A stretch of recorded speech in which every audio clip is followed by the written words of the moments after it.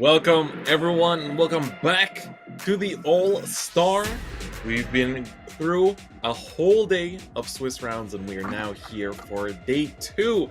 which is going to be the playoffs, the top 8, the place where we decide who's going to be the winner, the all-star of the SVO season for 2022. We're going to be your casters for today. Myself, Different Fight. Joining me today are Pot Washer and Momo Jelly.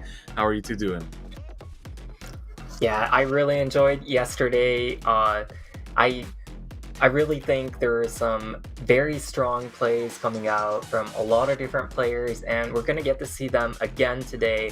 I remember, for example, Sad Feeder had a super aggressive play style, just playing very quickly and very aggressively. There are other players like Osav with that Puppet Portal.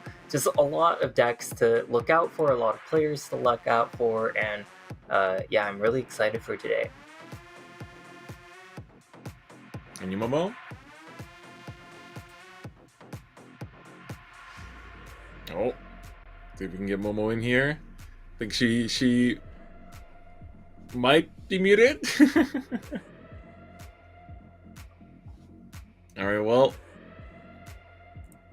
giving it just a second, but it's gonna be a hype time today. It's gonna be a great tournament, and I think yesterday as well, we had some really close games, right? We have 4 players that were X1 that, of course, were confirmed, but the X2 line was pretty tight, right? Yeah, it was a pretty tight X2 line, and on top of that, like the people that went to X3 were honestly really close. It's kind of like that feeling of, if I just won that one match, But when you have a bracket this stacked, that's a different story, right? It's not just like, if I just won. It's like you're playing against World League players. This is some of the best players in the entire circuit that you are in contention with. So that's a completely different story. But getting into today, let's take a look at the format for the tournament, for those of you that are tuning in for the first time and maybe didn't get to catch the action yesterday. Yesterday we had 5 rounds of Swiss, best of 5, rotation no bans with 3 decks of Conquest format, of course. And after those 5 rounds, we've decided who our top 8 players are that are moving into day 2. It's going to be a single elimination top 8 bracket. Same format though, same decks. There's no deck choice between days, or deck change rather, between days. You got to stick with the lineup that you played in day 1. And so for those of you that watched yesterday's action, you probably will be seeing a lot of familiar faces, a lot of familiar decks. And so nothing too surprising in that front, but I'm sure the games will be super exciting. And so now, Momo, how are you feeling? Are you able to get to us now? There we go. I'm feeling good, yeah. Definitely very excited to see the day. Sorry you couldn't hear me earlier. I was wiggling around trying to get my voice out, but I guess I was just like speechless at the thought of the games we're going to be seeing today. And Yep. These players, they've got some stuff on the line, that it's not just those bragging rights. We've got, of course, prizes for today. The champion will be walking away with $3,000 USD. The 5th through 8th players who got here today walk away with $750. Get a win, and you're up to $1,400, so almost doubling yourself there. An extra $500 if you get into second. So definitely a lot of cash here, but of course, that is not all. There's also in-game and physical prizes. From day 1, they've been earning some Asphalt packs for the newest expansion coming out the end of this month. And we're making it to day 2, the physical prizes, which honestly, the physical prizes are probably my favorite, because you know how I feel about Seka. I gushed yesterday. If you didn't hear me gush yesterday, I mean, both of these playmats are just so beautiful. I love them so much. And of course, the physical promo cards. Yeah. But yeah, and now we have our bracket for top 8 coming up as well. So we saw a lot of these players yesterday.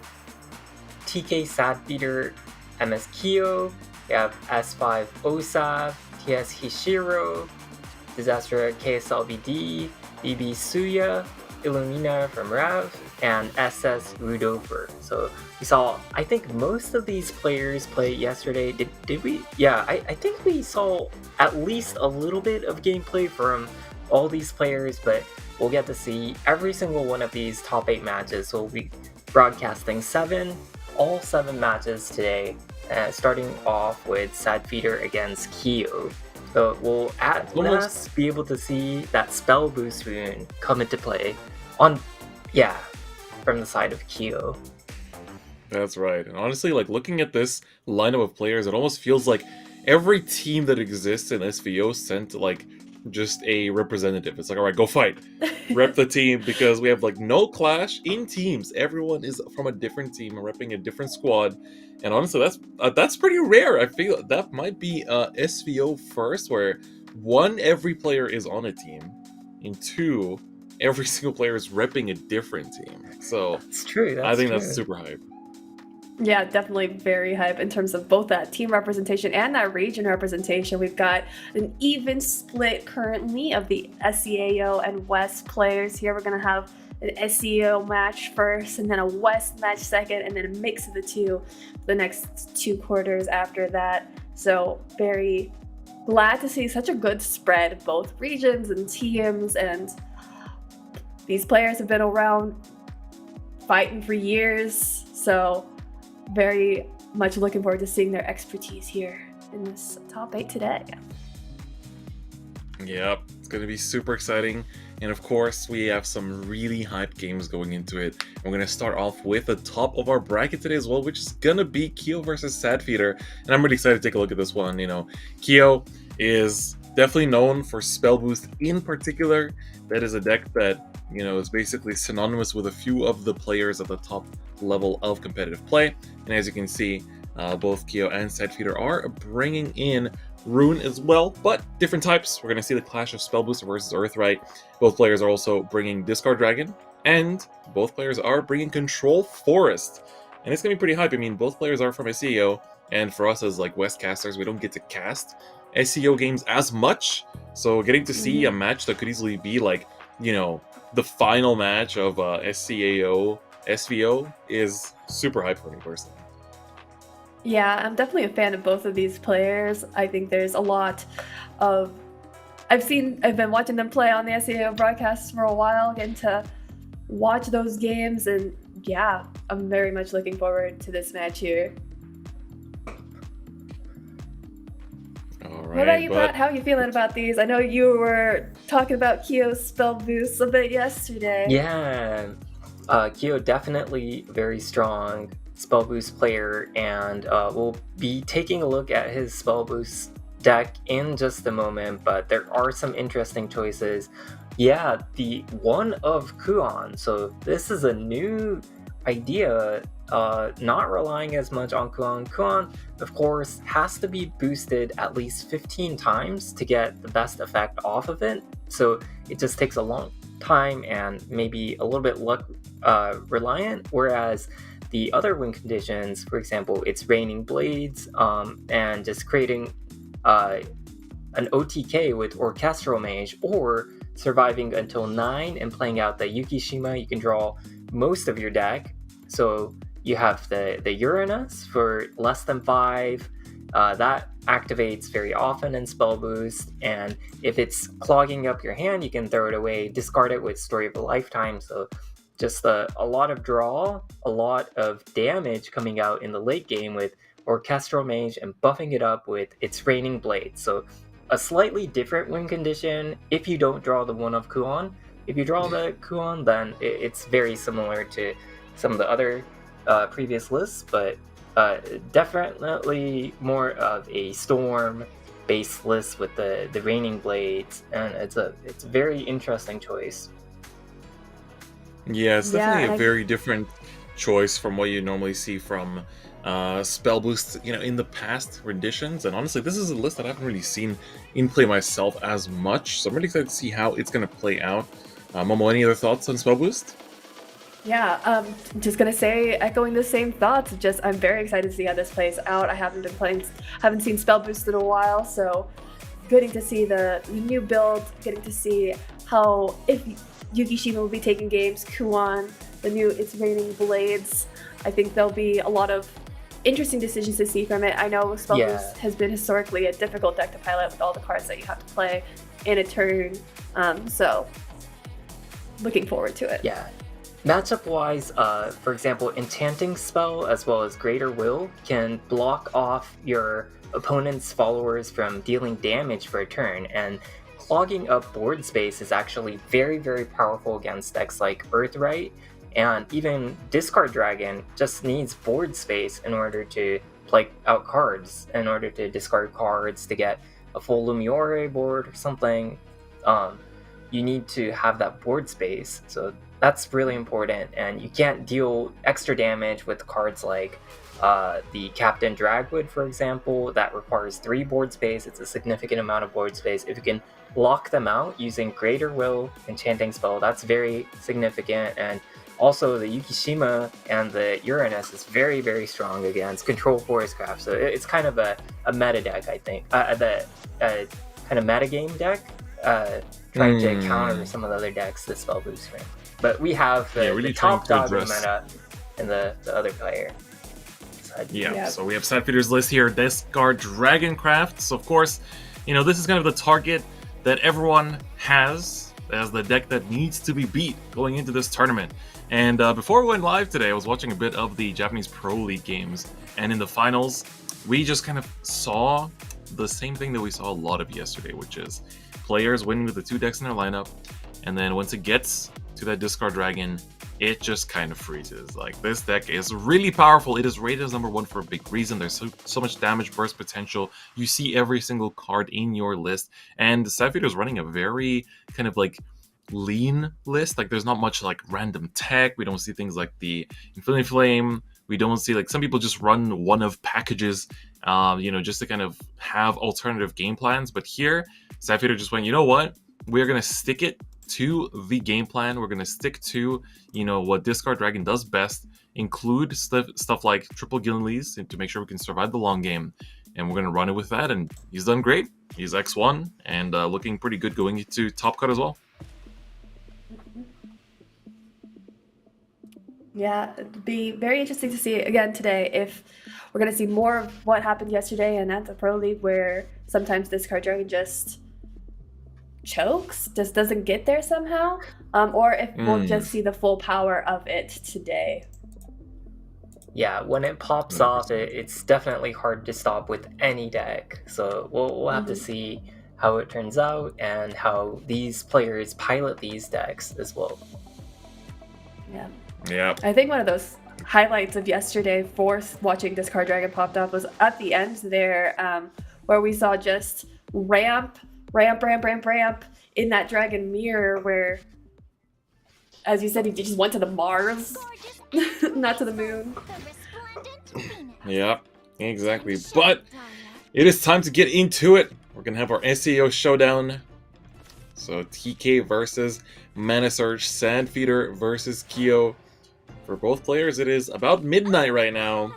So, of course, there's plenty of things to be excited about and staying up for tonight. And we can see that Kyo is, fully entertained by the start of this match as well. Yep, and we see both players bringing those decks that we just highlighted. We've got Kyo's Spell Boost and Sadfeeder's Discard Dragon. Yeah, so honestly, off to a great start. We see some pretty good starting cards in Sadfeeder's hand as well. Not much in the ramp department, but that's not anything that we can't draw into soon. And Kyo's starting that Spell Boost, getting a couple of those cards cost down. Yep, Druidwood picked up on the side of Sadfeeder here. Star of a Lifetime. Gonna help to cycle through a card that we see played in multiple Runecraft variants. And again, for those of you tuning in for the first time, as this is, I kind of want to say All-Star is kind of like our contenders of the year, but like even more, it's like contenders, but both regions combined, so every card is animated, just like in WGP as well for both players, and it's honestly a treat to watch. Like, you get to see some of these cards that you normally don't really get to see animated on your account, maybe normally, so it's always very beautiful. But now, yeah, that was a very interesting use of Noir and Blanc, just getting it down and trading out. Well, discarding it to get it down and then trading out, but Kyo continuing his spell boost. We've got those 0-cost wizards in hand now. Yep, that is correct. But nothing So, to remove on the board with those. So and Sadfear is aware of that. Definitely playing around it, trying to be careful to not give too much targets onto the board as well. yeah. And we do also see 2 of that. It's raining blades in hand also getting discounted. Yep, one of the big OTK tools coming up. Ooh, that's a lot of... We got counter magic. You know, we got greater will. There's all kinds of ways to just kind of like pause your opponent, right? Tell them, alright, hold up. We need to wait. I'm setting up my OTK. You can't do anything. Ragewood, Yeah, finally and some Zephyr ramp. just getting some ramp with that Ragewood. I love that evolve animation. They've been really going at it lately with the evolve animations, right? It's like you look back at some of the like leader skins from like 2017 and whatnot, and then you look at today and it's like they take up the whole screen. It's not just like the pop-up from the frame anymore. It's like the whole screen changes. I love it. It's so good. There we see that first of 2 greater wills in hand coming down to reduce those card effect damage. Kyo's really just cycling through everything. We were down to 14 cards in Kyo's deck, which is, considering you're playing against Discard Dragon, which goes through the entirety of the deck, that's very impressive. Finally, Dragon Oracle. That's good. Ramping One of the now. cards introduced from the very early days of Shadowverse, and still, of course, played to this very day. Kyo burns a card, though. Yeah, that was a Meltina, I believe, Miracle Sorceress that was lost there. Kyo dropping that 2nd Greater Will. Yeah, Greater Will going to be a good tool, but it's kind of clogging up the hand right now, especially once you start overdrawing. And right now, Kyo is on that Feline debuff. Alright, Raining Blades. I guess you already have 2 at full discount. You're not necessarily needing that many. Still gonna keep overdrawing. So unlike previous iterations of Spell Boost, right, you used to have abilities to, you know, that let you like fuse your hand up so you can kind of just like prevent yourself from overdrawing. But you know, time has changed, rotations come and go, and so has the deck list, and for Kyo to bring this deck and go 4-1 with this lineup is also pretty huge. We're gonna get the Evo here, the free Sealing Evo, 10 play points finally achieved for Sadfeeder. This means we get the full effects now on various cards. Angel's Blessing gonna be burned there. Draw from the inside. Yeah, this full hand kind of not sure where Kyo's going with it. We don't see. Oh, was that Kuon? So the Kuon got burned, but the interesting thing is that Kyo probably has game next turn, if I'm not mistaken, because you can essentially just do double Uranus for 18 damage. You do double Uranus for 18 damage, and then just play down your final attacker there with the Orchestral Mage, and then that's it. Kind of Magic gonna do its thing. Lumior gonna be coming down here for Sadfeeder, the first one. You can see Kyo's a little bit nervous. 4 cards in deck. You don't have too much leeway, but this isn't anything like Control Forest. There shouldn't be too much in the range of protection here, but the ward is gonna get a little bit annoying, the 6/6. Of course, it can be cleared by just, you know, playing down Uranus and swinging over it, but it's a question of how many will be produced. We saw the, I think one of them was run into as a one-off, the Noir Blanc. Oh! Kyo sees that. Not quite enough. Yeah, gonna get a lot of damage in this turn. Nomadic Conductor on Evo, gonna discard 1, draw 1. Another 2 damage comes out. Feline gonna buff up the cost of all the cards in hand, but that... Ooh. Does make it impossible to play both Uranus and That actually does make a difference. Orchestral Mage. Uranus, coming down for the first. We're healing. We're swinging, 9 damage. And Orchestral Mage, I think this just gets the job done. Mage. Double Raining Blades. This is it. You get the Evo, and that's 11 damage on the dot. Gonna be coming in. Kyo with style.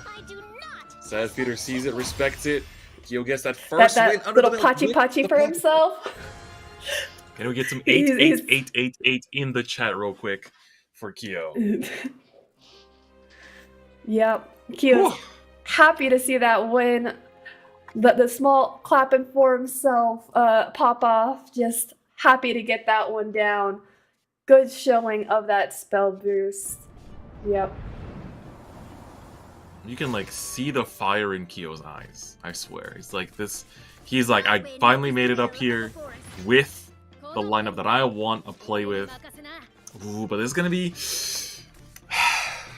Bubble, how are we feeling about this matchup? I feel like we talk about this every single time, but you really have to just kind of accept the fact that you will sometimes spend a turn doing nothing when you're dragging into Control Forest.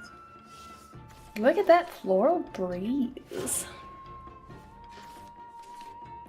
But yeah, I think this one will be a little slower than the last game. Like, last game, even though it went on for quite a bit of turns and, like, Kyo went through, like, all of his deck, it felt like it went by so quick. Like, he was just playing things out, both players.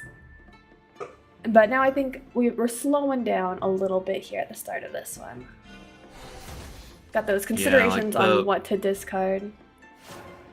The issue is, I guess, is that you essentially have to keep in mind that, like, even though there will be, you know, Leaf Man is going to just stand there and stop you from doing your thing, it's not the end of the world, and you have to just kind of, like, get in the bits of, like, leader chip damage that you can, and accept that that needs to tie into lethal some way throughout the game, because, you know, we've seen time and time again where it's, for Dragon, just kind of, like, almost impossible to finish the game in one turn the way they would in against other matchups, because Control Force just heals and heals and heals, and the Sad Feeders variant, yeah, of course, it does play the Bahamut, of course, so it's gonna be very, very annoying. And we did see Sapphire, as you're saying, having to accept one of those turns where he just did nothing last turn. Just turn 4 pass, wanting to keep all of these resources in hand, keeping it nice and slow. Good control style, and man, getting that total life total up to 22. The removal too is just so good. You get to banish, board clear, extra life to make it harder to close out games. Like, just so good. Alright, Argenti's going to be discarding 2 here. 2 Lumiors now in hand. The Lumiors are nice, but we definitely got to farm for some of those Norn Blancs, because that feels like the tool that's going to be connecting into victory later down the line. Gonna survive with 1 health here. Keeping the discard parts, which I like, because here you have a really nasty Lumior turn next turn where you can theoretically use that accelerate 3 times. Although the targets aren't really too hot in this hand, so we're gonna have to see what the draw pickup is gonna look like. Yeah. Sealong. Cute. In the think tank. Yep. It does change things. You do have the option to...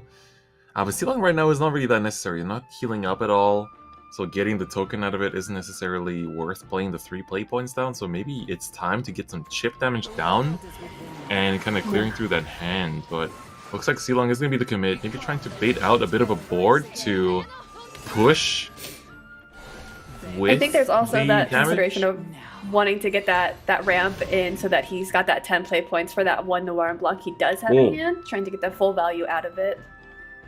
Yes.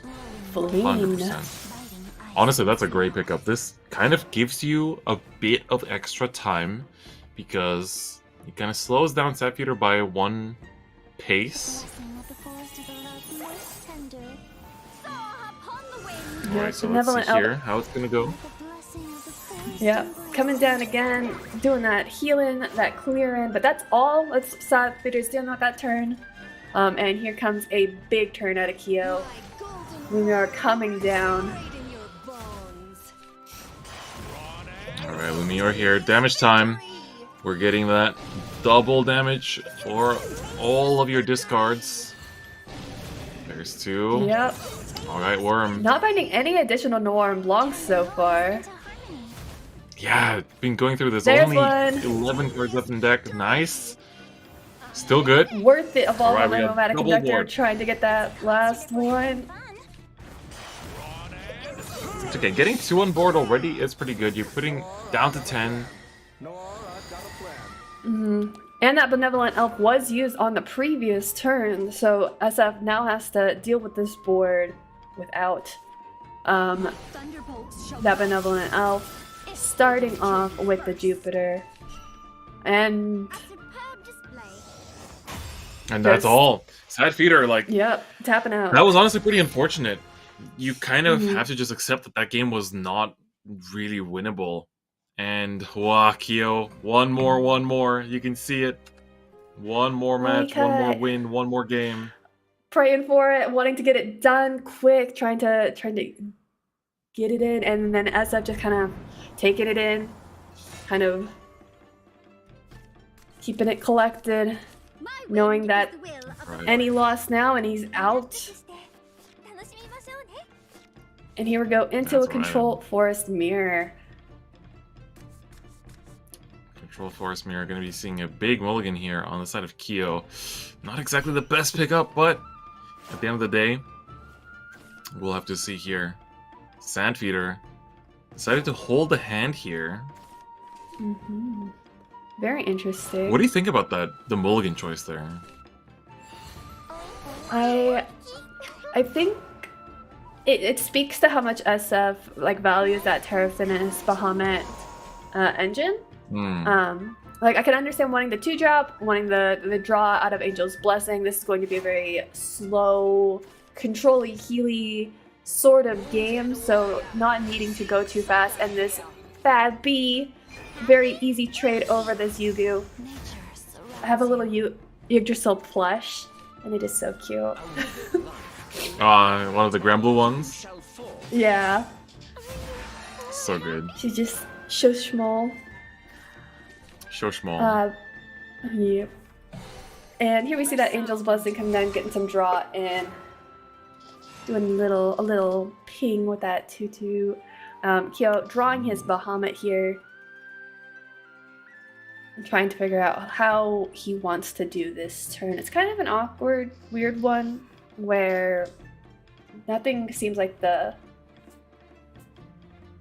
craziest line. Yeah, it's like fairy, because it's the evolving one. So you could just Evo it, trade over, it's gonna come back to hand.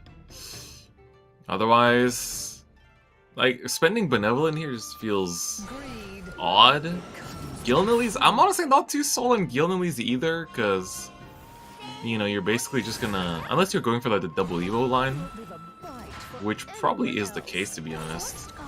Yeah, this way you get to I like hold this onto this. the board. Yeah, this is good. And heals back up. 6-2, chills on board, and you get that little bit of health back. Only problem is for Kyo, I feel we are kind of lacking the connective tissue going into the next turns right now, right? And that's something that Sapphire actually has. Has the draw power, has the removal, and you know, the mulligan kept the game plan in hand too, right? That Terrafinus, that I think Kyo does actually play. Ding Dong and Punch. that Lunarian having to double trade into the other Lunarian, leaving Gilnleafs up. That's huge. But the That double being said- wards make it so it's not too bad. But that Benevolent Elf Exactly. in hand. Yeah, Benevolent Elf here going to be huge in order to take out this board. And the banish is even nicer because you're going to shut down that draw from the Bell Ringer. Yeah, are we going to see the fairy come down and trade? Or is it going to be Gilnelise? Kyo deciding what he values more. This board? No, Okay. values that fairy in hand more, of course. And, yep, as you mentioned, that banish, getting rid of Ding Dong's effect there. Piercy coming on down, giving him Piercy's that pretty extra huge, Evo like- point for that Angel's Blessing. Yep. Oh, that's pretty huge. Getting that fairy now finally is good. That's more damage off the Piercy too. Gonna be just a little trade here, so gonna depend on if Piercy can stick or not. Alright, Bell Ringer coming through again. Gonna get that extra draw. The draw power is what Kyo needs, and now we also get the bad B, as our friends over at the SVO region call it. It's a good pickup I've definitely too. adopted that. I like Bad B. I like Bad B. I've become a fan. Alright, so pretty good. Got the Bad B token, as well as the Olivia and Sylvia on top of that too. Playing that Terrafinus that he's held since the beginning, immediately playing both the Terrafinus and that Bahamut. Another draw shutdown. Wild play points spent right there. Okay, we're gonna put in the fairy here. Ooh, well, trade the fairy and keep that benevolent, or benevolent elf healthy. Olivia and Sylvia. Right. Such a good card. These, Such an incredible card. It's almost infinite crazy to think that it Evo exists. points. You know? Yeah. I feel like if you travel back in time to 2017 and, like, you know, when the first Olivia came out and told them, hey, you'll be able to get all of your EP back in the future, they'd be like, what? What are you smoking? What are you out of your mind? And Morgan's coming down to make that 10-6 Olivia and Sylvia very easily answered by the Jupiter here. Kyo scratching his forehead at it. Yeah, for Kyo, this is like, you're one game away from top 4. That's a huge leap in results. You got your full day of rest. And we can see that, you know, Kyo's just at like full throttle. Really just going ham on it. And Autumn Leaf Fan gonna be committed here. Afraid of that damage coming in. I'm gonna see Bahamuto coming in and burning down Kyo's deck. 4 cards remain. Olivia and Sylvia gonna come on down. You know the Bahamut is also in hand for Kyo as well. Jupiter needs to remove something here. It's so important. Luckily we have enough removal tools to really make sure everything here gets cleared out. Autumn Leaf Fan picked up on the side of Kyo as well, but 3 cards left in deck. Gotta be careful here. Bahamut gotta go back. Yep. Piercy coming down here, getting that Evo point back. But as you said, he's only got a couple cards left in deck, so we'll be seeing how this game will close out in just a few turns. Yep. Autumn Leaf Man holding it down for the whole family here. Such a great card. And Bad B gonna give it that buff with the token too. Oh, I think that's the last Gilnelise picked up right before we reach turn 10 too. Oh, alright, that's pretty big. Big banish. And of course shutting down the Invoke Sadfeeder. Manages to claw his way back into a game win here in the Control Forest mirror match. But that's still not quite the time for relief for Sadfeeder. Yep. Because it's like, okay, you got your win with Control Forest, but, you know, in the mirror match, the problem is that your remaining lineup isn't exactly good into Control Forest. So you're fighting uphill battles here for these next 2 matches, and you've got to work hard. And going first with Dragon, though, is a good way to do. I think the Dragon into the Control Forest is looking fine for SF. We saw Kyo take it pretty handily on the flip side when they were playing the same matchup but different pilots. So let's be real though. Like Sadfeeder kind of bricked. Sadfeeder kind of bricked that game. Like he wasn't really getting what he needed in terms of like what shuts down Dragon. So I feel like, you know, seeing Autumn Leaf Man in the opening hand for Kyo, like that's already leaps beyond what Sadfeeder was able to do with the hand that he was dealt in that game. So I feel like it won't be that easy. Definitely not, but it's still any player's game. Kyo feeling the pressure as he didn't get his quick 3-0, but he is still a game up and just one win away from moving on. And SF trying to get his run back, trying to take it back. And Kyo trying to decide if he wants to use any of his cards here, and is going to put down the Blossoming Lunarian to favorably trade into the 2-2. Yeah, that's right. Okay, this card avenue has been found. Very good. That means we can ramp immediately right after that as well. Argenta going to be coming down and discarding the extra copy of Lumiore here.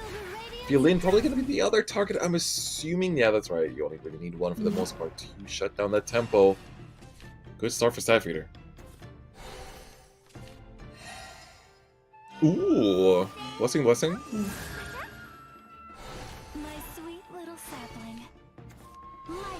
Well, this blessing first. Blessing, blessing. Blessing, blessing, blessing. Not gonna do the blessing? Blossoming. Blossoming. Blessing, blessing, blossoming. Come on, let's go. All What a right, line. yeah, good trade. Good damage.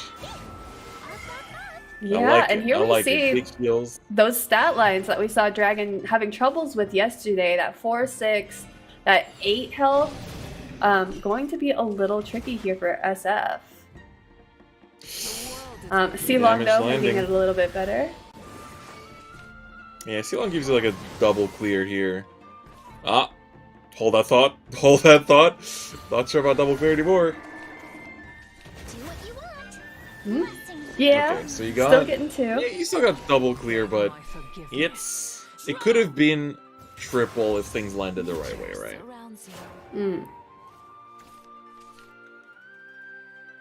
Bad Kyo. B off the top. Kyo looking at his Bellbringer Angel here. Trying to play that down.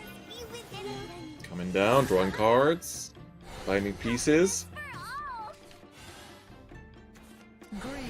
Gilnoise. And are we going to see that Leaf Man come down here? We are. Yep. This is the time for it. You kind of expect your opponent to basically just play out their big damage turn here, plus the ramp to make it to 10. So, yeah. That's the thing for Sadfeeder, right? You can't let this stop you. Just because, like, oh no, the board is not going to take damage. This board isn't actually that scary, right? The scariest thing is a Bellring with 4-6. And yes, it has a damage shield, but you do still clear it. And so now, you basically have a bunch of relatively small followers. So the damage to the leader is still super important, and you want to get through it. Alright, All Guy War, I'm going to be the last discard of the turn. You're going to get another 2 damage to the face. And a triple Noir and Blank is so big here. This is going to be pretty hard for Kyo to answer. Well, yeah, without Benevolent Elf here.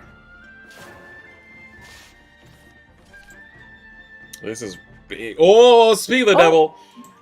Benevolent Elf pick up off the top for Kyo. Alright.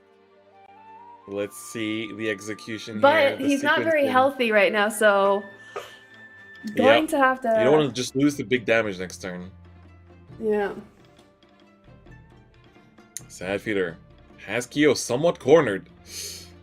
And what a good set. God, you saw Kyo 2-0 and it was like, oh my god, he's gonna do it. Gonna get the sweep. Sadfeeder though, he's, you know, Kyo tapping out here. Thinking. Wow.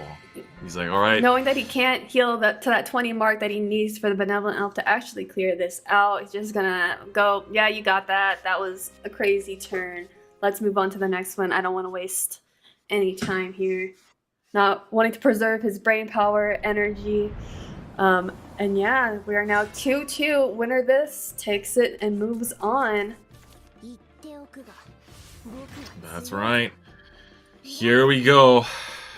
2-2 for both players. Rune versus Forest. And of course, this time the Rune is the one that you're more used to seeing. It's going to be that Earthright. But I think for a lot of people, they gotta be really just excited for both players. But, you know, Kyo making it up would be huge, right? Spell Boost, such a unique variant of the deck too, would be incredible. But we're gonna have to see how this matchup plays out. Technically, it is favored for Control Forest, but as you can see, it's not all black and white. There are a lot of things to consider. The cards off the top, and whether you can find the connective tissue to finish the game. Starting off with Sorcerer into another Sorcerer. And Kyo's got his little happy pig. And then another Sorcerer. Oh! Big! Alright, got 3 stack already. So now it's going to be looking like, yep, just a Juno to get another one in here. So we're up to 4. That's kind of queues up into a nice Juno turn next turn too. Crazy Elf gonna come down, get some trading in, giving him that little fairy for some extra evolve and clear. Is it time for another astrological sorcerer? Yes, it is. Just keep on stacking. Yep. Starseer Telescope, such a good Earth Sigil. Into a Frost Golem. Getting some draws in there, eating them 2 of that stack. Pursuer Golem now at 3. Yep. Metatron coming down. Of course, going to be able to ramp up a little bit. And nice double trade as well. Pretty clean on Kyo's side. But Sapphire is advancing his game plan at ridiculous speed here. So you got to be a little bit worried about, you know, whether Kyo actually has time to do much this game.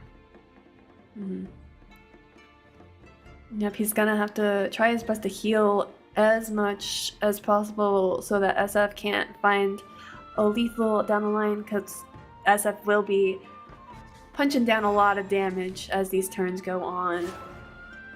I mean, the hand right now isn't full of damage, but there's some of it coming into hand now. We have Room Witch gonna come on down. Riley is available for some removal. Reserves for really getting a lot more stack out here. And then we're gonna go for that Acid Golem picked up. That's gonna be huge damage off the top for later down the line. Gonna just choose to leave up the Metatron, so this of course does not get to ramp again. But Sapphire says, alright, it's not worth getting upset over. We're gonna leave it. And we've got plenty of ways to remove it down the line as well. As of course we have that nice 0 cost in hand as well. That Pursuer Golem. One that it's 2 copies in this list.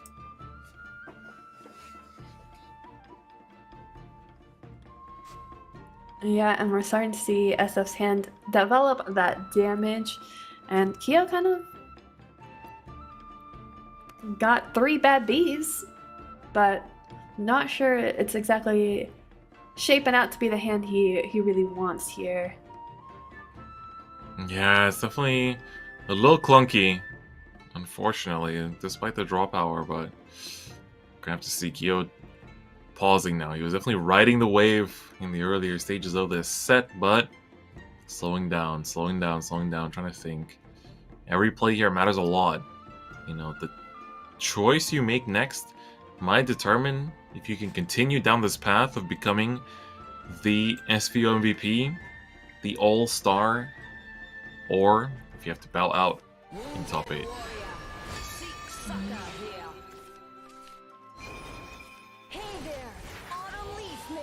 Alright, Leafman gonna prevent damage to the board here. Second one was picked up, so you can kind of just put this one down here. You kind of expect to get some form of removal to come down. Pursuer Golem gonna be coming down for 0 cost. It's huge, especially with the 6 stacks here. You get the removal, you get the ward and the heal, and then Riley for the 1 last removal here on top. And a little bit of damage. Acid Golem is... That's a lot of damage. It's not quite lethal yet, though. But a huge hold push up. here. Not... Yep, this is 2 off. It's close. It is literally knowing what Earthright does. You can assume that any card in Sadfeeder's hand will just end the game. Of course, that isn't exactly the case, but he's definitely pushed as hard as he can. Yeah, we see Olivia and Sylvia coming down. Getting some of this board out of the way. Followed by Bad B. Yep, this gets the token out as well. Which is good. And that +1 to that Leaf Man makes it easy to trade into that Riley. Big spell. Ooh. Alright. Kyo's not too pleased with that. Only 6 life. Sadfeeder is praying. If you can't clear this, then that's all she wrote. And it looks like that is the case. Kyo understands that there's nothing left to do. Sadfeeder has 6 damage on board. And of course, this swing will determine the match. Sadfeeder takes it over MS Kyo after all of that. So we see there, you know, it was pretty close. It was pretty close. It felt like Kyo had it after the first 2 games, but Sadfeeder makes a run back, makes the comeback, and manages to secure a spot in top 4 at the very top of the bracket. Yeah, that was big set. Big games. For sure. Very sad that we won't get to see Spellboost continue on, though. Yeah, honestly, that was really fun to watch. Like, he played that so immaculately. So, honestly, I was kind of hoping to see Kyo perform a little bit more, but unfortunately, you know, if it's not Dragon choking, it's Forest choking. Paul Washer, how did you feel watching that set from the side? Got to see some of that spell boost in action too? Yeah, I think you guys mentioned that the Forest Mirror, Q didn't draw well or something, but honestly, Sadfeeder is teched very, very hard for the mirror. There is 2 copies of Terrafini and 2 copies of Glistering Angel, and there's the extra bounce card, the Floral Breeze. So in general, it's almost impossible to win the mirror match. I would say it very, very heavily favored, and yeah, I think a lot of the card choices, for example, the double Pursuer Golem, just having that extra copy, let Sadfeeder get through the wards, even with the Leaf Man on board, so the extra consistency. So I really think his card choices shined in this previous set, and the Forest Mirror just taking it out handily and taking that Forest Mirror, and then the Pursuer Golem is a very, very strong card going first, especially against Forest Graft. We saw all day yesterday, room players just run out of evolve points, run out of cards, and not be able to clear the forest board, and that's usually part of the win condition for Forest Graft. So I really think the card choices shined here. Yeah, and we saw how SF kind of like valued and understood the choices that he made, keeping that Terrafini in that mirror. Yeah, completely understood what he was trying to do with his deck in that matchup. Yeah, sure. If you can get the Bahamut out first in the mirror, nothing else matters that much. And the best way to get more play points used is to play out the Terrafini. Yes, absolutely. And we saw he committed to that really hard, and it paid off in one of those games, you know, tenfold. So really well done by Sadfeeder. What a great way to start off our top of the top 8s. And of course, we still have plenty of more where that came from, because we're going to be watching Hishiro versus Osav next. And that's going to be exciting because we just had a big SEAO showdown. And now it's going to be a big name West showdown right after that. Yep. Hishiro bringing, of course, that controlled forest, Earthright, Rune, and Discard Dragon. And Osop not playing Dragon. He's got control forest. He also has a spell boost Rune. And he's got Puppet Portal Craft. So very interesting lineup here. Very much looking forward to seeing these decks in action. Yeah, we saw the spell boost Rune take a really confident game one for Kyo, and we'll have to see how Osa pilots it. He's definitely not been leaving it as his last deck. He's been playing it out early, since every time we try to spectate him, he's on a different deck. So we'll have to see when he chooses to play it out. Here's Hishiro's Earthright Rune that we can take a look at first. Of course, pretty standard in terms of a lineup. The one-up Story of a Lifetime, the 2 Pursuer Golems, the 1-up Earthen Fist. How are we feeling about Hishiro's Earthright, Momo? I think it's a clean, reliable list. We've seen it perform. We've seen how it can push that damage through both today and yesterday. So definitely a very solid list. Nothing too frilly or crazy here, just solid Earthright Rune. Yeah, I really like the 2 copies of Pursuer Golem. I think it's so important to have that card right now in the meta game. Even in the mirror, going second, for example, you can proc your Pursuer Golem on turn 5 and do something like Pursuer Golem plus Covetous Witch Evo, and then you heal up 7, deal 3, clear the entire board, and create a very strong 7/7. 7/7's really hard to deal with early on in the game. So that used to be a pretty strong card in the mirror, but now it's easier to get the 7 stack and get the Riley off. So it honestly is stronger against Control Forest and Discard Dragon, the Noir Blanc, but it's still such a strong card overall. Yep, absolutely. So on the other side, let's take a look at the opposing Osa and his Control Forest, which of course we saw has been doing some good work in the top 8 so far. What are our thoughts here about the lineup that Osop is bringing? He's definitely got some interesting picks in here. We see that one of Leafman, who's been putting in work throughout the days. Closer Angel also at one. We've got a one of Zudia, I see there. Yeah, and the Cosmos Fang as well. I'm not really sure how this plays out. A lot of interesting choices for sure. Izudia, I think, reduces attack, so maybe it's kind of an indirect way of dealing with Noir Blanc for a low cost if you hold on to the Izudia spell. I'm really not too sure, but it's Osab with his special tech choices, as always, I think, and that was what makes him such a special player, I think, and I have a lot of respect for players who can pilot their own decks, and not just, you mentioned Hishiro's decks were very standard. Most very strong players are playing pretty standard lists all around, but Osab always has a bit of the spice, and I do appreciate that when looking at the deck lists and stuff like that. That's always fun to look out for. Mm-hmm. So Annihilating Onslaught is a 1-cost spell you get from Izudia, and it's -6/-0 to an enemy follower. So it is a 1 mana, like 1 cost, 1 card answer to 1 copy of Noir Blanc on the board.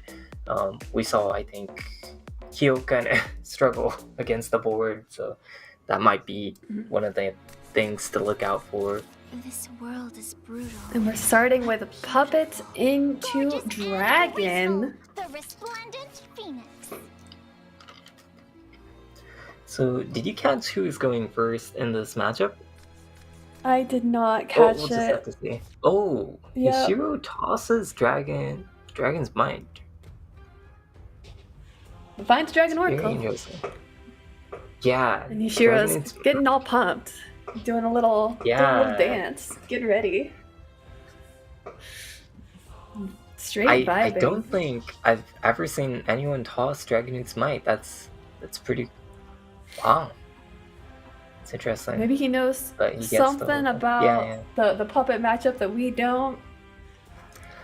Yeah, the puppet matchup is very difficult for Dragon overall, especially if Portalcraft ends up playing out cards from turn 1. Dragon really struggles against a wide board in the early game, so that's one of the key win conditions from the Portalcraft side, just getting early aggression off. And even one-cost Wielder is not too bad. The 1/1 body on turn 1, any one-cost is actually pretty good. So my friend was actually talking about like potentially keeping Wielder in Mulligan because it doesn't change cost when you keep it in the Mulligan, or it shows up in the Mulligan as you saw from OSAB. But it's kind of not really a standard thing, obviously, but it's strong enough having a card on 1 that you might even consider that. So the fact that was even brought up shows how important that turn 1 is. Mm-hmm. And yeah, it became a quick blader there. Very nice. And it gets to hide behind this Bellringer Angel that Osav drew. So yeah, we get to see this early damage coming in from this one drop. Yeah, if Cosmos. you keep a tally of like how much damage this wielder does, it's surviving for maybe at least 2 more turns. It's gonna rack up some damage. This is a lot of value. For sure. And the Merciless Voiding was one of copy kept in the hand at the start there. He did end up drawing into another one. I usually don't keep it second, I usually keep it first, since it's a strong board presence with 2 bodies, 2 high attack bodies on turn 3. Plus you get the card draw, which is very nice when you're kind of lacking resources going first. But second, I usually mulligan more for Metatron, but it's an interesting choice. And Lashana as well, so there are a lot of options, but Merciless Voiding, of course, has the extra effect on turn 4. If you have more evolution points than your opponent, summon a Mystic Artifact, so having 2 copies of Merciless Voiding is actually pretty decent here. So we might see that second copy come out on board, just play on curve, and not attacking with the 3/1 was even an option here. So a lot of choices for Osav. He chooses to trade it away, but a lot of choices there. Maybe he didn't want to kind of obstruct his board a little bit and maybe keep more space so that the Merciless Voiding can play the second copy, just have more board space or something. It's a difficult choice. And Argente coming down and discarding that Ceylon, keeping the Lumior. And important to note, Osav's at 4 cards in hand. If you bump in the Analyzing Artifact, you get to 6, which is a good cutoff. You get a 4/6 Bellringer Angel, which is very, very powerful. Oh, now you can even keep 1 more body and increase your... This isn't a game. Yeah, I really would have liked to see attacking the 1/1, and you get 1 more damage and a 2/1 body instead. By collecting maybe 2 puppet and enhanced puppet, that would have been an alternative option. But this play, you can play Inauspicious Puppeteer, Fuse, and play the Blossoming Flower Doll and get to 3 Fuse. This is also the same play, but has 1 less rally unless you go for Merciless Voiding. So it doesn't directly set up for 3 fusion, but it's another alternative play. Lots of different options for Osav, all of them pretty good. And the important thing is that this Bellringer Angel is just really, really Very hard annoying. to deal with. Yeah. Yeah, I don't think Shiro can deal with this. Yeah, he did draw a second Ceylon to help deal with the rest of the board, and he's got some ramps. He is ramping.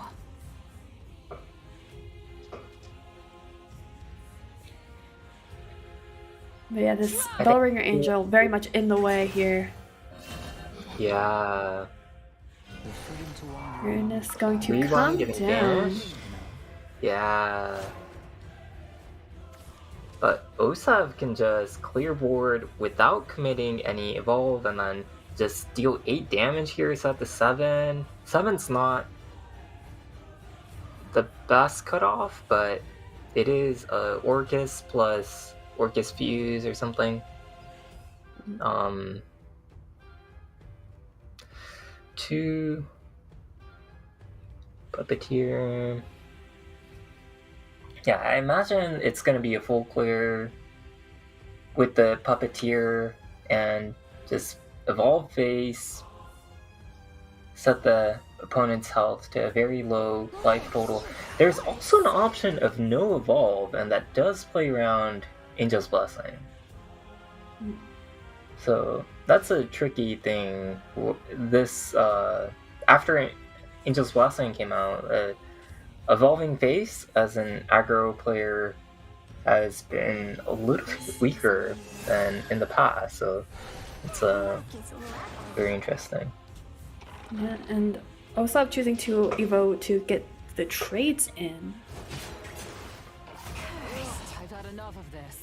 Yeah, I really would have liked to see more damage, but I guess this does create a very powerful board.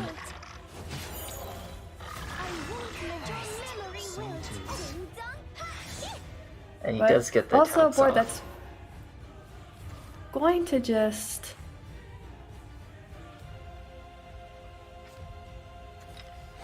start off with that Angel's Blessing.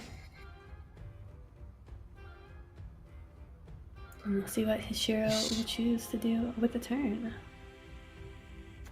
Shiro does get the Feline down, and so there's not going to be lethal immediately from the information that we have right now.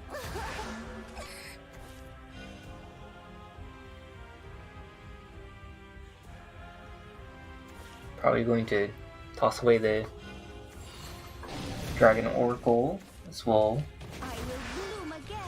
Cap to the Oracle.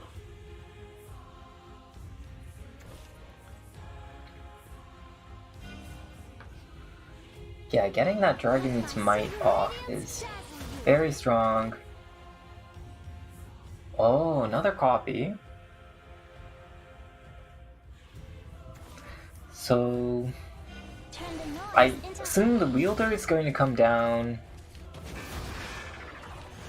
and that is a lot of damage. It's potential lethal as well. Double fuse, Evo face first.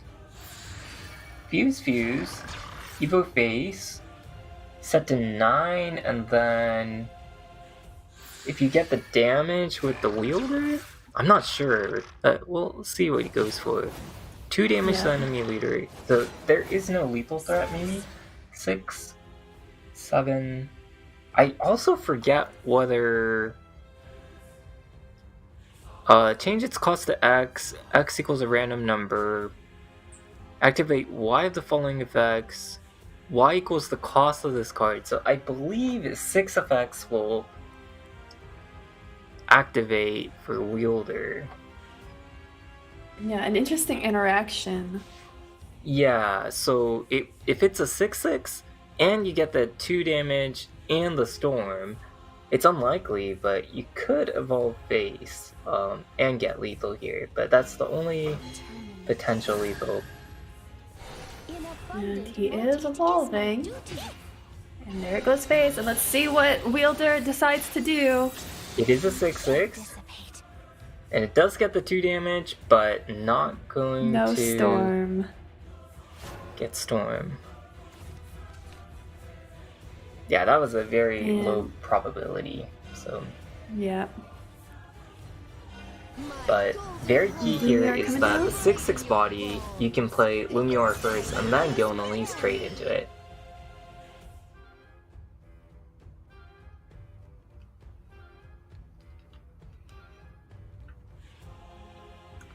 I think if you're at 9 health, you're relatively healthy, actually.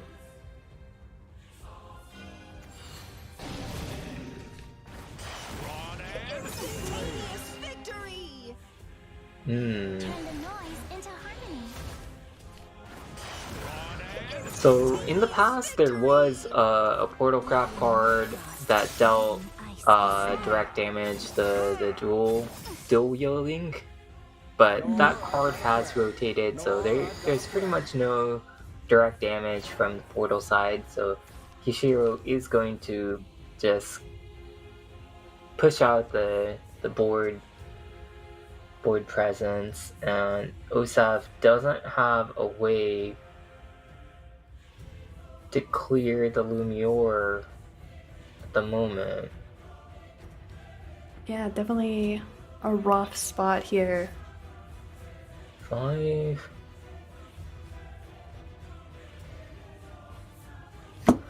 Double Kasim is going to be 3 damage, but that's not going to be enough. I think it's going to be... Yeah, Osav had a very strong start, but Hishiro's ramp is going to Sorry, Void. get there in time, and it's just not enough aggression. Just not quite enough damage. Yeah, having 2 of those Noir Blanc out, it's so hard to get through. And of course, Chastity is not really a consistent option for Portal Craft, so very difficult. But that is one of the matchups that's considered good for Portal Craft. So now Portal, yeah. Yeah, But definitely I not think the all the start matchups Osav are wanted. pretty doable. Osav moving over to Forest and Hishiro onto his Earthright rune. Daria. Yeah, I think Osav is getting the matchups that he wants. So we'll see how this next game goes. Full mull from Osav. Going first. There's that Cosmos thing. We'll get to see Yeah, we'll have how to see. it Yeah. impacts. Yeah. Have you played with this card at all? The Cosmos thing? I have not. I do like the art, but I've not played it myself. So I don't know if we're allowed to mention other IPs, but some people are saying that the Pokemon starter Pokemon, the evolution kind of looks like Cosmos Fang. yeah, it does a little bit. Yeah, know what you're talking about. Yeah, that's something I saw maybe on Twitter or something. But here we see Hishiro developing his game plan, getting some sigils down, hovering that magical reserves, going for it, getting that stack up to 5.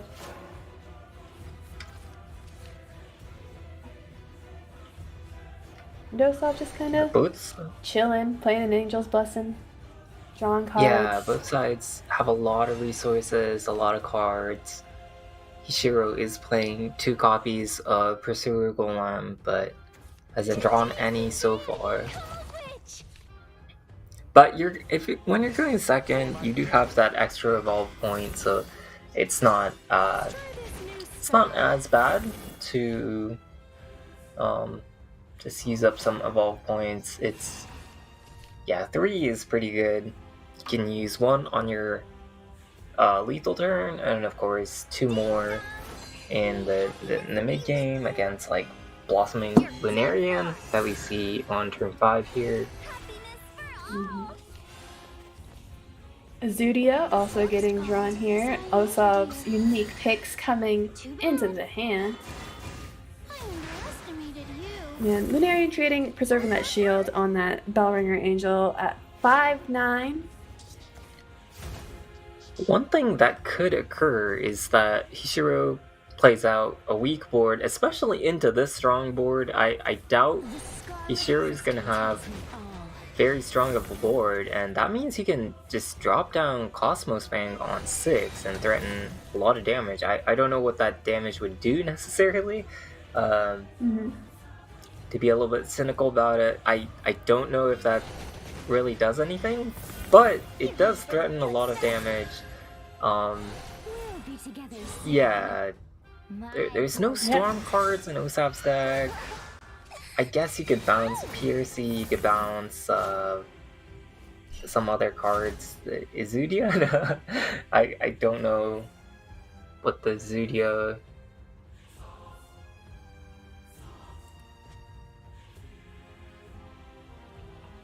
Yeah, I'm not sure what he'll be bouncing if he does decide to drop the Cosmos thing here.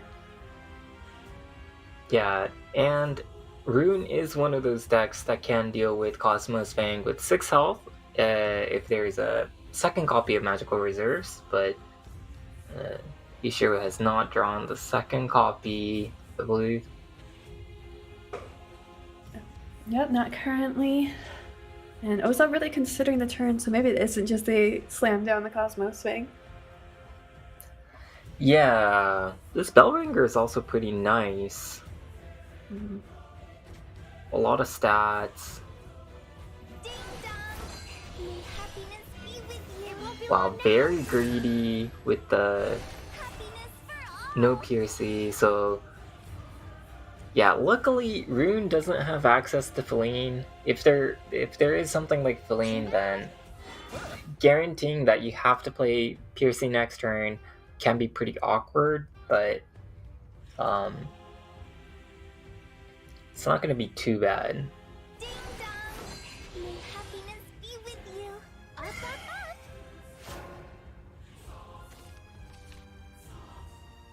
Double bell ringers with their little shields. Me? I'm just a cranky old fart. Levi able And to so pop Osa- those shields. Behold, Yeah, Usopp has been able to draw out the 2 evolves from Hishiro, but again, Hishiro is going second, so he does have the extra evolves, and it's really not too bad. You can hold on to one more, and I think Hishiro is still pretty comfortable just using this evolve point and getting by for another turn. And setting the opponent to 15, that is very close to kill range. It's just something that Osav definitely needs to watch out for. 12 health, that is danger zone for sure, especially since Hishiro has that evolve point. And we saw there that Osav's hand got real full. He ended up losing a Lunarian and the Breezy Elf there. So not too big of losses there. But yeah, as So, you said, Olivia 12 health Sylvia- is not a lot. Is going to recover 3 play points, meaning it'll effectively cost 2 mana to play out Olivia Sylvia, and you'd have to evolve it in order to get Angel's Blessing to have 3 mana left, so there's actually no heal available for Osav on this turn, and that's just going to be it. It's not even close, it's just too much damage. Luminous gates. Eat it away. Yeah. So Osav, Gates. Eat I it away. dropping 2, I would say favorable matchups. I think he got the cues that he wanted. I think he got those matchups that he wanted, but it's been pretty tough. Not playing out. Yeah. Yeah. This goes to show anything can happen.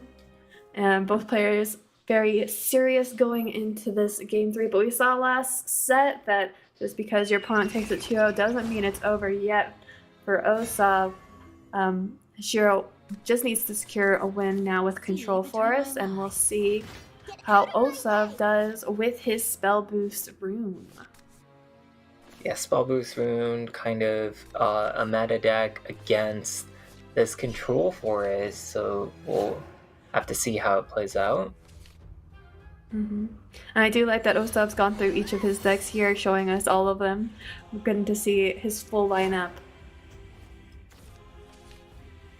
Yeah, it also goes to show the power level of these meta decks, the Rune, the Dragon, and the consistency in the power that you see, and you get the extra high rolls, and Hishiro just really being consistent as he has been throughout all of yesterday as well. I think really consistency is a word that describes his play so far, and it's just been very, very strong consistently. Yeah, definitely has been a very good weekend for Shiro and a very good year. Just really showing all year his strengths, taking wins left and right, and just doing Control Force things in passing turn. Yeah, he's very confident in his play, and I think it shows. Yeah, it's so easy when you're... Go ahead. Well, when you're casting a game, it's so easy to get into the perspective of the player on the bottom. So, Yeah. I think we've been talking about Osav a lot, but yeah. Sorry, cut you off. No, definitely. Yeah, I can definitely relate to. It's very easy to put yourself in that position of bottom player. My sweet little sapling. And we see here in Hishiro's hand, he's got that bounce spell in hand, getting Nature's Blessing from Yggdrasil. So making against these 2 Dragon, 4/6s. the 6 health is very good, but against Rune, of course, there's the Chakram Sorcerer. Is it Chakram Sorcerer? Chakram something? Yeah. So Wizard? the 7 health would be better in this case. It's a But not Chakram going to get Wizard. Wizard. And the Raining Blades has come into the hand for Osav. Yeah, there is an option to just enchanting spell and pass a turn pretty much, but that would allow Hishiro a turn to build up a board, maybe play out that one of Leaf Ban, and so just going to clear it away. Leave a 3/5 on the board. Using that counter magic, getting that little shield. Yeah, Hishiro Hishiro drawing some hasn't been able to cards. pick up Benevolent Elf. I think that was one card he was definitely looking for there with the Angel's Blessing. Greed. It comes to consume me. You're finished! I won't leave a bite for and devour everything. So hard keeping up with the trends. Hishiro choosing to keep that board clear with target on the Gilnelise Evo. Yeah. Story of a Lifetime. I believe Akio is playing 2 copies of Orchestral Mage, so you could just discard one if you know you're going to just draw into another one, of course, but it's a difficult decision. The other cards you do want to hold on to. Maybe Chakram Wizard shouldn't be valued as highly. Story of a Lifetime, you really do want to draw 4 cards off of it, but not going to be able to do that. And if you were to wait a turn, it's still not going to activate. So, what was discarded there? I think it was The enchanting spell. Okay. Yeah, that's a good choice as well. Is complete. Yeah, and going to get rid of that Chakram Wizard, as is mentioned. So these spells, not playing for Kuon means that your spell boost cards are low enough that you don't need to necessarily get maximum boost. And yeah, so that's where the Chakram can be discarded. But Chakram is also going to be a really good card to just open up hand space. And we saw Osav burn a card, so you could just throw out a Chakram as well. It was a hard decision, I think. Yeah. And this And we kind did of see board that- is also hard to deal with without a Chakram Wizard. Yeah, and we did say that because the hand was full, the second copy of the Orchestral Mage was burned at the start of this turn. So the one in hand is the one Osav has. Yeah, so The one and only. cannot discard this Orchestral Mage, but probably not going to be too big of a deal. Screw you. Secret's going to target Kuan for some good flavor. I don't think Hishiro is going to go for turn 8 Bahamut, or like is probably going to try to aim for a slower Bahamut if possible, and just try to win on board or something like that because of the Uranus. So I'm OBC. I think it'll just be a slow build up of board overall. Shiro was hovering that second big pig, and he is going to go for it and play a second giant happy pig. The pig Go on ahead the and do- board can evolve. It's 50-50.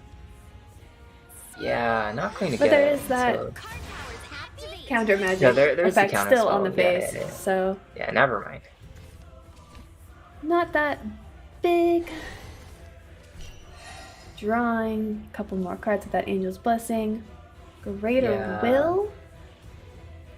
Another card that we haven't seen yet is going to be Yukishima. So if Osav burns Yukishima, that is very significant. Mhm.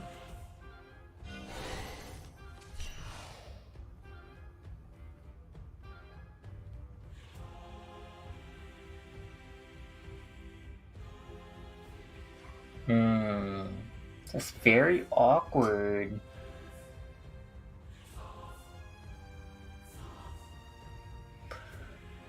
We saw Kyo go at a blazing fast pace, but this is more of how it usually goes. It's so difficult to manage your hand and draw cards while dealing with the opponent's board and not letting it build up too much, but Mhm. it's a really hard balance to manage. If you just throw a Chakram Wizard, the opponent cannot necessarily remove their dude off the board. So if you do shoot either of the giant pigs, it is kind of a board lock state. Mm-hmm. Ishiro does have that bounce in hand if he wants to free up one slot.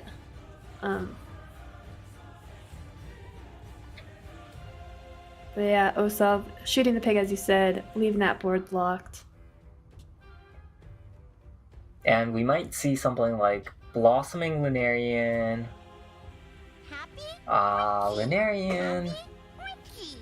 Or Leafman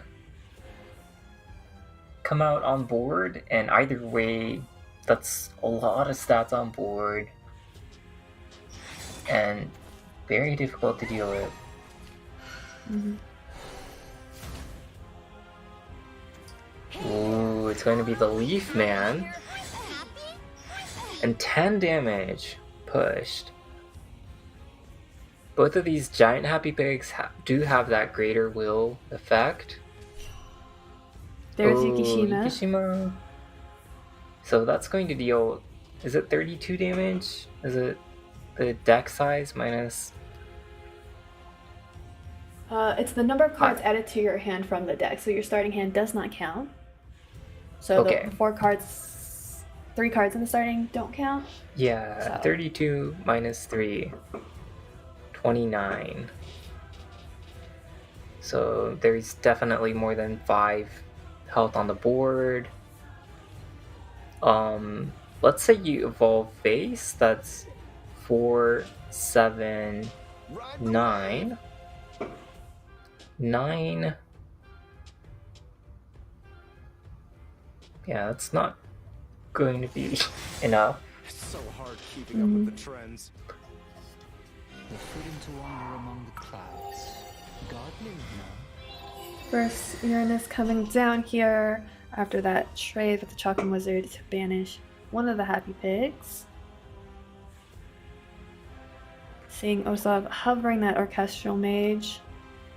Yeah, we might just see double Uranus, Orchestral, and then play Yukishima the next turn. He's running low on time, so whatever he's going to be doing, he's going to Mulan. have to pick it soon. Smooth jazz for your leisure. Swift as the wind. Smooth jazz for your leisure. That's a good line. Lighten up. Ooh, Osap doesn't get the attack off. That's really big. Yeah, he's feeling that one. Not happy with that miss. Piercy is pretty good. Olivia is pretty good. I think there's too much health on board. I've got you. I Yeah. don't think 12, 16, 17. Oh, that might be Bad B. lethal with, yeah, 12, 16, 17. So it's 80% lethal. Let's see where it 80%. goes. Yeah, Yep, going to hit it's it. there. Happy? And that's enough. Hishiro taking a quick 3-0 over Osav. Wow. And wow, I And think the little pose. Osav hit 3 matchups he wanted to play. I'm pretty sure those are 3 matchups that you want to play. And got the good cues up, and got the good matchups, and Hishiro just got through it. It was Mhm. yeah, just kind of smashed through those tech choices. It's yeah. Yeah, different, but you look like you had some emotion on your face from that game. How are you feeling about that set?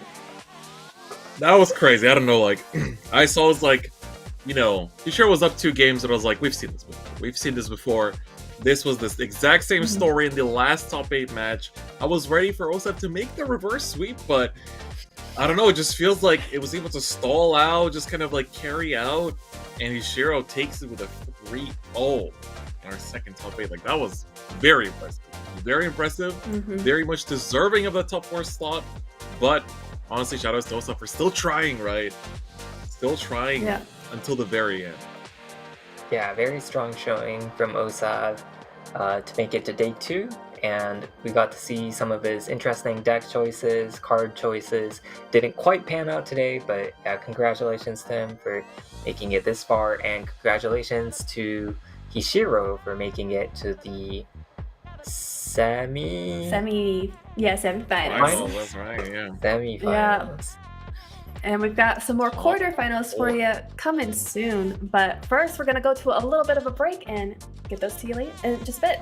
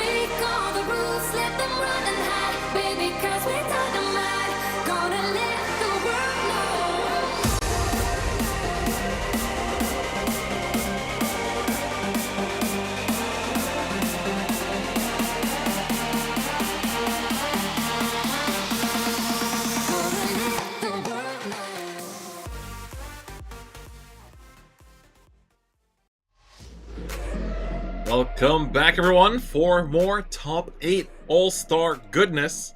We're here for our next 2 matches of the Top 8 because we got still 2 more players to seed into our Top 4 for those semifinals to play for the grand prize.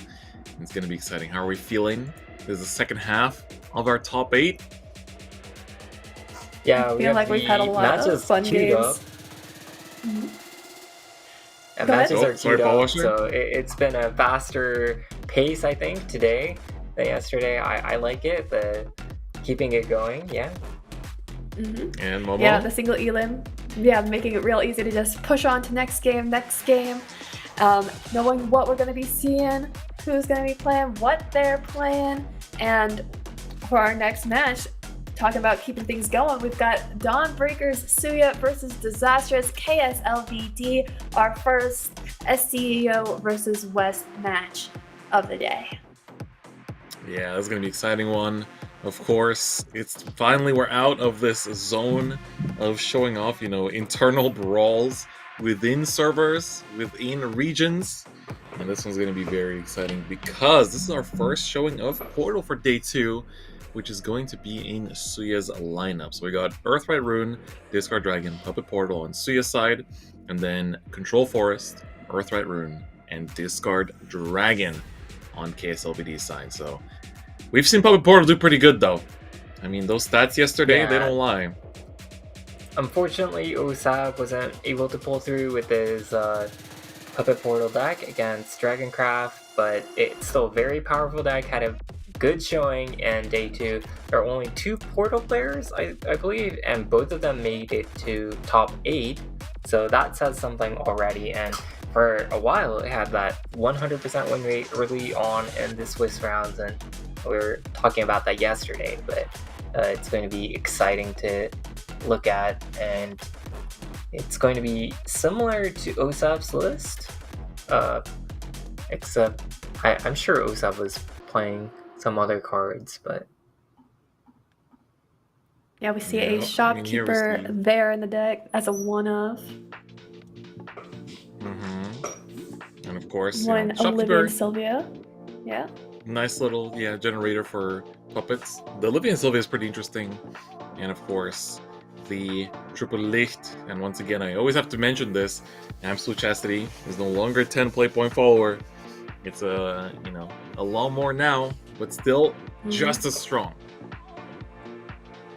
Yeah, just as strong if you draw it on turn 1 or in your mulligan, but you don't need it for every matchup. For example, against Dragoncraft, you do just want those early game 1-cost followers on turn 1. That's really, really important. Just curve out really is the name of the game, and get to Orcus or something like that, and just try to push damage through against Dragoncraft. The other decks, you can heal with Lashana against the Runecraft and force them to try to OTK while the Puppet Portalcraft is pressuring against it, so that makes it difficult for the Runecraft player. And then against Forestcraft, of course, there's the Wielder of the Cosmos, so that makes it tricky as well. Just overall difficult to play against, and it makes it tricky. It's one of those mid-range decks that's pretty hard to play against and has a lot of choices when you're playing the deck itself. Yes, 100%. But let's take a look at KSLVD's side of things. Going to be Discard Dragon and Momo. Is there anything that stands out here for this list? The list doesn't have anything too crazy in terms of inclusions. The Uranus is at 2, and Captain Dragewood is at 1 here. Nothing crazy, no Glistering Angels. Just key cards. solid Discard Dragon. Go ahead. 2 copies of Uranus and then 1 copy of Dragwood, so a little bit lighter on those late game cards, but has the Fleeing at 3, so more obstructing the opponent, and then but fewer copies of those game finishing cards. Yep, exactly. And so this is going to be an exciting showdown Of course, both players have fought hard throughout day one as well.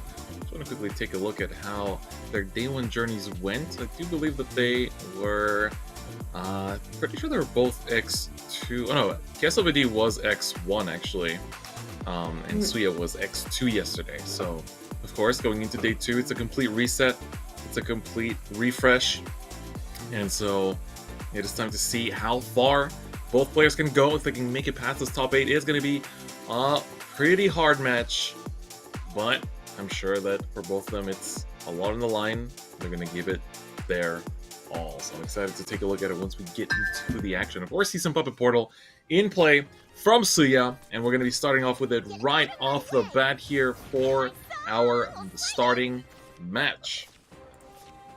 Yeah, we saw OSAV open up with Portacraft as well. It just has pretty good matchups across the board, and so it's a consistent option for Suya. And he's nodding, maybe at his opening hand, maybe at the matchup, we don't know yet, but it is pretty tricky. It's pretty close, I think. Wielder of the Cosmos, if he can get that engine running, then it is very, very strong against Bahamut win condition itself, but Forestcraft is not just about the Bahamut win condition, so it'll be interesting to see how it works out. Yeah, that's right. And of course, KSLVD is definitely, I'd imagine has tested this matchup quite a lot. It is kind of the deck of the past meta of the pre-mini expansion format, but I'm sure everyone has a lot of experience against this deck. So we'll see how it's going to come through. Metatron coming down on 2 here. Of course, you cannot ramp with it, so might as well just put it down to, not let your opponent aggro too much and build up that board. We're going to see the Orcus Fuse here, making sure that we can get that puppet game going. And also debuff to make sure that this follower is not going to be dealing any damage.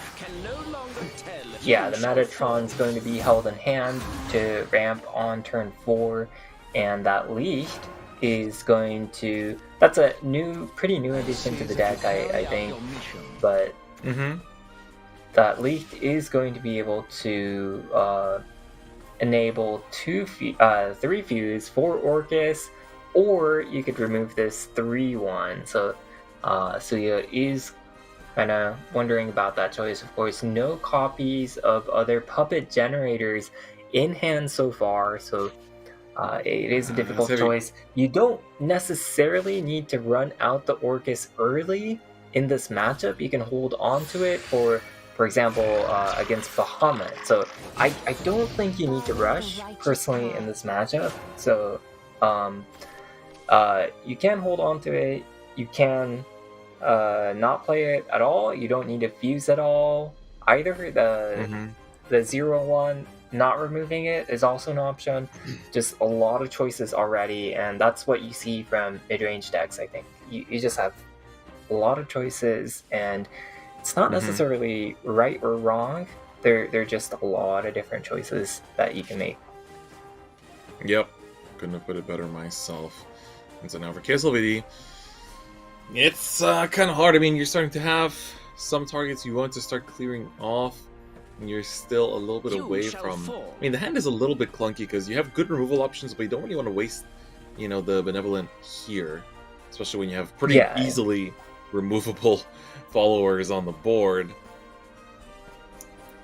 Yeah, it looks like an easy tempting, path. but it's not necessary. Yeah. Yeah, I really expect a pass here coming out from KSLVD. Really debating on it. The turn 5. So lined up, you have Benevolent Elf on 5, and then Piercy plus Blossoming. And you also have that fairy, so you are equipped to deal with that Orcus. You already have an answer already, so you are okay for the next 2 turns at the very least.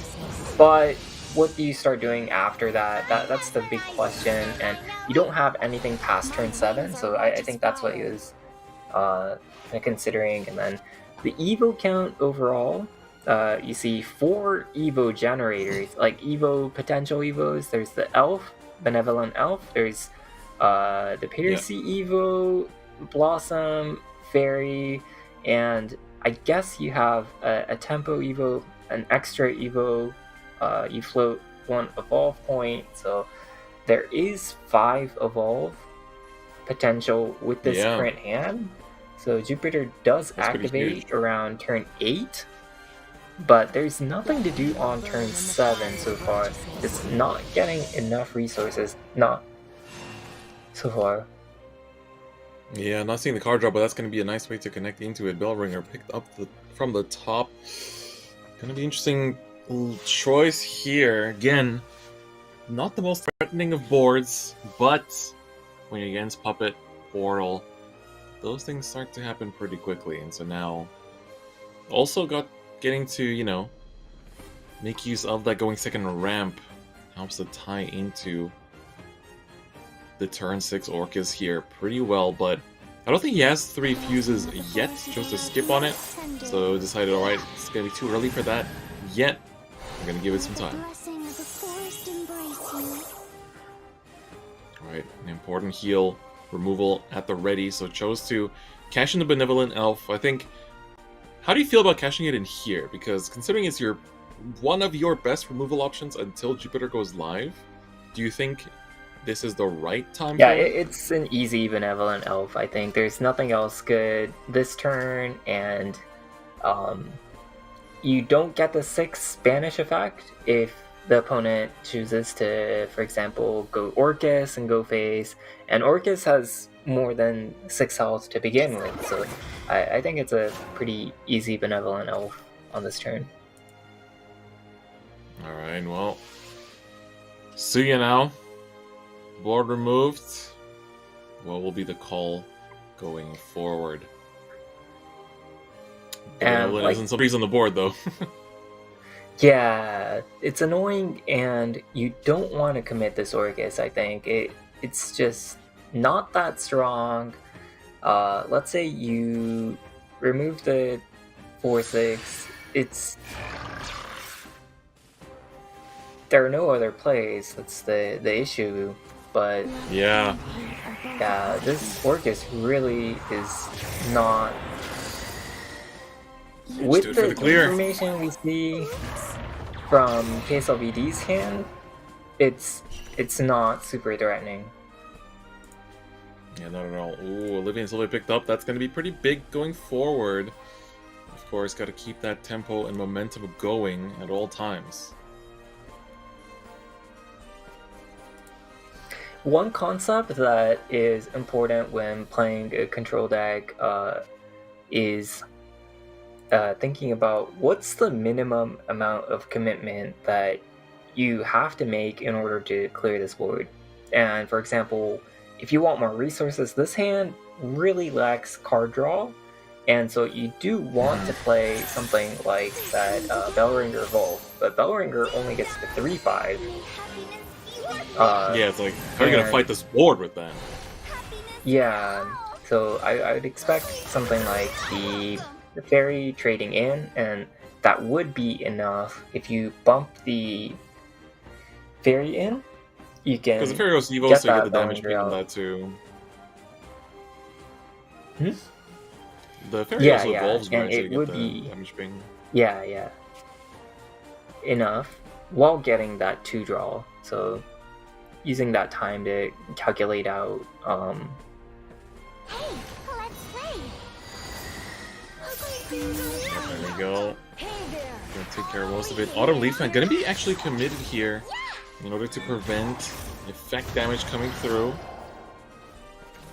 And the absolute Chastity is down to 7, so the hand is starting to get a little bit low, and we are actually completely out of puppet generators. That's another interesting point, that this turn 7 is actually kind of problematic for Suya, purely because of the fact that they're looking like a Chastity pick, like, and just go for it. Draw up to, you know, a relatively full hand. It only draws 3 cards. You would want to draw more than that, if possible. Oh, for sure.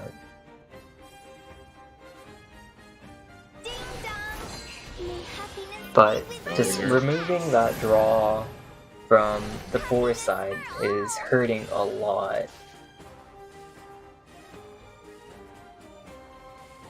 Yeah, picking up the elf here is pretty nice. I think Jupiter now should be, or at least after this blossoming for sure, Jupiter will be at the full effect. After We'll this see before blossoming, at turn that's 8. yeah. That's going to be 5 total.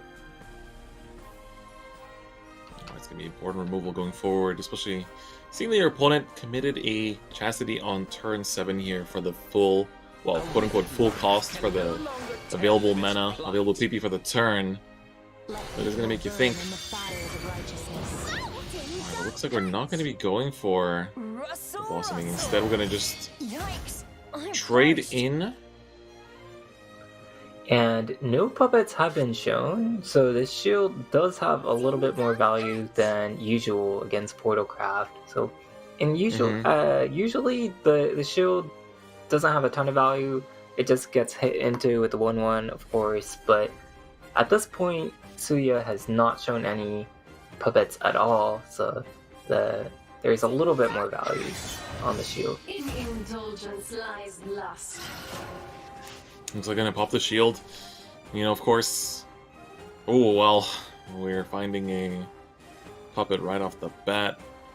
A pretty good value in general. Like I think the draw off the Chastity wasn't super big, but it gave value. It gave ways to build a board. It gave ways to build into another Orcus. It gave that connective tissue that we need to really get to. I mean, potentially just turn 10 at this point I've got this under control. and try to swing the game in our favor here for Suya. I'm Ooh, not triple gonna attempt fuse. to count the. I'm not gonna attempt to count the number of mana KSLVD has used, but it is potentially a Bahamut on turn 8. Of course, there's Jupiter. Olivia kind of restores some play points as well, and a single copy of PRC has been played, so No one can tie us It's probably relatively close to a Bahamut. well, it's the 6 damage going to the face here. Lloyd and Orcus are live, but Olivia and Sylvia are going to refund those evolution points. Going to get that Evo, get some damage down as well. Our paths may differ. This one card puts in so much work. Back up to 7 play points. Jupiter is live. We have blossoming as well if necessary. Yeah, Jupiter definitely coming down. The Lunarian is going to keep the Sylvia healthy, I presume, and that's a pretty strong board. Yeah. You can Is this even turn play 9? around a Ooh. top deck wielder, expensive wielder, if you choose to play the Autumn Leaf Man, but it might depend on. If there's a Bahamut, we might even see the 3/5 trade-in and play something else. Yeah, that's what I was It thinking really as well. depends. Yeah, it really depends on the play points You're careless. used. It's looking like might not be the case. Choosing to just keep up as many followers alive as possible. Lunarian times 2. This hand is getting pretty thin though. Really playing off the top with this Jupiter. No Bahamut yet. Full On health, the big next board. turn, there's going to be a Gilnelis on turn 10, so as long as you can get through one more turn, I think Chaos Levides in an okay spot, you can get the Leaf Man going in to turn 10. You know the opponent has that wielder. Oh, but going for a board lock. Very cool play from Suya. That's very interesting. The only issue is that Suya doesn't have a lot of resources either, and I don't know if Wielder can clear this. Of course, there's the 3 damage, so let's say you double trade the 2/1, 3/1 into the 3/5s, or into the 4/6. 2-1 into 3-5, 3-1 into 4-6, and then play Wielder, and then you get the AoE, and 50-50 to snipe the 6-10.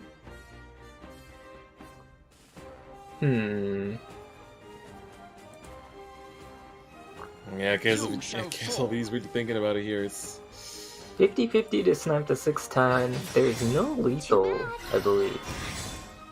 For Suya. Too bad. Darkness Pride. Oh. Suya's going to get mana back. So if you get the 50-50, then 12 damage. Yeah, there's guaranteed 12 damage. It's pretty good. Guaranteed 12 damage, and Oh, that's an excellent pickup. I was actually thinking of Olivia first. I feel like Wielder's been kind of targeted so much. Is the game plan here? Yeah. The Just swing in alternative first. is to... Okay. Yeah, it's a Wielder.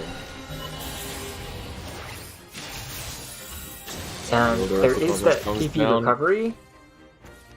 So 50-50, wins the 50-50, and So big. Alright, this is gonna be gets the 10 that points of damage in. But exactly Gil enough. Elise is coming down. Ooh, you're so right. Mesmerizing, and I know it. So the puppets being there is gonna be pretty helpful here. Gil Alright, Elise whatever is coming Cosmo's gonna down, be. and the Leaf Man is coming down. So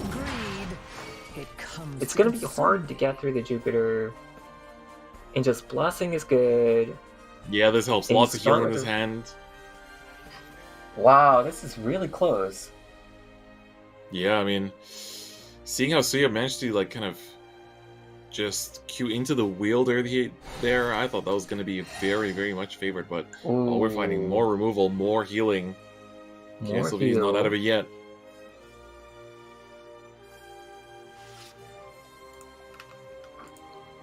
What do you want to draw here? So Bahamut is coming out 100%. Yeah. And then you do want to play Gilnali's Evo Trade. You could Yes. play, for example, Kathy first. You could play the bad Katha first. Heal 7. Ooh, choosing to draw first. Katha burns damage the outlets come out. very first Yeah, I like the- trade bad Katha. But then you can't play the Jupiter. 15 health. 15 health is safe. 15 health is definitely safe. Ooh, okay, he's just Yeah. choosing healing at all Just costs. Don't run out of time. Okay, Piercy got the Evo badge. Oh, and then this is Ooh, Bahamut. but not gonna get the Leaf Man off. And there's only 3 followers on the board. Oh, Oh, there's didn't only lose a 4 wielder. cost That's wielder, huge. Not losing it is very big here. You get the evil points back no matter what. You're going to be able to get that out. Oh, the damage comes through the board as well. though. The only problem is that Yeah. Bahamut is standing strong right now. 4. Now you've done it. Ding dong. Yep. Bell ringer and pray. No. Put it down and see how long it lasts. That's going to be lethal? Pretty sure That it has is. to be lethal. Piercy, Ravenous, Gilnalise Evolve. Yep. I mean, you have ways to Piercy, just deal damage and get rid of the Ravenous. spell ringer. Ooh. Together. It's coming down. Burn into ash. Evo coming down as well.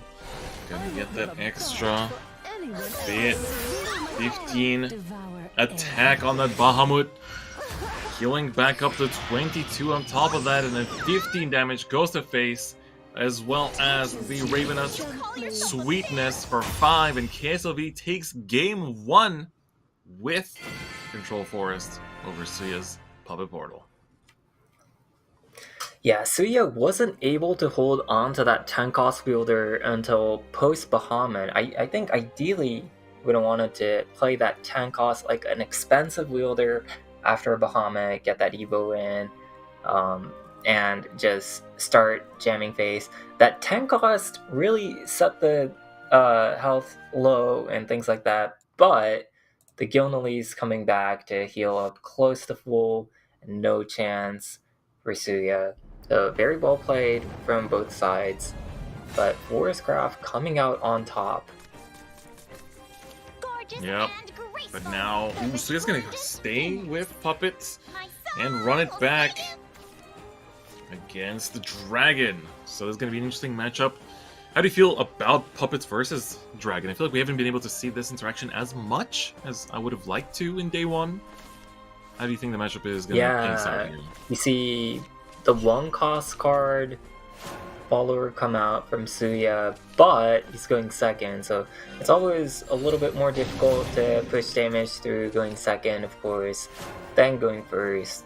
Suya really would have liked to go first and just start jamming face, but instead, not going to get too much damage early, and that might spell some trouble, especially with this early Argente most likely coming out on turn 3 and drawing cards. Very strong hand so far for KSLVD. Yeah, Going to absolutely. hold on to that Gilnalese as well. You'll never catch me. Yeah, it's gonna be very important. Healing down the line. Yeah, this Any Kasim is ramp, going to any survive though. That's a good point. That is. It's going to be alive for at least 2 turns. It might survive until turn 4. Yeah, there's no Yeah. way to fight it without the Eos. Let's see what Argente is gonna find here off the top. Yeah, that's going to be easy 10 damage, quick 10 damage, or something like that. Something absurd. Yeah. It's not a bad pickup. Yeah, maybe you just want to just get rid of that Kasim before the Evo turn. But Yeah, the that's a rest good of trade. Suyu's hand is very, very light. Yeah, that bell ringer is carrying the hopes and dreams of Suya's survival in the top cut right now. Nolan Blanc picked up off the top. That's going to be really nice. Can ramp up. Unfortunately, still not enough to fight the Kasim. Yeah, an alternative play is to play Argente, discard that Noir Blanc, and combine it with the Feline to just chip off that Kasim. Yeah, and you do get that ramp and extra draw as well, so you could hold on to the Uranus, or you could play it out for 5 and maybe play Feline. That would save the most amount of health, of course. Yep. Let's see it. He's debating. I think that is the line of play because knowing how much snowballing Kasim can do, surely KSLVD is also afraid of that. I really expect this Kasim to be removed, but we'll have to see how he chooses to do this. But holding on to that Gilnalese might come clutch here, so really understanding the matchup. If you can survive through the early game, then you do have a... Oh, he tossed away the Gilnalese. Oh no! But does get that Survival to healing. stealing. Oh yeah, Odinus Yeah. But he's healing contesting board long quite as a well. bit, so... Yeah. I guess it's just the judgment call that will be able to survive. Be with you. Bellringer. And Again, Suya's you're carrying not the hopes and going dreams. for... Happiness for all. Yeah, there was an option of just going Inauspicious Puppeteer and Evolve Face or something like that. Like very, very aggressively, but... And if you get the Flower Doll off, that would really have accelerated the Chastity, but not gonna go for that. Instead, gonna go relatively wide, but I don't know how threatening this is. One lucky thing is that Sealong, if you shoot something 75% of the time, it's going to go down to a 4/4 size. So might be forced to just play out Uranus. Go for the Oh, first. Uranus activates! Oh my god. Oh, you're right. That is a good point. And that's going to be the 4th discard as well, so it doesn't need Blazing Dragonhood anymore. Wow, that activates. Yep, that Uranus is gonna be big here. Just to get that The freedom to Vanish. wander among the clouds. as well as Yeah, the he knows. Evo here for that little bit of ping. This is the first Destined to be a proper part damage we're dealing. And then of course, Sealong still gets the Evo as well. All the way up to 8 play points, 9 next turn. So far, good pace for KSLVD. Disperse. Yeah. The Bellringer evolve on turn 4, of course, the priority is very low. You'd rather evolve maybe something like Lashana or Metatron, so priority-wise, very low. Kind of tell that Suya just really wants those resources, so going for that No holding back. banish on the Don't want any regrets. artifact card. Yeah. Analyzing artifact. Yeah, I kind of blanked. All good, all good. So now we're gonna get to see, pretty good Evo. Kasim coming back is huge here as well. He worked so hard to get rid of it, only to see it come back immediately. In the mid game, A lot of- off of Lashana, it's honestly just a 2/2, so there's nothing to worry about. Yeah, that's a good point. 9 play points for KSLVD. Oh. The Looking most at aggressive worm player here is like- probably something like the Captain Dragwood Evo, but that's... So you I can guess Captain 10 Dragwood 10 damage to Evo and face, then like- discard the Noir Blanc, Mhm. and that would be 5 board spaces, 6/6, 5/5, 5/3. Yeah. That's Pretty very good. strong. Gonna go for All Guy Weird though. It deals 6 to everything with a 6/5 body. And setting up 11 damage lethal with Dragwood Evo plus Noir Blanc and not using up that last Evo point. If you use up that last Evo point, you are also pretty vulnerable. So that was a very all-in play, and he doesn't choose to go for the Captain Dragwood. Yeah. I like this way too. You're basically saying, hey, we can take care of this board. We can also, pose a threat with lethal next turn. So make sure to take care of this, otherwise KSLVD is going to be up at a 2-0 lead, but Suya The gonna have only to pop down the puppets here issue for this. is that I won't let your memory wilt. the heal is going to come into play now. Let your memory wilt. And that wasn't a lot of pressure on board. No, absolutely not. And this 4 heal is big as well. And now we're gonna see the. I do think Suya would have been able to clear a lot of it though. We see the 0 cost chastity in hand, and so Yeah. Suya definitely would have been able to clear that. So difficult sure. back and forth. Yeah, KSLVD just hasn't been able to draw the Lumiore.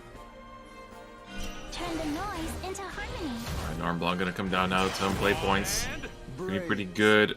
Wilderness comes down as well for some extra damage source, but I feel like you want to hold that now until you go down to the 5 deck space, or until you actually need something to trade into on top of everything else. Going to discard the third Gilnalese? Actually? Discarded right, one Gilnalese. Yeah. But I think the Gilnalese discard ended up being a pretty good call.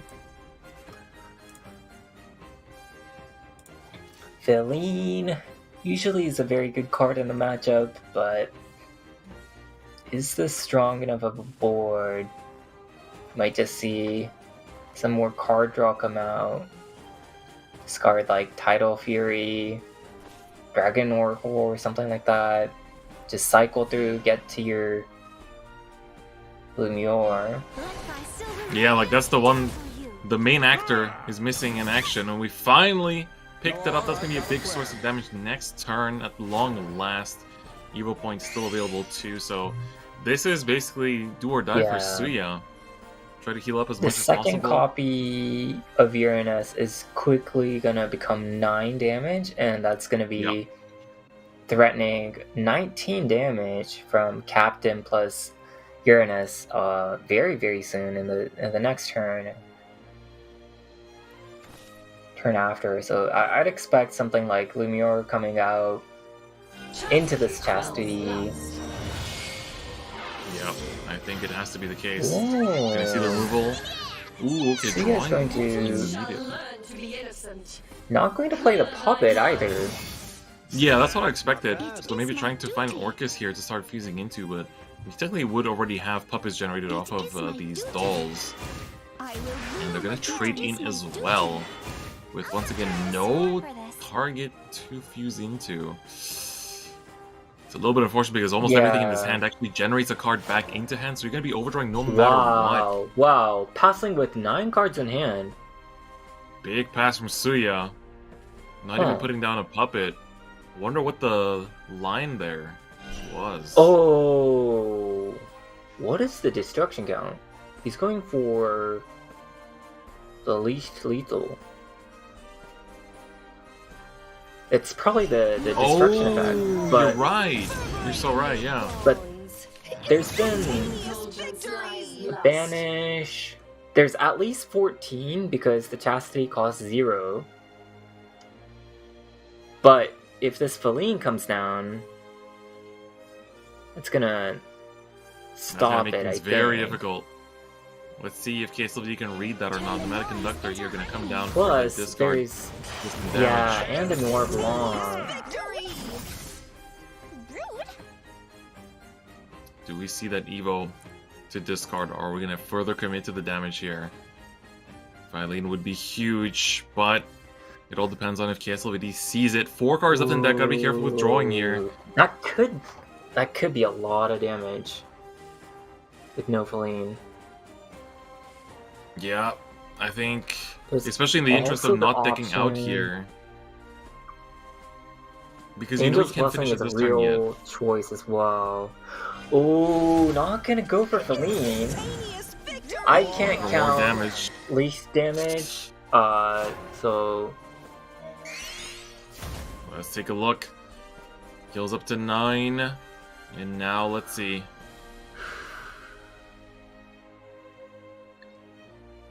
Olivia is pretty much a 1-cost card. And then that's only 2, 4, 6, 8 damage. 8, 9, 10, 11. Whoa. Huh? But then I still come down to trade, and I'm assuming. Oh, he's not at 20. Oh, still, we're off. Yeah, right. It's not glowing. Oh, but this is dangerous. Only 11 life. KSLVD. We're at 2 cards. I mean, this is. Oh, but it's hard. Uranus does not actually have a target to attack into, so the 9 damage is not going to come out there. And so. And Suya's gonna keep on healing as well, so there needs to be some pressure. I think the Very Feline is careful gonna with come the draws. down. Can you deal with this board? One off for now until the heal comes out. Feline, I feel like it has to be. Make that hand heavy. Take care of what you can. But can 17 life is Suya pretty do safe. this? So now Suya can play least Evo and just leave one inauspicious puppeteer on the board. Yeah, that's true. So yeah, I think you can full clear most likely and just leave a 1/1 on the board. This might be winnable. Okay, so he has to make a choice first. Filene. Hovering over the Uranus, I don't know about that one. Filene gonna be it. Makes the call. He's gonna be able to debuff the cost of all the cards in Suya's hand. Heal up to 3. He should have picked up. Late is going to activate. Is there lethal? Maybe, maybe not. I can't count. We're gonna have to 4, see. 8, 9, 10, 11, 12, 13, 14, 15, 16. 2, 4, 6. I don't know if there's enough mana. If you could play multiple... If you could play everything, it would be lethal, but you can't play everything. And see that you Finally carry doing out work. the mission. Oh, he's gonna do his thing. Oh, no lethal. He's never According over. to his calculations. 2, 4, 6, 10, 11, 12, Carry out the 8, mission. 9, 11. My hate shall dissipate. Ooh, not playing the auspicious for the... Interesting, I want... Carry out the mission. Are we really using all this for trading purpose? I mean, yeah, kind of have to, but I feel like auspicious would have done a lot. Carry out the mission. He's going for the deck out game plan. Appears to be the case, but Carry out Wait, that doesn't clear. ooh, you're right. It doesn't. It's gonna go face, leaving 5 damage up on board. Suya must have messed up somewhere in the calculations because right now, 1 card left in deck. I believe Lumiere draws before dealing damage. I So would be inclined to it agree. is not... Yeah. That was a safe assumption from Suya, saying, "All right, try to deal damage to me through Lumiere. You can't." Ah, just so close. Not having an attack target, not having that way to close out. Blowing white frost, biting ice. I lead number 2 to buy time. Just one more turn, just a bit more damage. I think you should evo the Xeon. That's what I'm thinking too, right? You might as well just commit to it. And or play the Uranus. It might be they're not playing into Uranus. There's no way. Like No. the opponent has seen So you 40 knows. cards. Yeah. They 0% playing to Uranus. Alright, Evo gonna come out. Big board to pass on, but for Suya, it's still potentially clearable. Let's see what comes off the top. 20 cards left in deck. Another puppet generator. The hand is pretty heavy. You know, Auspicious finally gonna come down here and help with the trading and clearing See off the that you target. carry out your Yicht. mission. Gonna come down first. Not going to play He's never over. the young Threadmaster first. Yeah, that's what I was wanting to see actually. Carry out the mission. Alright, these heals have actually been really big. Like it seems like nothing is just the 1-1-1-1, but every time it does bring Suya this much closer to surviving. And that's very important. It's like, where will you go? Everything does clear. Oh, the Threadmaster plays into Uranus. He's better. Oh, you're so right. You're so right. Yeah. Oh, that's scary. Castlevania actually does not have a way to finish the game then. Yeah. It's gonna be Threadmaster just a plays into pass. it. Suya takes this game 2, just gonna pass turn and let Castlevania draw I do into not deck taste out. like chicken. And we get 1-1 into the set. Yeah, I think you could remove the Uranus and leave something else up, and it would not have been 10 damage. So that evolve on the thing, it did not end up mattering. But well played from Suya, playing to the win conditioning, getting the Lashana off. And Yeah, well, let's see what- KSLVD really not able to draw into the Lumiere early. Had to only play one copy throughout the game, so I think if you play 2 Lumiere or something like that, you can't really heal past it with Photocraft. It was very, very close. 1 off from lethal for KSVD, and Yeah, that it 1 was so damage. close. Yeah. So close from getting into that, like, very, very confident 2-0 line, but still. Well done for Suya for tying it up. And now we're gonna see And where it's gonna so go. good at playing around the Uranus. It's, yeah. That's why they're here day 2. Mm-hmm. That's why they're here at the All-Star tournament, and that's why they're here in the quarterfinals. Exactly. So for Suya, this was not, you know, not a last weekend type deal. You know, you just won a tournament to get here. This was fought for, points grinded, Shadowverse games scrimmed for countless hours. I'm sure you know how that feels. All in preparation for this big event. Let's try this new spell. Alright, stacking. Scarlet crystal Big test stacking. roll. Stack it up. Look up.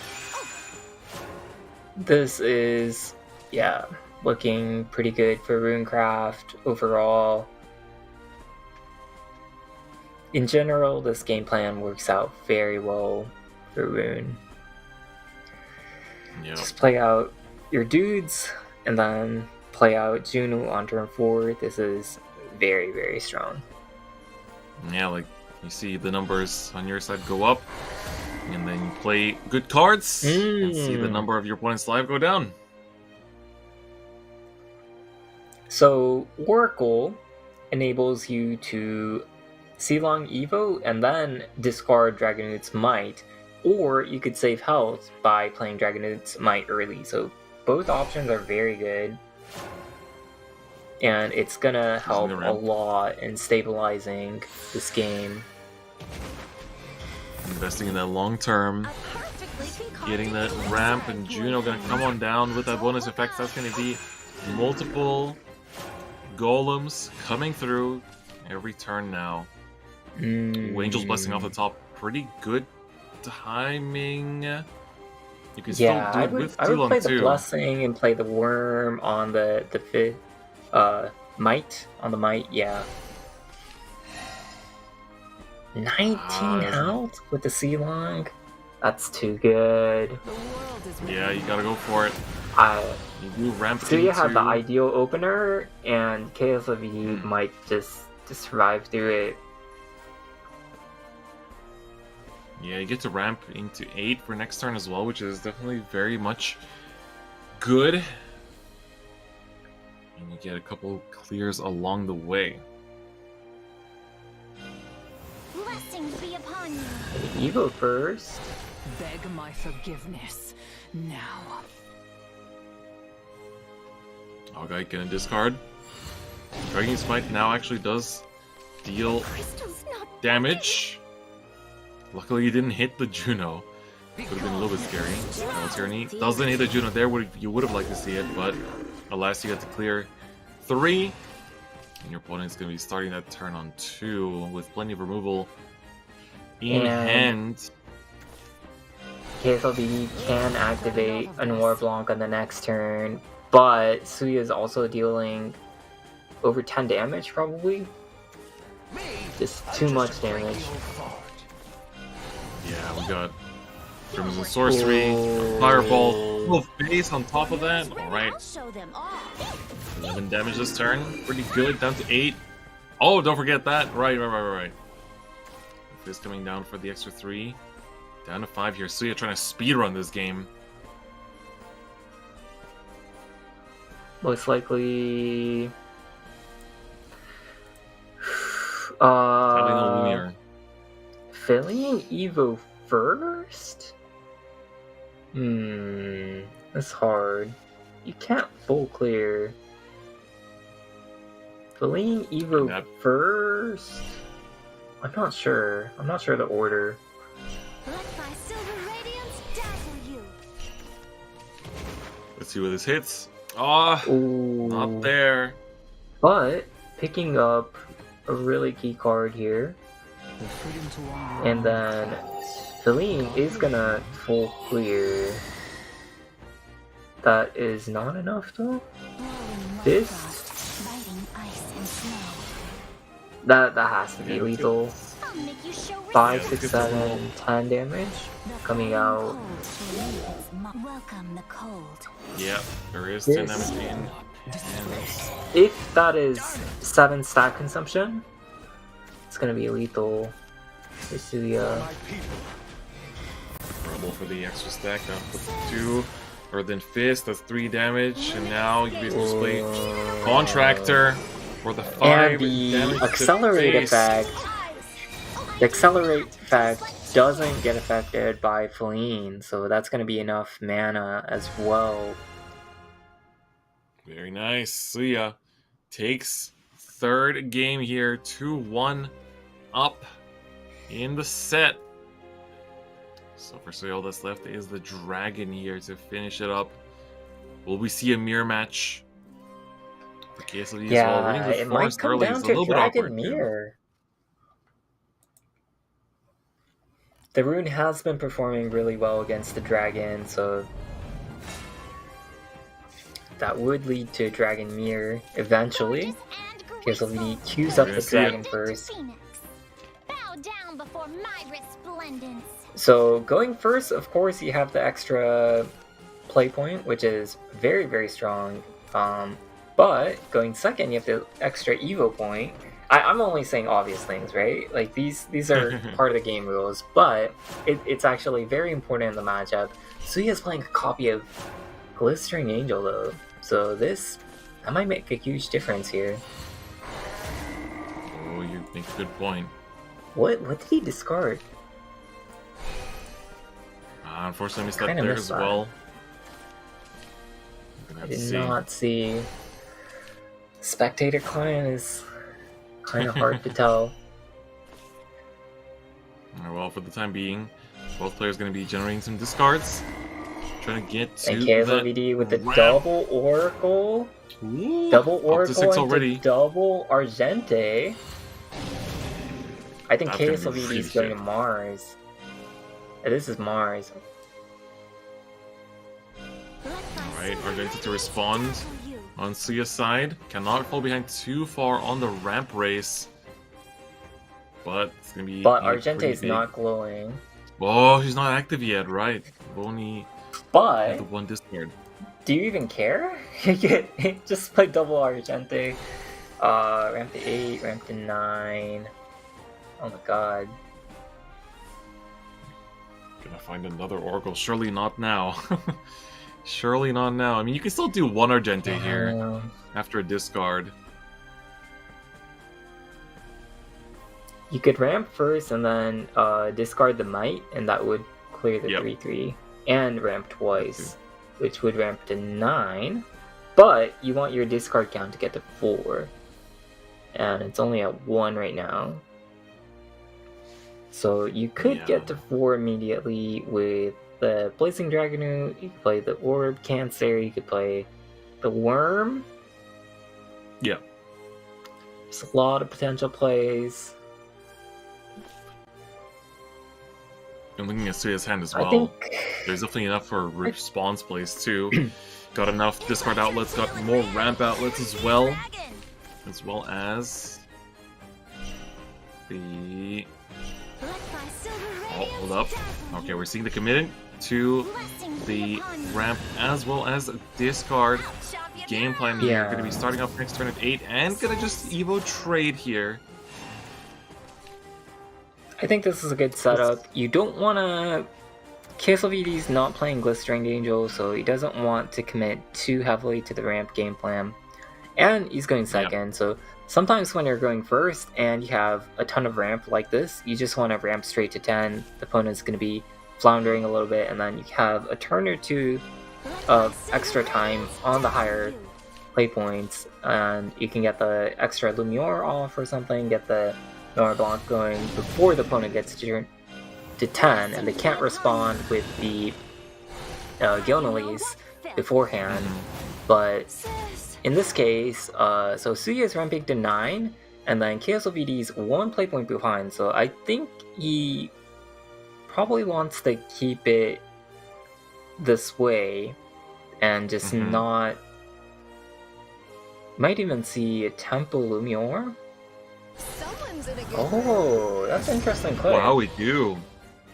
Temple Alright, Lumior. well, this will get some damage done at least. Don't necessarily have to discard for it if you can just play it down as a body and get the bonus effect off of it as well. Allguy Worms, like, the interesting thing of last turn is that, you know, Allguy Worm was kept instead of being a other discard outlet because it is the cheapest and, you know, arguably best conversion for damage. Once you have the Lumior out, you're going to see here 2 damage across the board. Gilnelys picked up 4 emergency heal. Gilnelys.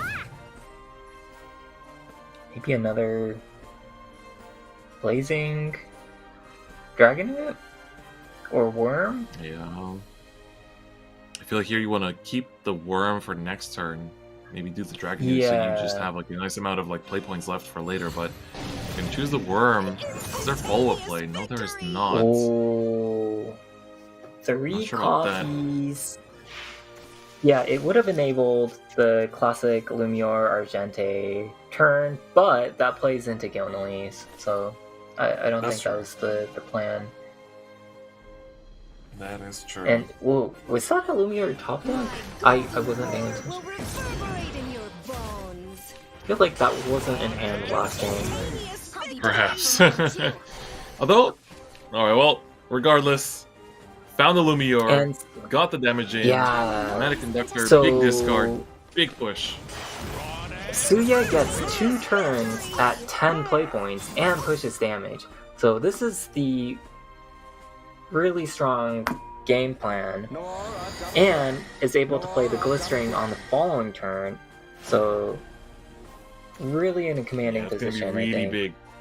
Perfect timing. But And that's like interesting to me, like the Glistering is a card that I feel like in a tournament setting you'd expect to see like borderline everyone run it, right? Because there's multiple decks that it's going to be good against. But we saw like from quite a few players that they're bringing this kind of like very like lean discard dragon list without necessarily running that many techs in it, despite the fact that the deck is one of the ones that in this meta can really see every single card it plays in the deck. not going to drop the Lumior. Just gonna... How do you clear everything? Probably Gilnelys Evolve? And then the Ceiling coming out, going back to full HP. I won't leave a bite for any devour everything. See that? Not bad. The world is Yeah, but within 20 C long gonna come on down here, get some slightly redundant healing, but the damage ping is going to be appreciated. Down to 10. Glistering Angel for Suya, though. This is going to be very important in timing. But luckily for triple Norm and for TSLVD is pretty good. There's not enough heal. You're right. How much is this damage gonna matter? The freedom to wander among the clouds. Are we going to see double? 13. Put us here just for the heal? Lighten up, disperse. Is that even enough? 13 damage. 13 damage without Evolve Point is a little bit difficult. Is there another... Is Suya playing 3 copies of Gilnelys? How many has he drawn? I don't know. Well, These are gonna come on things that down. you can't tell. Norm Blanc ×2. Eileen, come on. Coming to the hand of KSLVD here as well. Looking pretty good. If Eileen here can technically just, you know, try to delay the recovery on Suicide. Of course, you know, this is caster POV speaking, but we do have a potential 9 damage Uranus coming up for Suya here. Which is going to be a big tempo swing, but If there's not quite close enough. Gilnelys if there's a Gilnolly's Invoke, it's over. Yeah. Dragon Smite gonna get the third. Elden Warren Blanc's out. A little bit more damage. You can still ping 2 more technically. Or 4 more technically if you Evo with the Nectar. Yeah, but this 6-6. Yeah, it's a lot of commitment to clear it. Eileen gonna come on down. This is gonna. You could be also ignore it.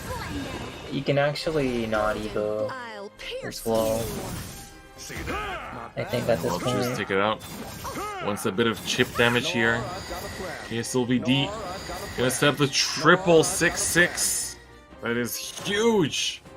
And 16 life left for KSLVD. We see the invoke. Ooh. Ragronus 9 damage plus the 5. We need to find one other source after drawing 2 cards. Then 2 more damage. How do you get 2 more damage? You have to draw. Can you? Oh no! If you play, Are we just? if you play one of the draw cards, the discard cards, then you do open up one one hand space. You just really need to draw that second. The world is within you. Whoa! Sealong? We're going for full recovery here. Chooses to go and heal up all the way, but this doesn't put you to... Hold up. We don't have a way to heal, to draw down to 5 cards. That's the problem here. Gently. Greed. Ooh, Dragewood got Whoa, check out burned. another card. Hold up. Whoa! This can be. Comes to Is there another copy of? touches you gently. Raven's coming down, big draw coming through. Oh! Oh my god! That's lethal. Yeah, hold up, you already have the damage. You have 4 cards left in the deck, 9 on attack. KSLVD, I feel like Suya honestly made a couple mishaps here and there on that I last thought turn. Suya was playing 3 copies of. I thought he was playing 3 copies of Uranus. No, he's playing 2 copies. Maybe. Yeah, he was the one with Was 2. he out of copies? Yeah, I wasn't keeping track of the count. Maybe there were no more Uranus in the deck. But even then, you have to draw for the Captain Dragwood, right? Yeah. I think there were some lethal draws. There's 2 copies of Dragwood. Yeah, I do feel like Suya had it. And there was just like, I don't know. Very close match. Yeah. It was neck and neck the way you'd like to see it. And now we're down to our 5th game here between KSLVD and Suya. For my people. Yeah, but very well played from KSLVD. Really clutching through the extra turn. Suya just got that extra turn off of Blistering, but wasn't able to make it count. And KSLVD comes out on top, so was able to deal a ton of damage, and Suya was on the defensive in the later game after that one turn. So, Crystal's not working. but this opener is pretty good for Suya, I think, defensively. But he's not getting any ramp, and it's hard to balance that.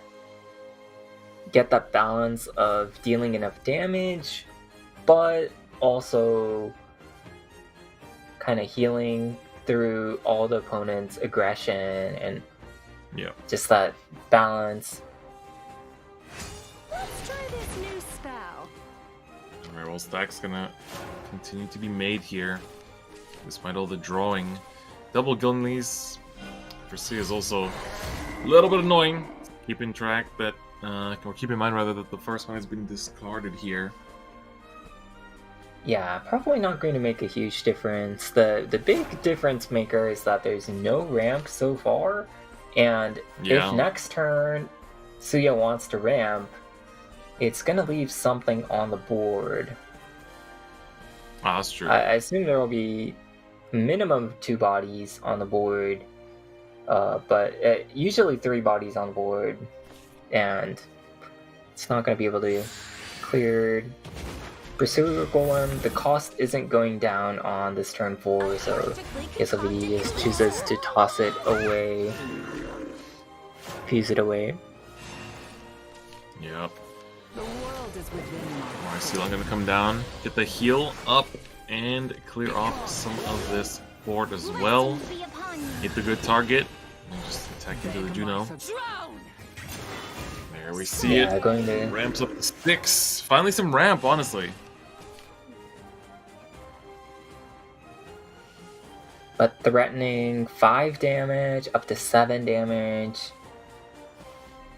And then there's that Acid Golem in hand. Might just see an Evolved Face or something.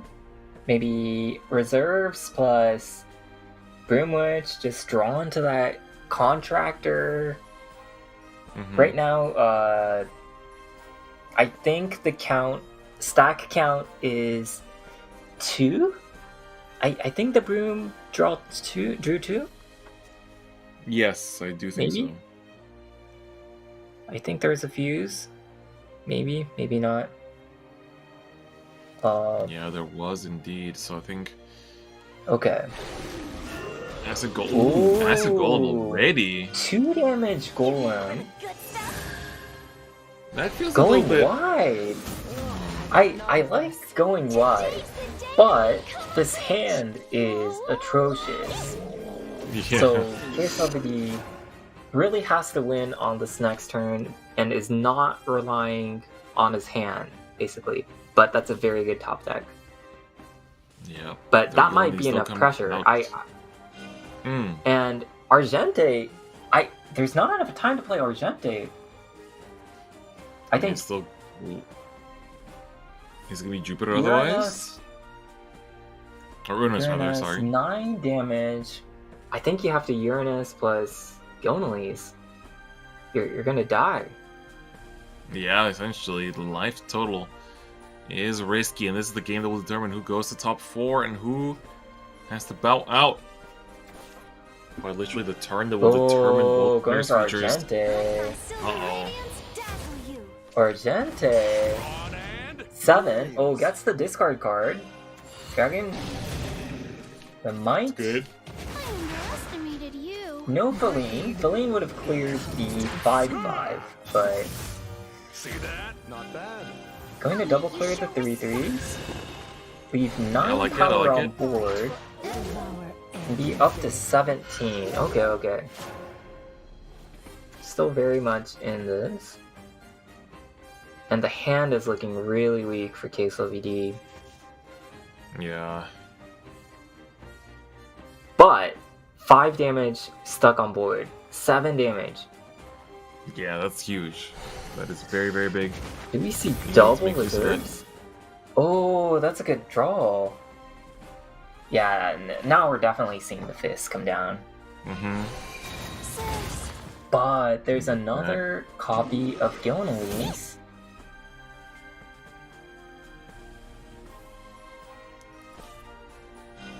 So bullets, take that out. Yep. We got 3 stack here, and No we'll just push down to evolve. 7. Yeah, no Volt Going to phase, huh? respect. Yeah, respecting the heal. I think it's the right choice, but Behold my splendor. and that's the last copy of Gilnelis, the third Gilnelis drawn for Suya. I believe he kicked one and then drew into 2 copies. Oracle. Wow, 20 cards. Right on the Wow. dot, too. It's the heal back, the Evo. Very good. Oh, another Riley. Don't need all 3 here.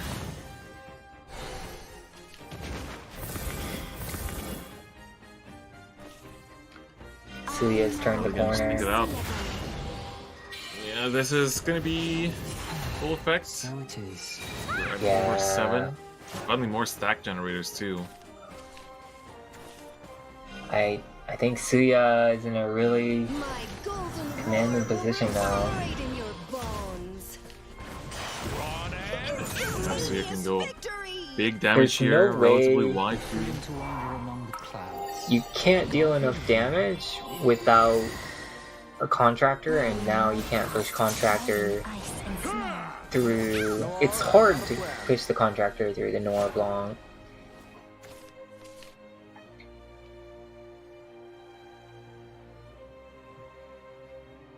But the following turn from Suya is very weak, and there's double Riley, so it's You can not answer too whatever bad. you need to answer. It could be a lot worse. Yeah, like you've got damage, you've got ability to make some stacks, but Riley, the removal is gonna get committed first here. Ooh, So it is. I like the Levi pickup. That's more emergency damage.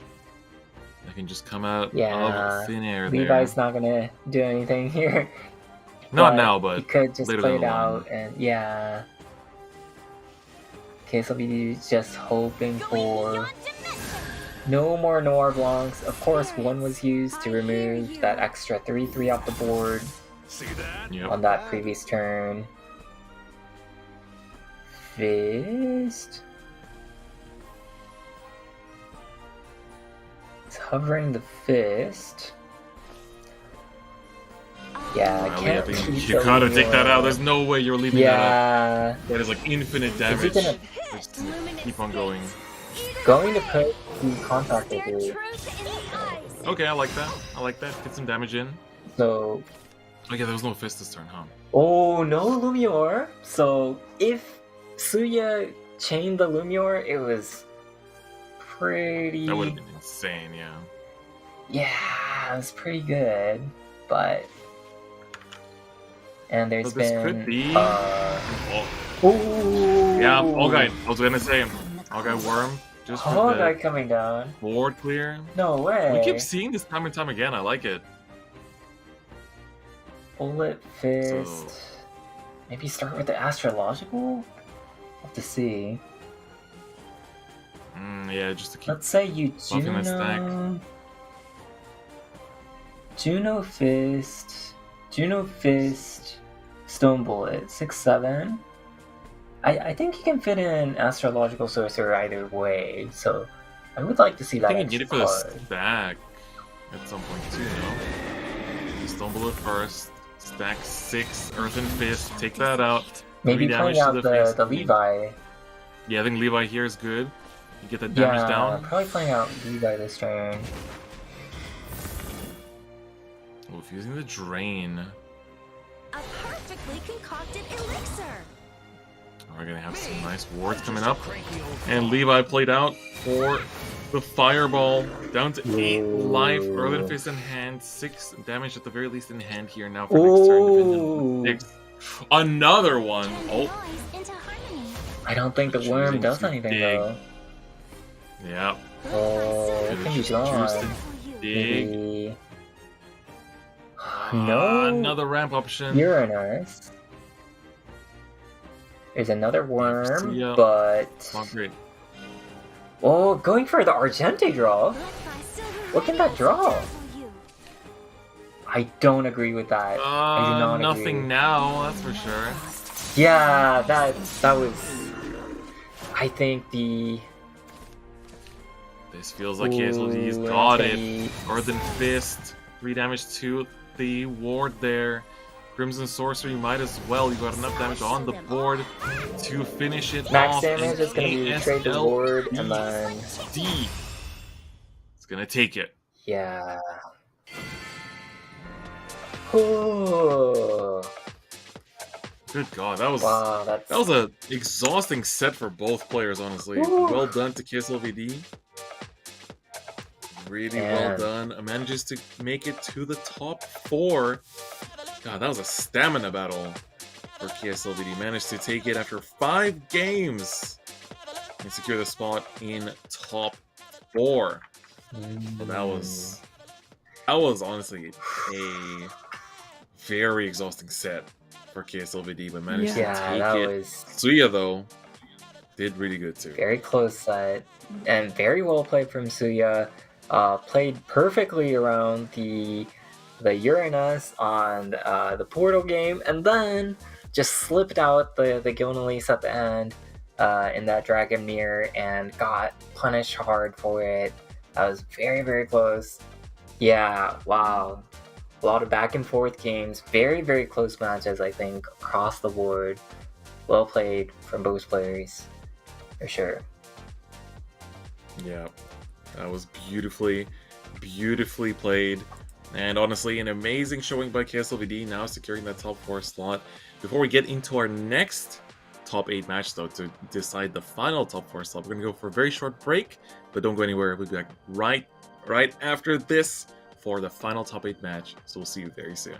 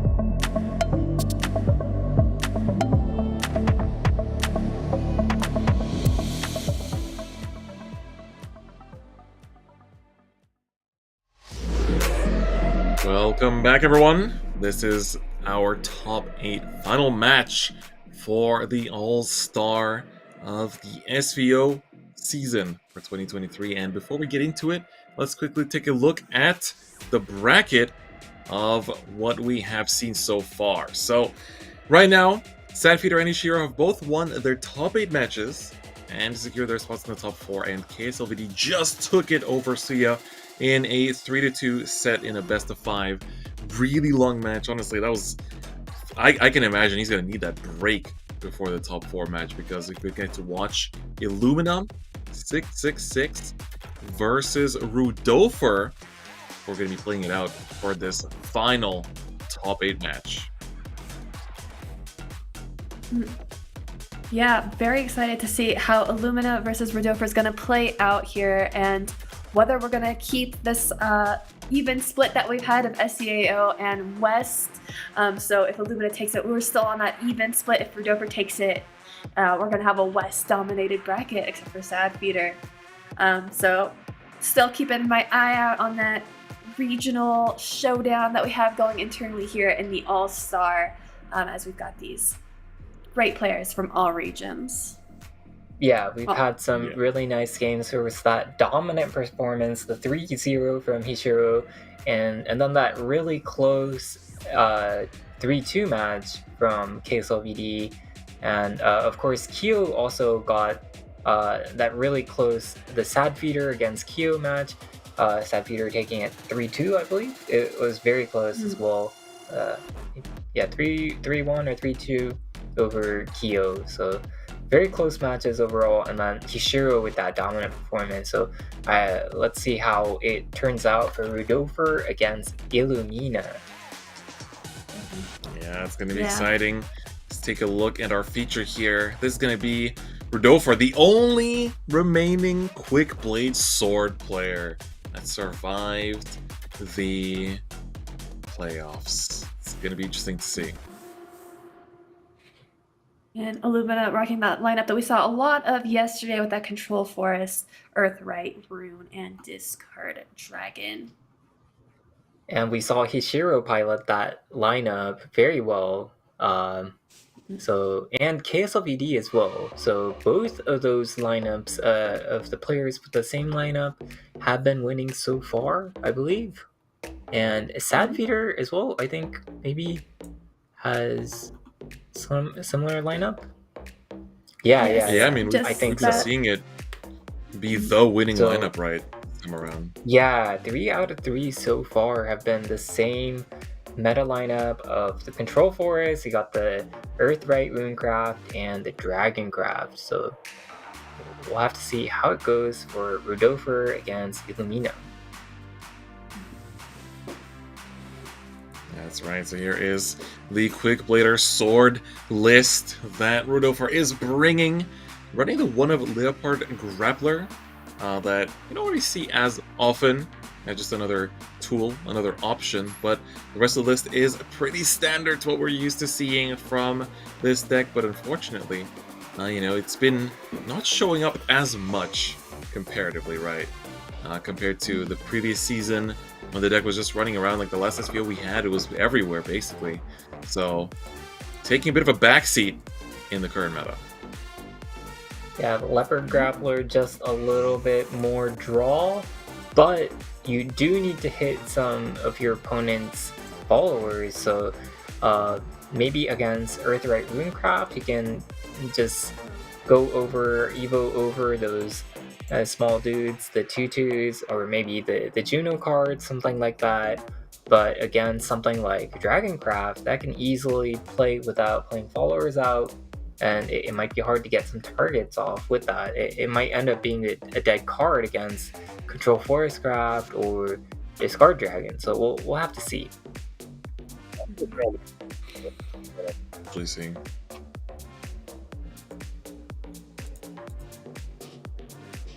But yeah, now let's take a look at the opposing side. Gonna be Illumina, and Momo. This is gonna be Earthright Rune.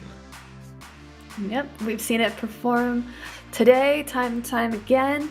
All of the damage that it can push out, but very clean list here, nothing too crazy going on. We've got 2 Pursuer Golems. Just Yep. very good list, good deck. One story of a Yep, lifetime good in with case. some card draw. Yeah, so just one of the go-to burn decks that does its job well and is one of the best at doing it in the current format of Shadowverse right now in this meta. Yeah, I think it's really interesting that almost all these Earthrights that have been winning in the top 8, they all are playing 2 copies of Pursuer Golem, I believe. Like, almost all of these players are playing that, so I think it's a really important tech card right now. And we see Illumina with that this time. Yeah. Yeah. And with It's gonna be all of these mirror lineups, all these control forests around these double Pursuer Golems definitely helping in that matchup, as you pointed out earlier in the day. So very heads-up deck building decision from all of the Earthright Room Yes. players.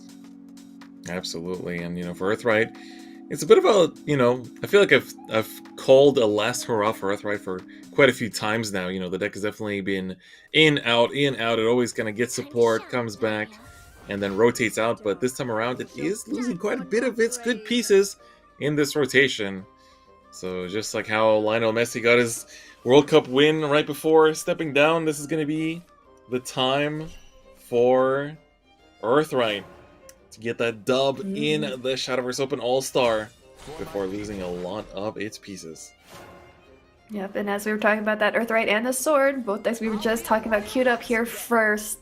It's like we're predicting the future sometimes with these. Yeah, that has just happened like multiple times today. We've got and it's not intentional. We're just know what the players. We're just in the player's brain right now when we're picking these decks to showcase. Skill difference rather. We see Rodolfo putting down that Bellringer Angel, protecting that 1/1, and a line that we've seen a lot throughout the past 2 days. We've seen turn 1 make a sigil, turn 2 astrological sorcerer, very good line, and here we've got that witch getting some additional draw, getting another sigil on the ground.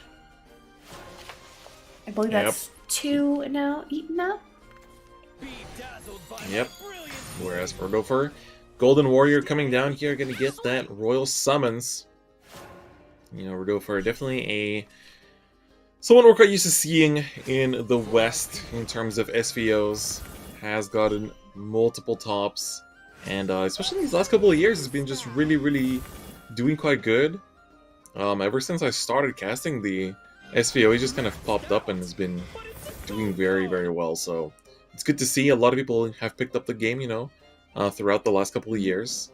There's definitely been some explosions of popularity for the game with a lot of the, whether it's with people being stuck at home last year, or whether it's with Champions Battle or the anime, or even Evolve, to be honest. A lot of people getting into Shadowverse with Evolve and then trying out the mobile version too. So it's been a great time to be a Shadowverse fan. Yeah, can't wait to see how the community continues to evolve and grow. Evolve pun and I see what you did somewhat there. Yeah, I intended. see what you did there. But yeah, definitely such a fun journey being a Shadowverse player, like from the beginning, getting to see how both the game and the community changes and grows throughout the years. Yeah, I mean, And- you've been around commentating the game for quite some time too. I mean, I feel like It's been some a of the while. longest of the people that are still doing commentary. So Don't call me old just yet. I'm doing the best. no, But here we see an Arthurian Light once again. A card that I usually don't go for too much, but maybe these sword players here in the All-Star are just they know what's up in terms of getting these Arthurian Lights, because we see them come into play quite often. And that Golden Warrior also got that forged weaponry into the hand. So we've got the quick player, we've got the forged weaponry we're just waiting on the rally count, I believe, to get some additional damage put together in Rodolfo's hand. And on Illumina's side, we've got the double Levi's and drawn a conductor here to start finding some damage. Our Arthurian Light here was actually pretty big because Rodolfo played out the Bumpkin that was able to trade immediately, you know, cleaning off the board. So I agree, like it's a card that I don't normally see myself going into as often off the effector, but ooh. That evolved Levi was the 7th sigil, allowing Illumina to drop the conductor here on turn 5 and push a lot of damage. Illumina has 6 damage in the hand, so unless Rodolfo has lethal on this backswing, I don't think Sword has the healing potential to. You're not getting away. Yeah, outside of the Goblin, we're not really looking too good here. Don't really have much in the forms of effect damage negation either. I think Rodolfo are gonna just play out, you know, to his fullest, but you kind of already know that there's 6 damage in that hand, right? Earth and Fist and the Fireball can just pop down and that's it. And that additional Levi in hand, so even if Rodolfo does like heal with that Goblin, it's not going to be enough. Yeah, got a little like, pen. The Storm is nice. Storm is nice, but not really enough right now. Let's get this party started. Taketsumi coming down. Rally has gotten to 10, but that last turn from Illumina, keeping a good track of his sigil consumption there. Yeah, honestly, very well done. The Taketsumi spell is the option there to reduce some of this damage, but it's not going to be enough. Yeah, I mean, there's just so much coming out here. Stonebullet picked up as well. Oh, actually, does he have enough? Stack? Yeah. Alright, well, watch your get your 2. Levi comes down. This is going to be another Fireball, and yeah, that is actually going to be enough. 2/2. Exactly enough from all of the plays. And the double Fireball off the Levi. We can see Rodolfo is not the biggest fan of that, but first game going to go to Lumina. Already up 1-0 in the set. Yeah, very quick one there. And again, just showing us that power of that Earthray rune, how consistent it can be in terms of eating up those sigils very, very fast and just pushing out tons of damage.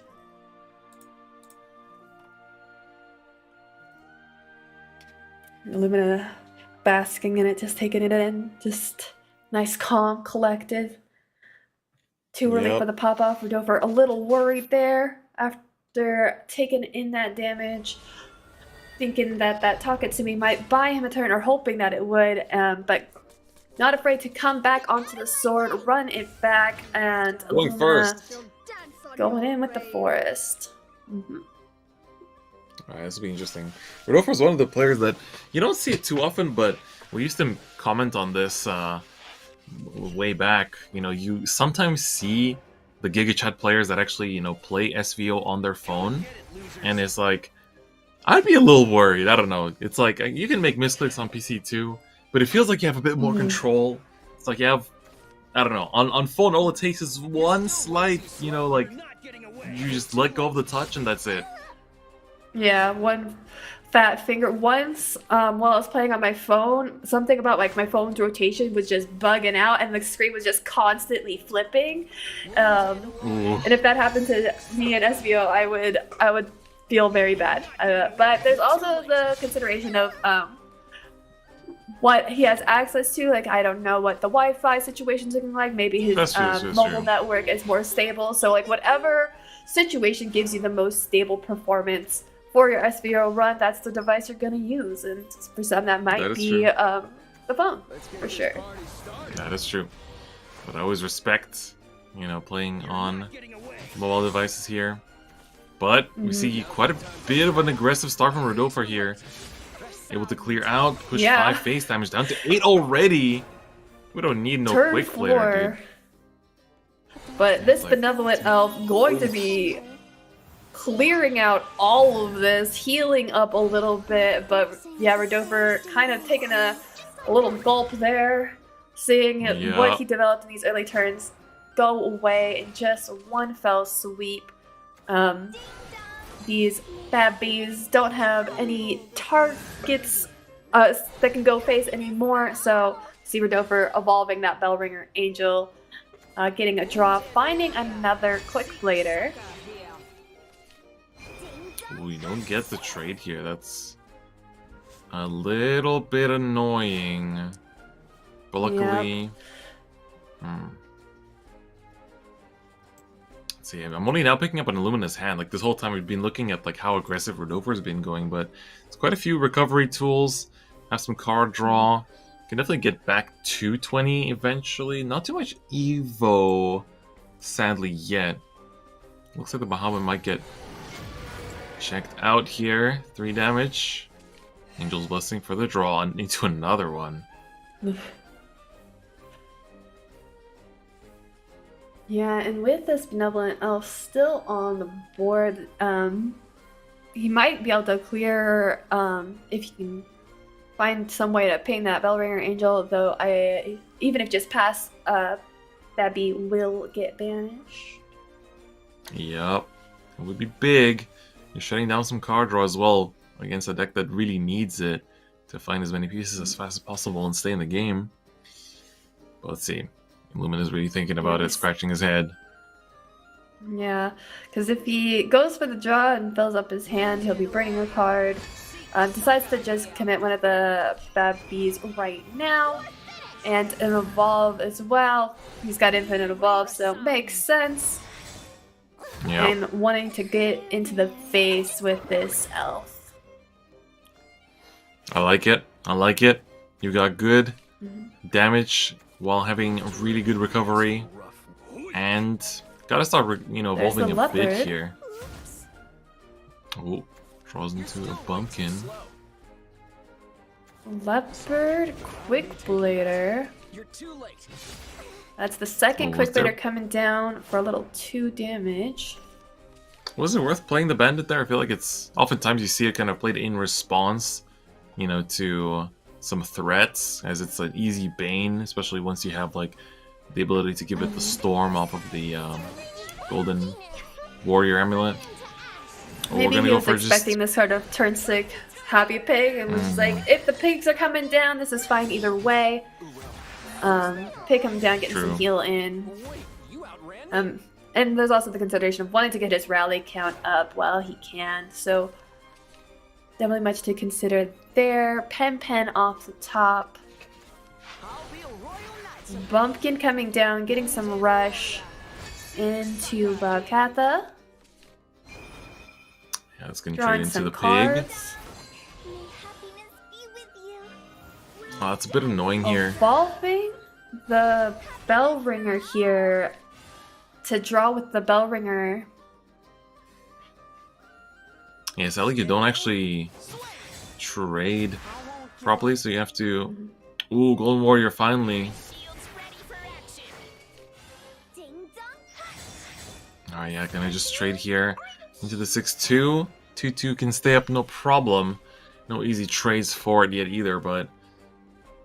Piercy in hand, not too much evoing though. Don't have any auto-evolving fairies in his hand. Yep. But there is Olivia and Sylvia to regain the 3 evolve points he's already spent. Go back up to full, regain some play points. Still crazy Clear this out card the exists to me. board. It's still so crazy this Yeah. card exists to me. Like it's such like just such a like a dream card that would have been made up like a few years ago, but now it's just here. And we see Illumina back to 20. He was once at like what, 12, 8, 10? He Yep. got a lot of damage at the beginning, eaten up to his face, but now he's healed it all back, and we see how Sword can struggle in this matchup. As Yeah, and it's like now Rodolfo has to kind of like change gears, and instead of focusing on the aggro that he's been, did some good aggro in the early game and definitely could have like resulted in something. had Illumina not drawn into all the recovery and removal, but that's sadly the entirety of this deck in general. So now for Rodolfo, you gotta just focus on the Quick Blader combo plays, buffing up that Quick Blader once you find the next copy, and just go ham on it. Yeah, but Four dropping very ring. Good. rough position. There's the Golden Warrior getting a Royal Summons. No Evo points though. Quick Blader has been found, so now the Taketsumi. game plan is in. Oh yeah, true, huh? Taketsumi's a good pickup. Taketsumi gets an evolve point. Rodolfo having to look at the next. damage here, seeing what he can do. If he uses his evolve this- point to evolve Taketsumi or the Golden Warrior here, it's not going on the Quick Blader. And it's going on that Golden Warrior, which will give Pen Storm and start getting some 1/1s at the start of each turn. But there is a lot of damage on the board here. And a bad B in hand for Illumina. Yeah, for the big removal. Very gonna be interesting very trade annoying. there. Going with the glittering gold to heal 1 up. Yeah, that was a rough turn for Rodolfo. This Bellringer Angel still on the board can be evolved to 4 attack. Wait, there's I think there's 13 damage on board now because you can Evo, Yeah, Bellbringer. yeah, It's 4, 7, 11, 13, and then just bad B. yeah. Because you get the token, so you get the full Illumina effect. double check in, doing some math. Yeah. You don't want to commit to it too early. Just make sure you got it. All right, he's got it.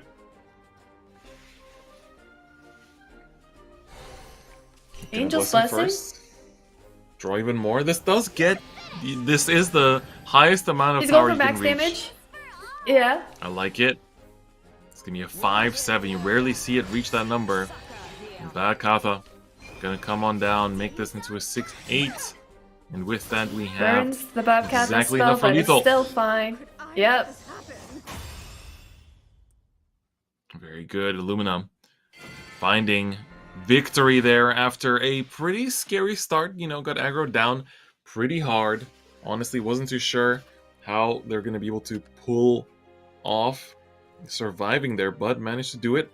And now up 2-0. 1 game away from the 3-0 sweep, potentially over Rodolfo, but we'll see if Rodolfo switches off the Quick Blader sword here or chooses to stick it and find that victory and then just make the reverse sweep.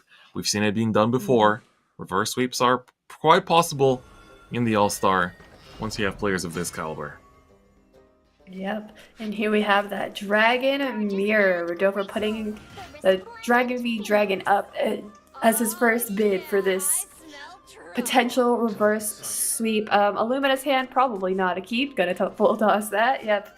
Oh my Mirrors god. And the War Blocks. Just not when you Oh want to start. Is that the my Masamune? lord. That is a Masamune. I haven't seen that in recent...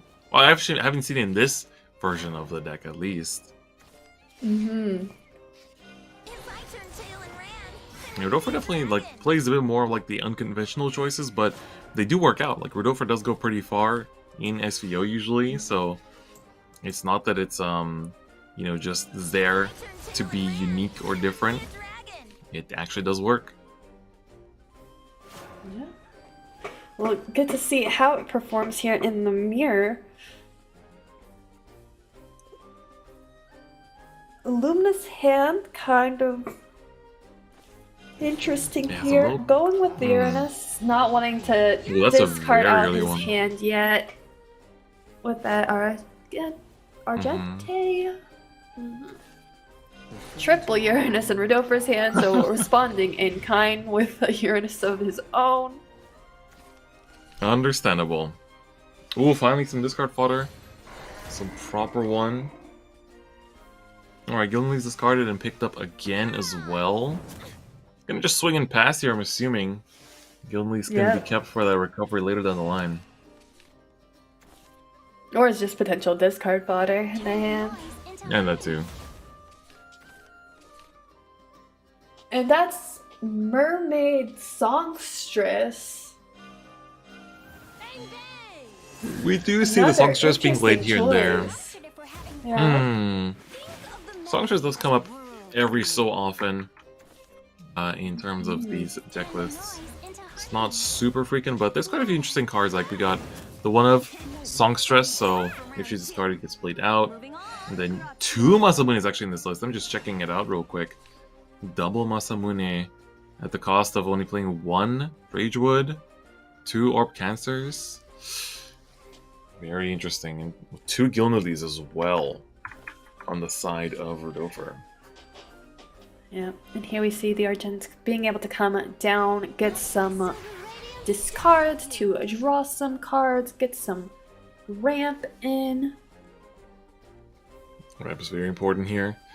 Of course, gonna be the one to be a little bit faster on Lumina's side, fighting against this relatively wide board, but we're gonna see the Evo to trade and heal, so dealing the 2 damage through the Evo effect and then just healing back to 20 while taking out the most threatening target there. Dover getting the Angels basing off the top, being able to draw and heal with that. The going second advantage. That's right. Argente. Going to Gonna be discard the ramping and Oracle. going. Oh, pretty good. Mirror Not too bad things. for a discard. Yeah.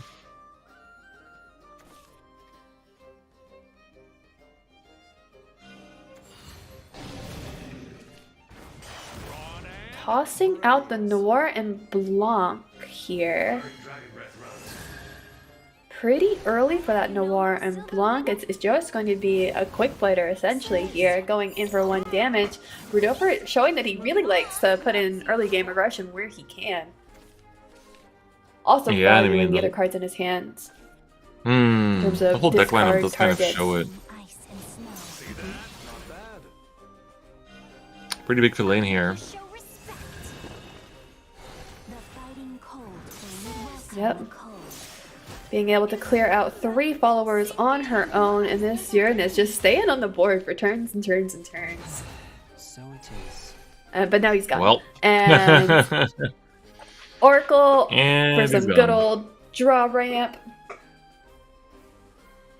He had a good run. What's interesting is that the Faeline, despite being, debuffing the entire hand on Rudofer's side, he can just kind of Dragewood with the enhance next turn and then have that extra ramp that will help, plus some board presence as well.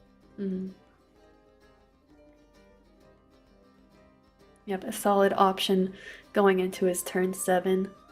But Illumina has Lumior on the following turn, and if Illumina can find some ramp next turn, it's going to be a pretty big swing with that Noir and Blanc. So we'll get to see if he's going to commit to the Lumior next turn, or if he's going to wait till he has that guaranteed 10 play points. Yeah, I'm And excited to choosing see. if what he wants to play the Worm right now, doing it now, trying to again find that ramp, finds ramp. He's happy to see that, very much a fist pump. Rather than going with the Captain Dragewood, Rudofer going for that Angel's Blessing, getting that evolve point advantage where he can, finds ramp in the form of C Long, misses that 50-50, would have preferred to hit the Bane, most likely. Oh, that's for sure. And using that worm to discard. Shall dissipate. Alright, just pass on nothing here, which is pretty good. On Lumina's side, you have, might be time to do some damage, but could also hold a little bit and get ready for, board damage as well. But gonna start committing the Lumior here. You do have 2 as well. and a few discard outlets as well on And he this is turn. So discarding that Dragon Oracle Mhm. because he has the Taking him Argent for the down. ramp now. Yeah. Ooh, another discard outlet. That's a lot of damage. Long guy There's coming a lot of through. discard. Big And we're also old on board 10, so it's going to be coming 2 down. 6.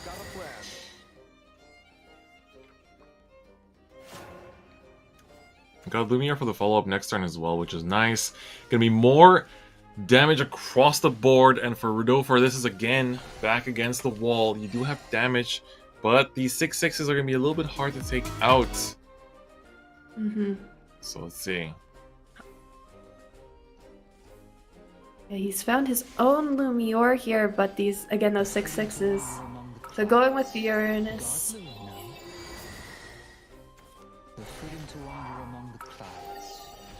Okay, committing 2 of them already, so the 9 damage game plan is kind of going out the window. But this is your only way to trade them off, so it can't be helped. 3 damage each will still be appreciated. See that? Not bad. Doing what he can, Masamune.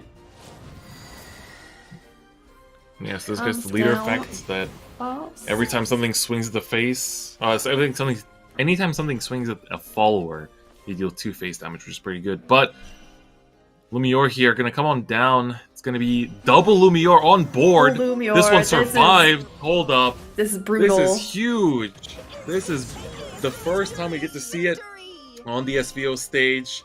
Argente gonna come on down. This is gonna be exactly enough to seal the deal after all the discards. You have enough discard outlets to seal it and finish up the game in a 3-0 set. Lumina. Illumina take very it happy in a with that sweep. 3-0. That Wow. was a powerful showing. And that settles it. Our top 4 have now been figured out, and all of our top 4 players have the same lineup. Oh, yeah, I think you are correct. Minus, of course, a few techs here and there. It's going to be interesting to see how it's going to play out. It's pretty rare that we have the exact same lineup, like, all across the board. So that's going to be very interesting. And, wow. Compared to the last top 8 match, that was night and day, right? It just kind of went off, and Illumina found lethal, found ways to stave off damage time and time again in all of those games. And now we have our top 4 secured. So it's going to be Sad Feeder against Hishiro and KSLVD against Illumina. Yeah, another quick game. So 2 quick games, 2 matches, if I'm not mistaken. So we'll have to see how it goes in the next rounds. Yep, we're gonna have to buckle ourselves in for a bunch of mirror matches ahead of us. Yeah, that is And- correct. The players need to be careful about Q strategy as well. I think a lot of these lineups, we saw the sword get played out, the puppet portal come out. Those are easy to queue first, but now you need to start thinking about, do I queue the dragon first? Is it the forest, the rune? It is a pretty tight kind of a slight rock paper scissors situations. Of course, you can win with any deck against any deck. When it comes to these top 3 decks, and we've seen these decks beat unfavored matchups, but there is a slight edge, and that queuing might be a part of it as well when it comes to the top level gameplay. So be looking forward to that. Yeah, it's going to We'll be see super, how all super these exciting. Yeah, we'll see how all these factors come together in the top 4 after this little break. See you guys soon.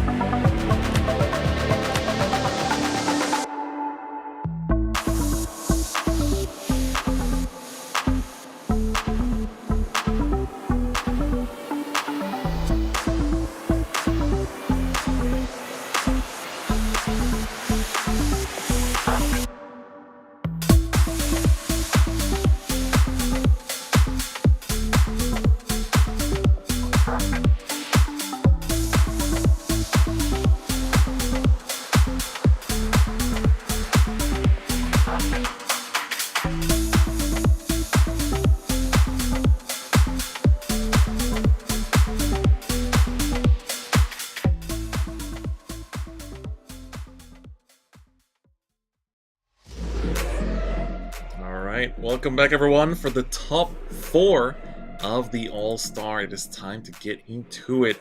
And we only have 4 players remaining after 18 starting out yesterday in this invitational. Paul Washer Momo, how are we feeling? Feeling good. Very Yeah. interesting to see how things have shaken out. But yeah, go ahead, Bout. How are you feeling? Yeah, we have the 3-0 winners and the 3-2 winners, both on each side of the bracket. So we'll have to see the immovable object and the unstoppable force, I guess, the coming back and not grinding it out versus kind of running through the opponent. So we'll have to see how it goes. Mm-hmm. Yep. Yeah. And our meta has really boiled down into the same 3 decks. We've got that Control Forest, Earthright Rune, Discard Dragon, and up at the top we do have Sad Feeder from SCAO representing Twilight Knights, Hishiro Tempo Storm representing the West, Disastrous Chaos LVD representing the West, and Illumina from Team Rev representing SCAO. So we do still have that even split of West That's and a miracle. SCAO. Yeah. And we mentioned how there's not really team kills in this bracket, but though Hishiro is on Tempo Storm, he also does practice with those Revelation Boys, so it is possible that we'll have somewhat of a team kill in the finals, which I don't know how those players feel about that, but we'll see how these matches go and how this bracket will progress. Yeah, I mean, we've got some really exciting, like the fact that these 4 players are remaining is also crazy. Like, it's been so long since we watched Sad Feeder's game that I kind of was like, oh my god, right, Sad Feeder's still in this. And we get to see it next too. That's gonna be super hype. Mm-hmm. Yeah, he's I really respect both of these aggressive players so player. much. Yeah. Hishiro has been super solid, and then Sad Feeder has been super aggressive. So we'll have to see what happens here. Yeah. Yeah, Sad Feeder's been managing to make it out from some of the most crazy situations too. I mean, Hishiro was the 3-0 prince in his match, and Sad Feeder was the one that had to crawl his way back from an 0-2 at the start and managed to find his way back and find the win. So against Was it Kyo a there at the 3-0 very against start. Forestcraft? I think that was the case. Yeah. Yeah, Kyo ended up losing 3 matches on that Control Forest, so even dropping that favored matchup against Runecraft at the end, I believe. So yeah, any of these decks can beat any other deck for sure, but it just requires a little bit more, and it's a little bit more difficult, but it can happen. We're queuing And here into we the are. first semi-final match. Mm-hmm. Both of these players are checkmark players. Their names cannot be changed in game. If you ever see that checkmark, you know it's them. And we're I think starting you can with. change your name. Oh, you can? I thought once upon a Yeah, time, yeah. I thought you couldn't if you got the checkmark, but Yeah, you can turn Rule your of check Rebel mark into on and sorcerer. off. oh, that's nice. Yeah. Useful for those anonymous climbers out there. Yeah. I usually play anonymously. Mhm. But going into game 1, Hishiro queues in Control Forest against the Runecraft, so that's going to be exactly what Hishiro wanted to be facing, and Runecraft is going first, so again, we have to mention the Runecraft really has to conserve evolve points, be able to deal with the mid-game Leaf Man boards, and not use up all the evolve points before going for lethal. We saw, I think it was it Hishiro? Was it Hishiro? With a very aggressive, someone had a very aggressive Pursuer Golem board around turn 6 or so, and just dealt a ton of damage, dropped the Pursuer Golem on the board, created that huge board, and the 7 house body is really hard to remove without something like a Jupiter, and that comes online very, very late, maybe turn 7, turn 8 or something. So if you can get an early Pursuer Golem, that can help. That's not going to be exactly the case this time, I think, but definitely digging for it. And otherwise, it's going to be hard to deal over 20 damage that Forest Craft can set up with cards like this Benevolent Elf. Yeah, definitely each deck has their cards that make advantages in this matchup. And without that Pursuer Golem quite in the hand, Sapphire is going to have to figure out his pieces to get the damage he needs as Hishiro begins evolving, making little boards. No healing just yet, but inevitable.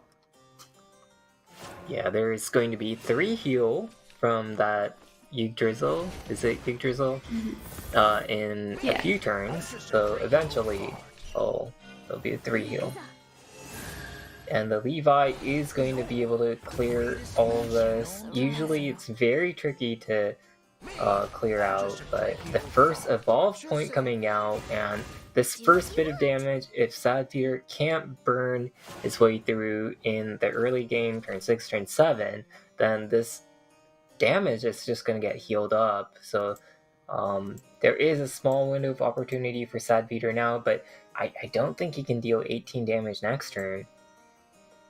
I think there were 2 astrological sorcerers played in the early game. Yes. So that is a total of maybe 4 stack used, and there is a Juno in hand.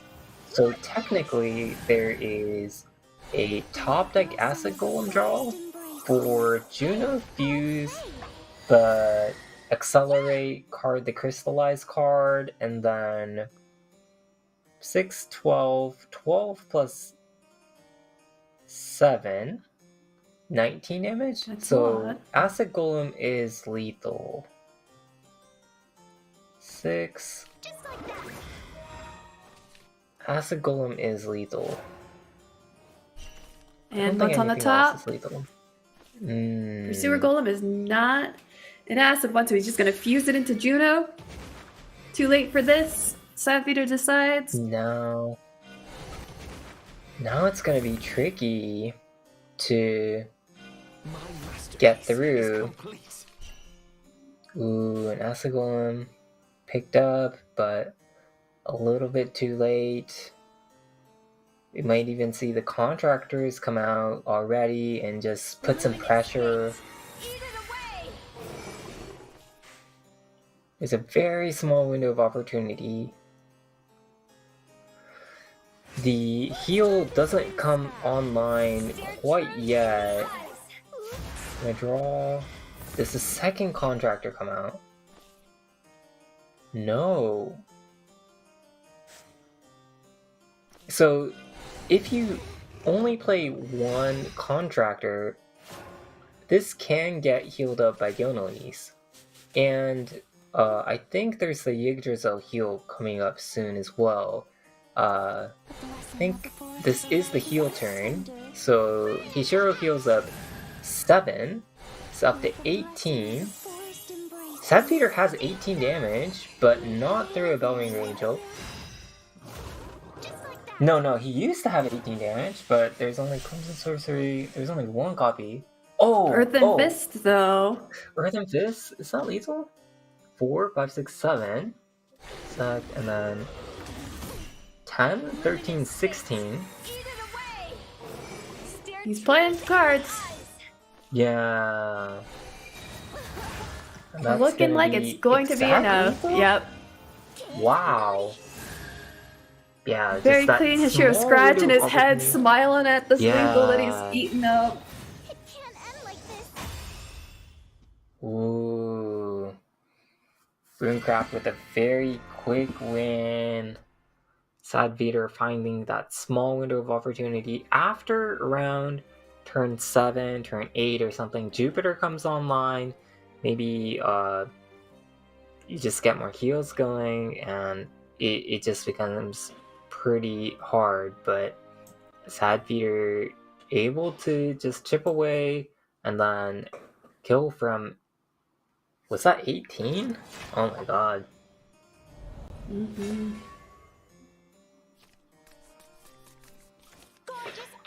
And here we have the Dragon Mirror, both players using that Resplendent Phoenix. And man, I just never catch the first, second card. Yeah. Well, And we have mulligans. mm-hmm. Sad Feeder Worm is... discard. Neither player is playing Glistering Angel. And then only a 1-card difference. It looks like Hishiro is playing 2 Dragwood, and then Sad Feeder is playing 2 copies of Blazing Dragoon. A very, very similar list. Both players playing 3 Uranus. Oh, that's Sad Feeder's last Captain Dragwood. So that's not gonna come back. Deciding it's not an option he wants or needs in this game compared to the other cards he has in his hand. Especially going first, I feel like it's a very strong option around turn 9, and then going second, you usually going first you have the initiative, and then the going second player usually adjusts their boost to kind of match the opponent, and then maybe tries to get Gilnelise out first, but you can play something like Dragwood Evo on 9, and then set up a Lumior on 10, and you get 2 very, very strong turns back to back. And then even if your hand gets discarded after that, you can invoke a Gilnelise and be in a strong position. So that's one of the main win conditions, I feel like, and Dragwood does help a lot with that, but it requires ramp, and so Sad Feeder is able to draw into the ramp instead. We do see this early Noira and Blanc sticking around for its second turn. Sad Feeder playing back-to-back Argents these past 2 turns, and Hishiro getting some draw in.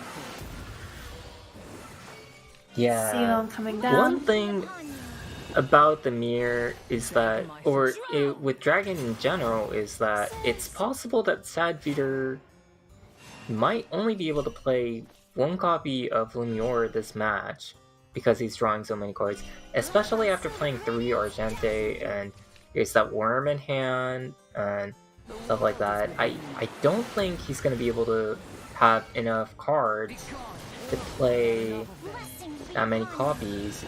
Wow, Sad Feeder ramps to 10 on the following turn. If Hishiro can ramp twice, that threatens the Gilnelise coming out, but Sad Feeder just gunning for it. This double title Tyranny in the hand can help clear out pretty easily. Whoa. Yes, but it's not gonna ramp, and so I'll make you show respect. 9. Yeah, Hishiro has to spend 1 turn on 9 play points, and that's gonna be a small window of opportunity, I believe. My golden roar will reverberate in your bones. Lumiar coming down, 2 more drawn, but as you said, his deck is looking thin. So his opportunity to play these others. The other Noir and Blanc off the top. Turn the noise into harmony. And since Sad Feeder was able to hold on to Evo Point, there's definitely enough evolve points to evolve here, and he's gonna go ahead and do that, but I don't think there'll be any more Lumior. Yeah, maybe you can Lumior. But Yeah, he's got 9 in deck. That's enough to try a little bit. And Hashira has to respond to this board. yeah, not a bad card, but let's say you Gilnelise evolve Uranus. It's not enough.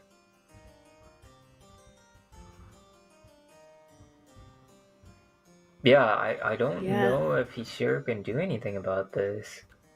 How do you clear Lumior plus Lumior Evo plus Uranus is the only option. You go up to 11. Instantaneous victory! No Uranus drawn, so that's it. No clear. He could Feline, evolve the Leguanon. Gilnelise, but that's not nearly enough. Yeah, you had to draw another copy. Behold my Yeah, very strong ramp coming out from Sadbeer. I'll pierce you. See that? Not bad. And that looks like a very quick 2-0 coming out from Sadbeer. And going for the Choosing to use the minimum Augite Word. time. Yeah. Yeah. The Fastest way lethal. possible. Yeah. Gotta go fast. I appreciate it. I appreciate the aggression, the speed, my kind of plays. Both of these players rocking their champion flares from earlier in the year. SF looking pretty neutral as he enters this third game. If he wins it, he moves on to the finals. Shiro contemplating deep in that think tank. Sadfeeder did 3-0 Control Force earlier, but we'll have to see. Tossing back the Bahamut and the pig, keeping that breezy elf.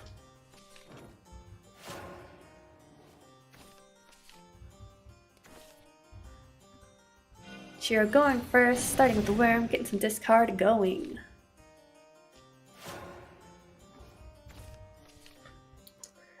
The Forest matchup, Shiro going first. No ramp picked up. I think ramp is very, very important. Noise into harmony. Going for the early Noir Blanc. Yeah, one option in this matchup is to ramp a lot and then go for a Lumior board with maybe at least 2 Noir Blanc. You do want to get 2 Noir Blanc and then get a Feline off. And by playing out a Feline, you can prevent the Forest player from playing 2 very strong cards. Generally, there's like Jupiter or something. That's a good answer, and you can play like Olivia or Jupiter or double, or you can play Piercy or something. But you prevent the Forest player from playing 2 copies. So the ramp is very, very important, and then you can get the Noir Blanc out and play the Feline. So that's one of the main win conditions for the Dragon side. SF starting with some draw after Hashiro cleared out the board and drew cards himself. Terrafini in the hand for SF as well. Both players, Gilnelise, around, showing her face. Blessings be upon you. And another ramp card drawn for Hashiro. And going for Orb Cancer. So I think Worm is pretty much a 1-mana Orb Cancer after Overflow. So I would have liked to see I would have liked to have seen the worm played on that turn, but Hishiro And does choose to go for that choosing- orb. Yeah. And also decided to pass there, not putting the trade in Ding dong. on that Bellringer Angel, playing around something like Lunarian. But Sadbeater doing the trade himself, On the wind. involving Gilnelis to finish that off. I've had enough of this. Sadfeeder is holding on to the Evo Fairy, so it looks like, for example, you could deal 11 damage with Gilnelis Evolve, and then, or deal like 9 damage if you bump the fairy in.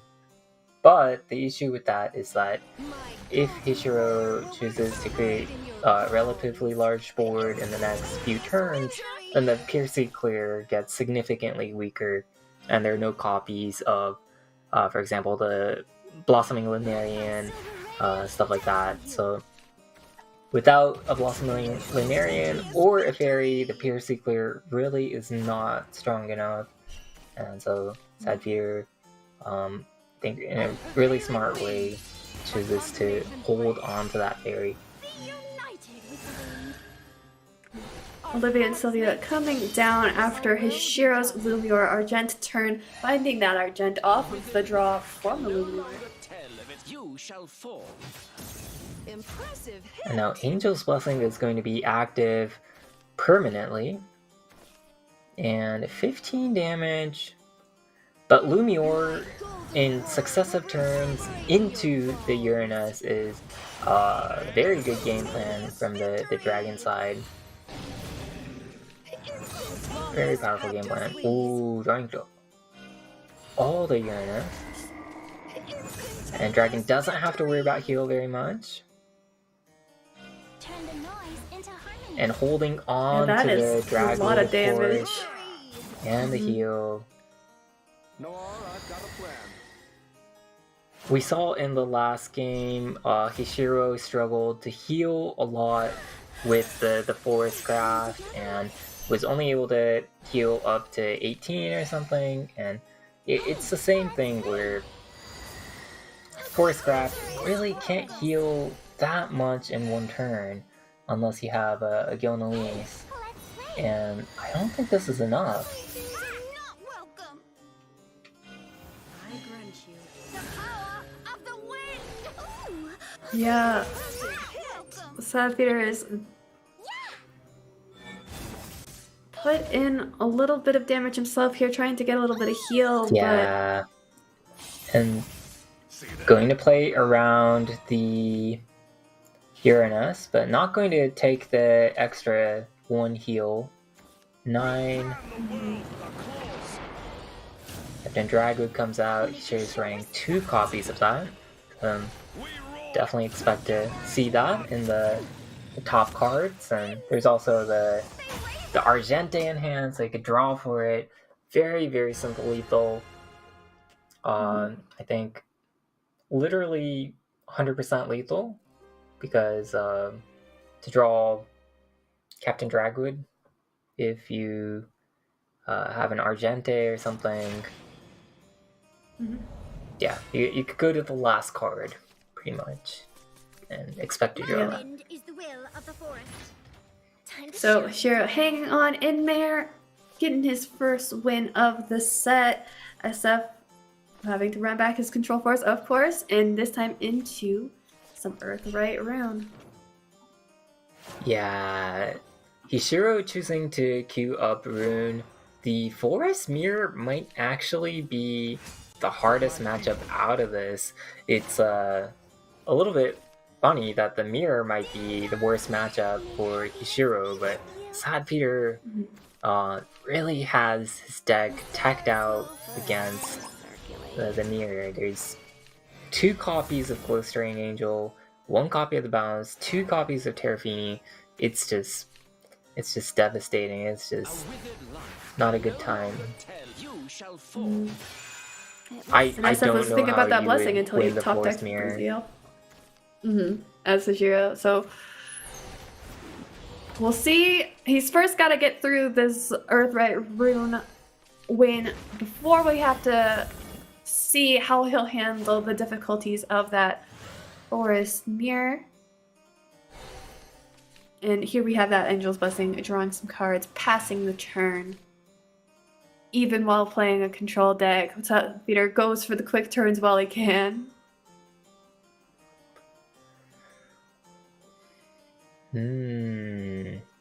So no copies of cards like the Covetous Witch, which would be a pretty slam dunk kind of play. So just choosing to draw with Riley. Finds the Covetous Witch. But there is a lot of stack already.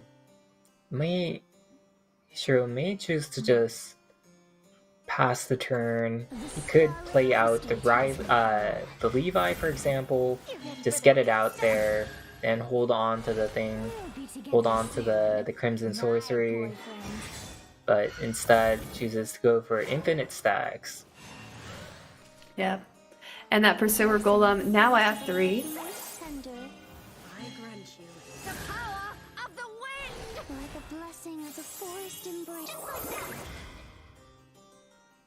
Voice nice is benevolent at elf. 22. And it's just gonna get worse. There's the pig lined up. For my people. Stone Bullet coming down. We might see Levi evolve. We might see... Stack is at 10. One of the thicker stacks we've seen. And then Levi Evolve will clear out this board. Yeah, second Evo committed. Only one left.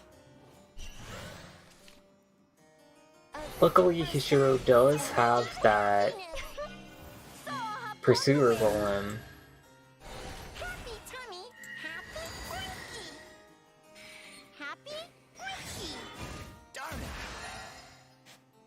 And how he uses that Pursuer Golem, I think, will be big. I think how he decides, like when he decides to use it, will play a factor. Definitely. Oh, if he uses a Riley.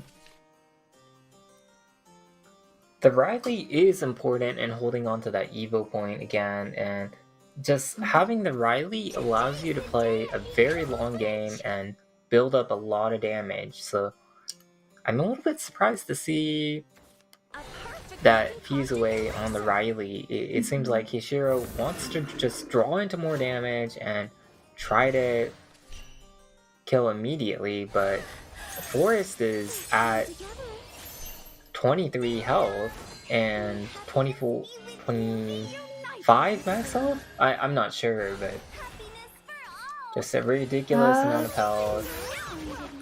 Yeah. 26 total? 2 from Does the elf, the pig 4 from the pig? Is 4 from the pig. Yeah. Forgot the number. Yeah, pulled up the list to double check. Read some card text. Leaf Man now in the hands. Ishiro most likely going to play out the Pursuer Golem this turn.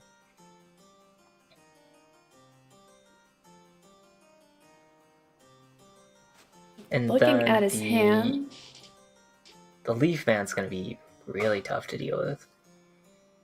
Unless there's lethal, but I don't think there's 25 damage. No, there's definitely not 25 damage. 11, 14. Circled, come down.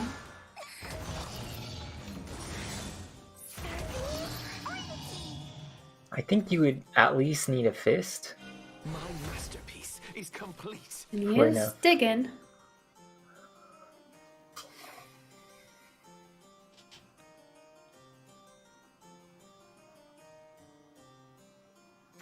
I think he does have 20, but not 25. Yeah, increasing that maximum health.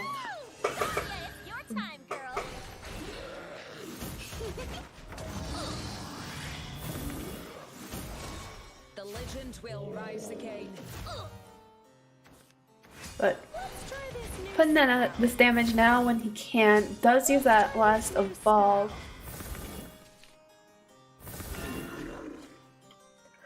Does Sadfeeder have... Yes, he has 5 evolves, but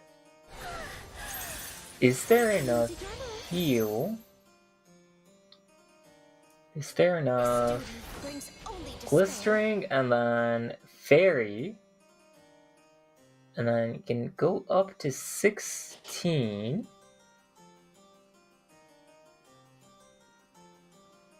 Maybe going to drop. Oh, going to drop the Leaf Man instead. On this turn, maybe? No, not going to drop the Leaf Man. Holding up a little bit.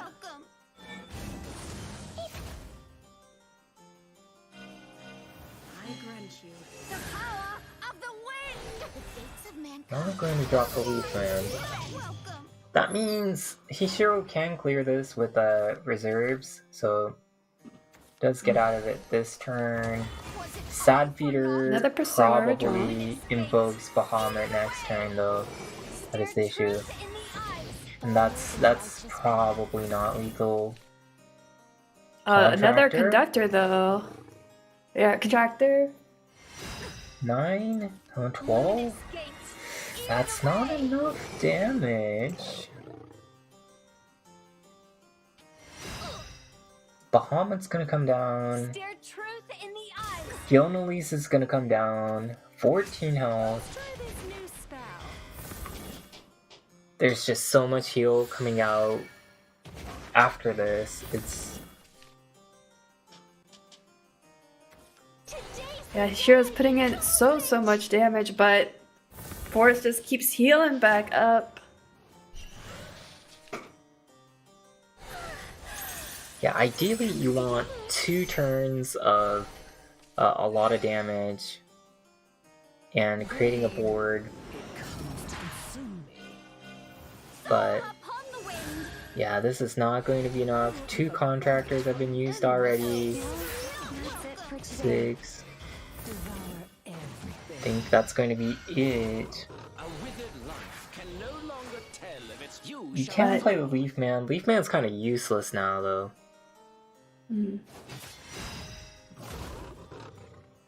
But not over till it's over, as the Shadowverse anime has once told me.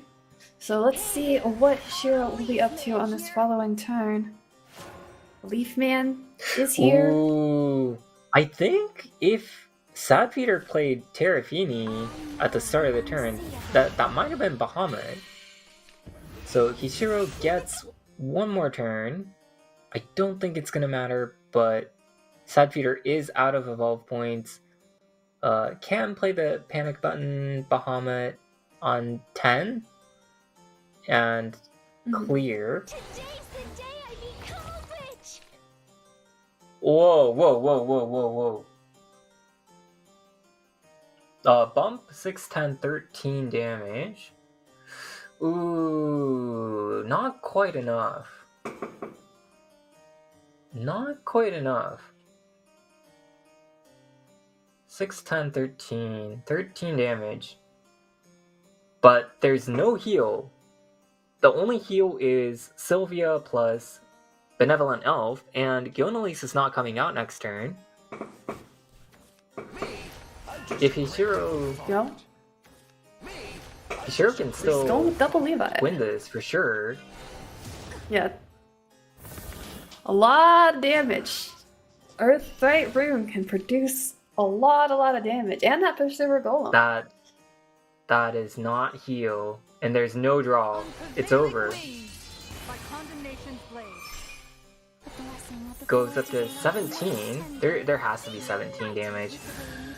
And Leaf Man has already been played. If you could... 17. There's no way... 6, 12. Wow, that's gonna be it. There's gotta What, be. 12? Yeah.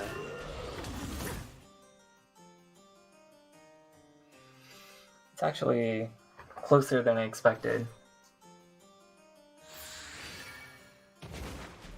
Juno Fuse. Astrological Sorcerer, play the Bullet, Luminous gate. and then 5 damage from the Contractor, plus 6 damage from the Crimson Just Sorcery. enough. Stare truth in the eyes. Wow. And here we are at Even that if Sad 2-2. Peter, Mhm. if Sad Peter played out the, even if he played out the Leaf Man with that board, there was that second Pursuer Golem in hand as well. So, yeah, he's sure able to pull through with that. And Sad Peter just not drawing into any heal, and both players losing Forest against Rune. Very interesting. Very But interesting. And as you again, said, that SF Terrafini typed line for that control forest. Mirror. It's happening now. We'll see how Shiro holds out in this match. Hishiro is playing a bounce? I need to check the deck list again. May happiness be with He's you. playing Floor Breeze, Glistering. Oh! Hishiro is playing a Glistering Angel. So, and 1 bounce. Sad Feeder is playing 2 Glistering Angel and 1 bounce. Huh. This is actually closer than I expected. Tell of its plight. Resound. A withered life can no longer Going to Breezy see Elves coming Breezy down on both sides of the board. Elves. Hmm. Let's play. And SF committing Immediately this, go for Fairy. escape me. yeah, Huh. clear out the board The here. max HP doesn't matter, so you could also just Benevolent and then banish away that draw, you know? That would have been another option, I think. It's just been going so fast, I'm not sure I quite caught it, but... And Hishiro... Yeah, I think Metatron in general is going to be a good choice. You could technically Gilnelise first if you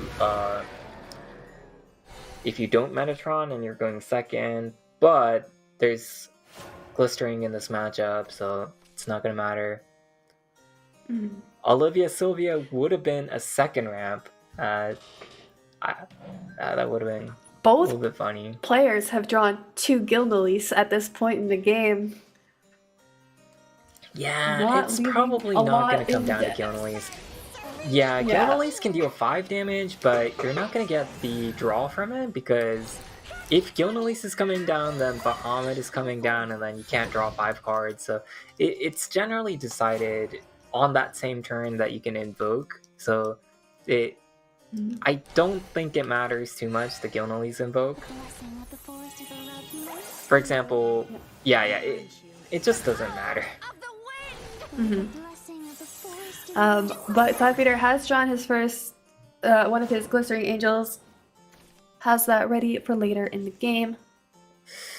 Hishiro doesn't have any Evo recovery, and the only draw is gonna be the Bad Katha, so there is a slight gamble by playing the Gilnelise Evolve plus Bad Katha, or maybe something like Bellringer Angel plus Bad Katha. You can draw cards and expect to get more evolves, but it is not without risk, happy tummy. for sure. Smile. Oops. Going with more pigs. They're all very cute. Terrafini coming down. Sapphire. Yeah, Sapphire is playing with Floor Breeze. Yeah. Going to shoot the... Huh. Going to make a Yeah, smaller interesting board. shot there. Mm-hmm. Yeah.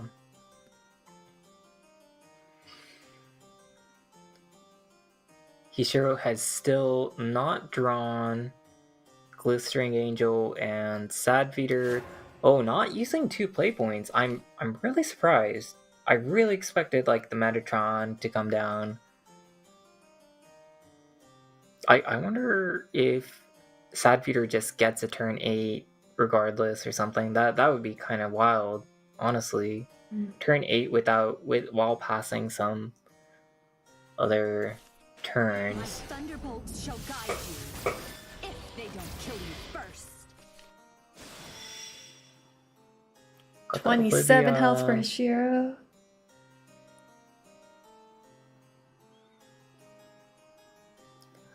Bahamut. Floral Breeze for Sad Feeder would allow you to bounce the Terrafini or something. I don't know. I'm guessing there's gonna be a Bahamut on 8. That would be very strong. Yet our will be done. Yeah, Hishiro's building up his board. Not much else to do. So if the Bahamut does come in, it'll be doing some work.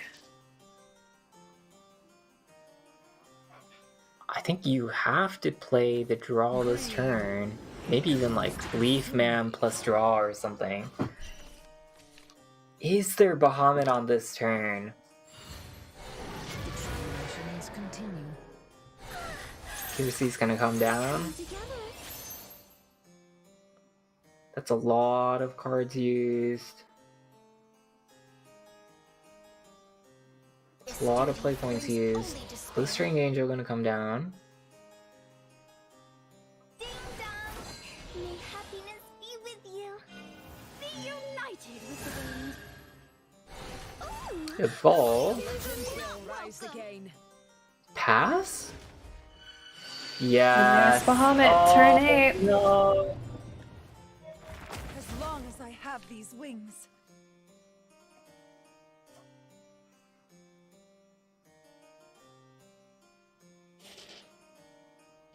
Glistering is on the board. Hishiro will not be able to invoke. They're coming together. We're finished. Ooh, ugly things are not for naught. A withered life can no longer Crazy bear elf? its plight. Hey, let's race. 8, 9, 10 is not enough to clear. Oh, it is enough if you bump everything in. You shall fall. The words escape me. Going to pass. Everything bumped in, leaving up a Piercy. Let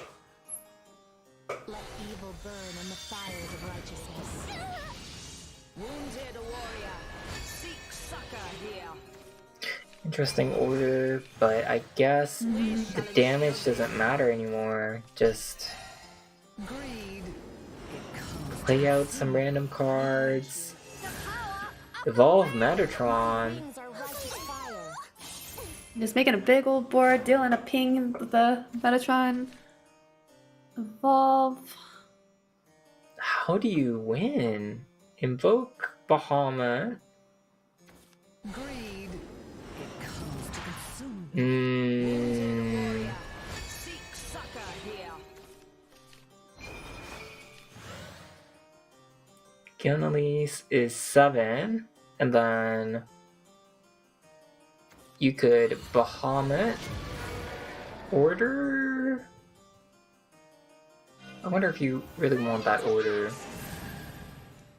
Well, I think he didn't want to draw the Bahamut after putting it back in. So I wonder. Yeah, or Devour everything. Too bad. 7. The righteous path. Autumn leaf man here. Hey there, Autumn Leaf Man here. Sad Feeder has to play. By condemnation's blade. Does Sadfeeder have to play Jupiter or no? It's hard to tell. Jupiter does come down, but it's still not a big deal. Do what you want. Maybe bounce the Sylvia. Yeah, that's just it. The tribulations continue. But you also have Benevolent Elf. I would maybe bounce something.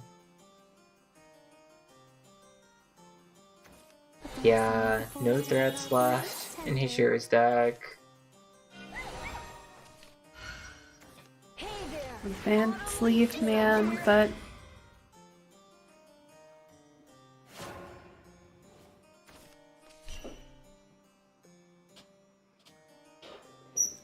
With the Benevolent Elf coming down. Be united with the wind. Or just the pig. Happy tummy. And the Terrafini Happy. and the Glistering Angel, the two copies of Glistering Angel, really showing up for Sadfeeder. He has a big smile on his face. It's gonna be it. yeah. Last card.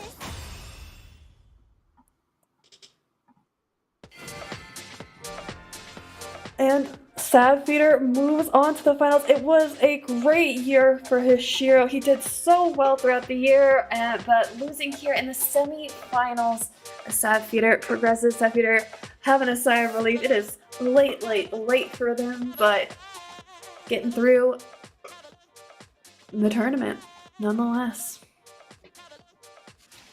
Sadfeeder, my fellow 4/5 AM warrior out here, showing the world that there ain't no time zone difference that can stop him from getting to the finals.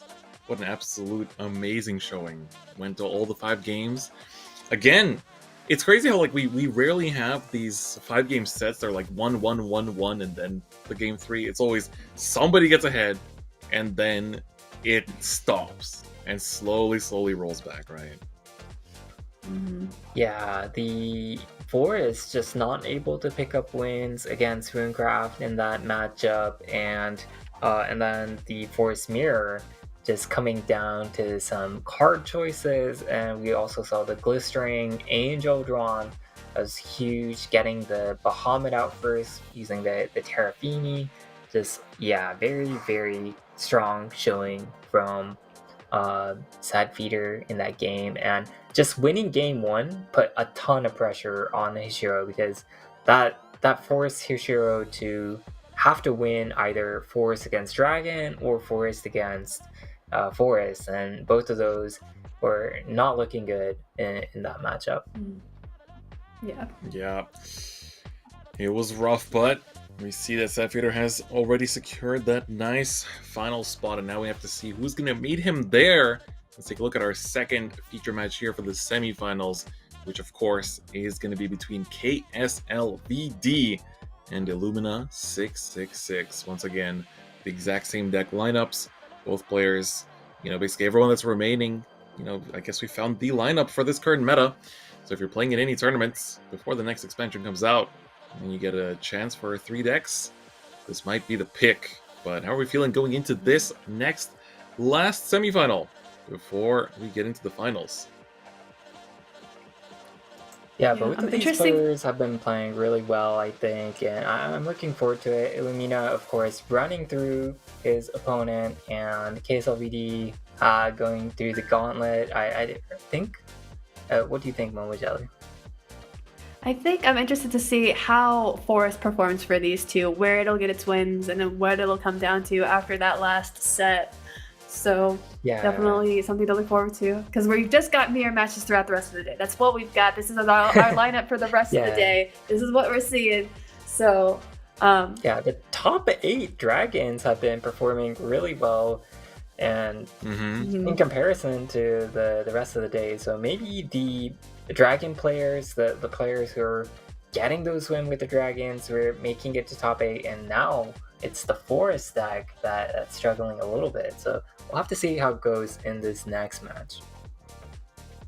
Yep, the narrative is changing, but it's time to take a look at this next match. I'm excited to see what the starting picks will be for these players as well, in terms of their first decks, expecting that, you're going to be playing Demir no matter what, no matter which way you spin it. So I'm curious to see how the picks are going to go. What would you choose as the going first deck here between when you know you're going to be running into mirrors?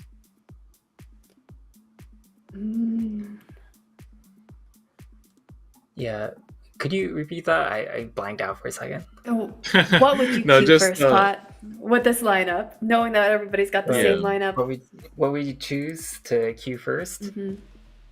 Yeah, it's honestly really difficult. And for example, Hishiro did get that forest against Rune that he wanted, but wasn't able to win that matchup. So sometimes even the queue order doesn't decide everything. And even if you get that lucky matchup that you wanted, like Osav got 3 good matchups and wasn't able to pull through. Not to pick on Osav, but it's really difficult, and all these top decks can beat each other. So we'll just have to see, I think. But what's been consistent is that Rune has been beating Dragon. I think that's been pretty consistent. So that is something to consider, and that makes people more likely to play Rune first. So I think that's something to look out for. Yeah. Yeah, Rune has been looking very good today. Just pushing out Rune tons just and beat tons and tons of 2 damage. Forest. Yeah. Yeah. So I would expect true. Rune. Yeah. Hishiro found so much damage there in that Rune versus Forest in that last match. Like, Forest was continuously healing up as it does, but Hishiro still managed to find enough damage there in the end. I almost want to go back and look at how much damage he did throughout that whole game. Yeah, like with all that healing, it's kind of hard to keep track of, right? Yeah. For sure. Alright, well. And the next match, yeah, we went over the head-to-head, so just preparing the next match. KSLVD and Illumina. I think both of these players have been really, really solid. I like their plays. It feels like very. I understand their plays a lot. A lot of players, I feel like it's sometimes hard to understand, or they do plays that I'm surprised about. But I feel like Illumina and KSLVD have had a similar mindset to what I've been expecting, I guess, and it's felt very at home. Yeah, that's a good way to put it. Definitely feels quite at home, and we're gonna get to see damn KSLVD with a big bottle. Good lord, I get told that I drink from my huge 2-liter bottle of water. My man took out the whole jug. So the Rune mirror coming out,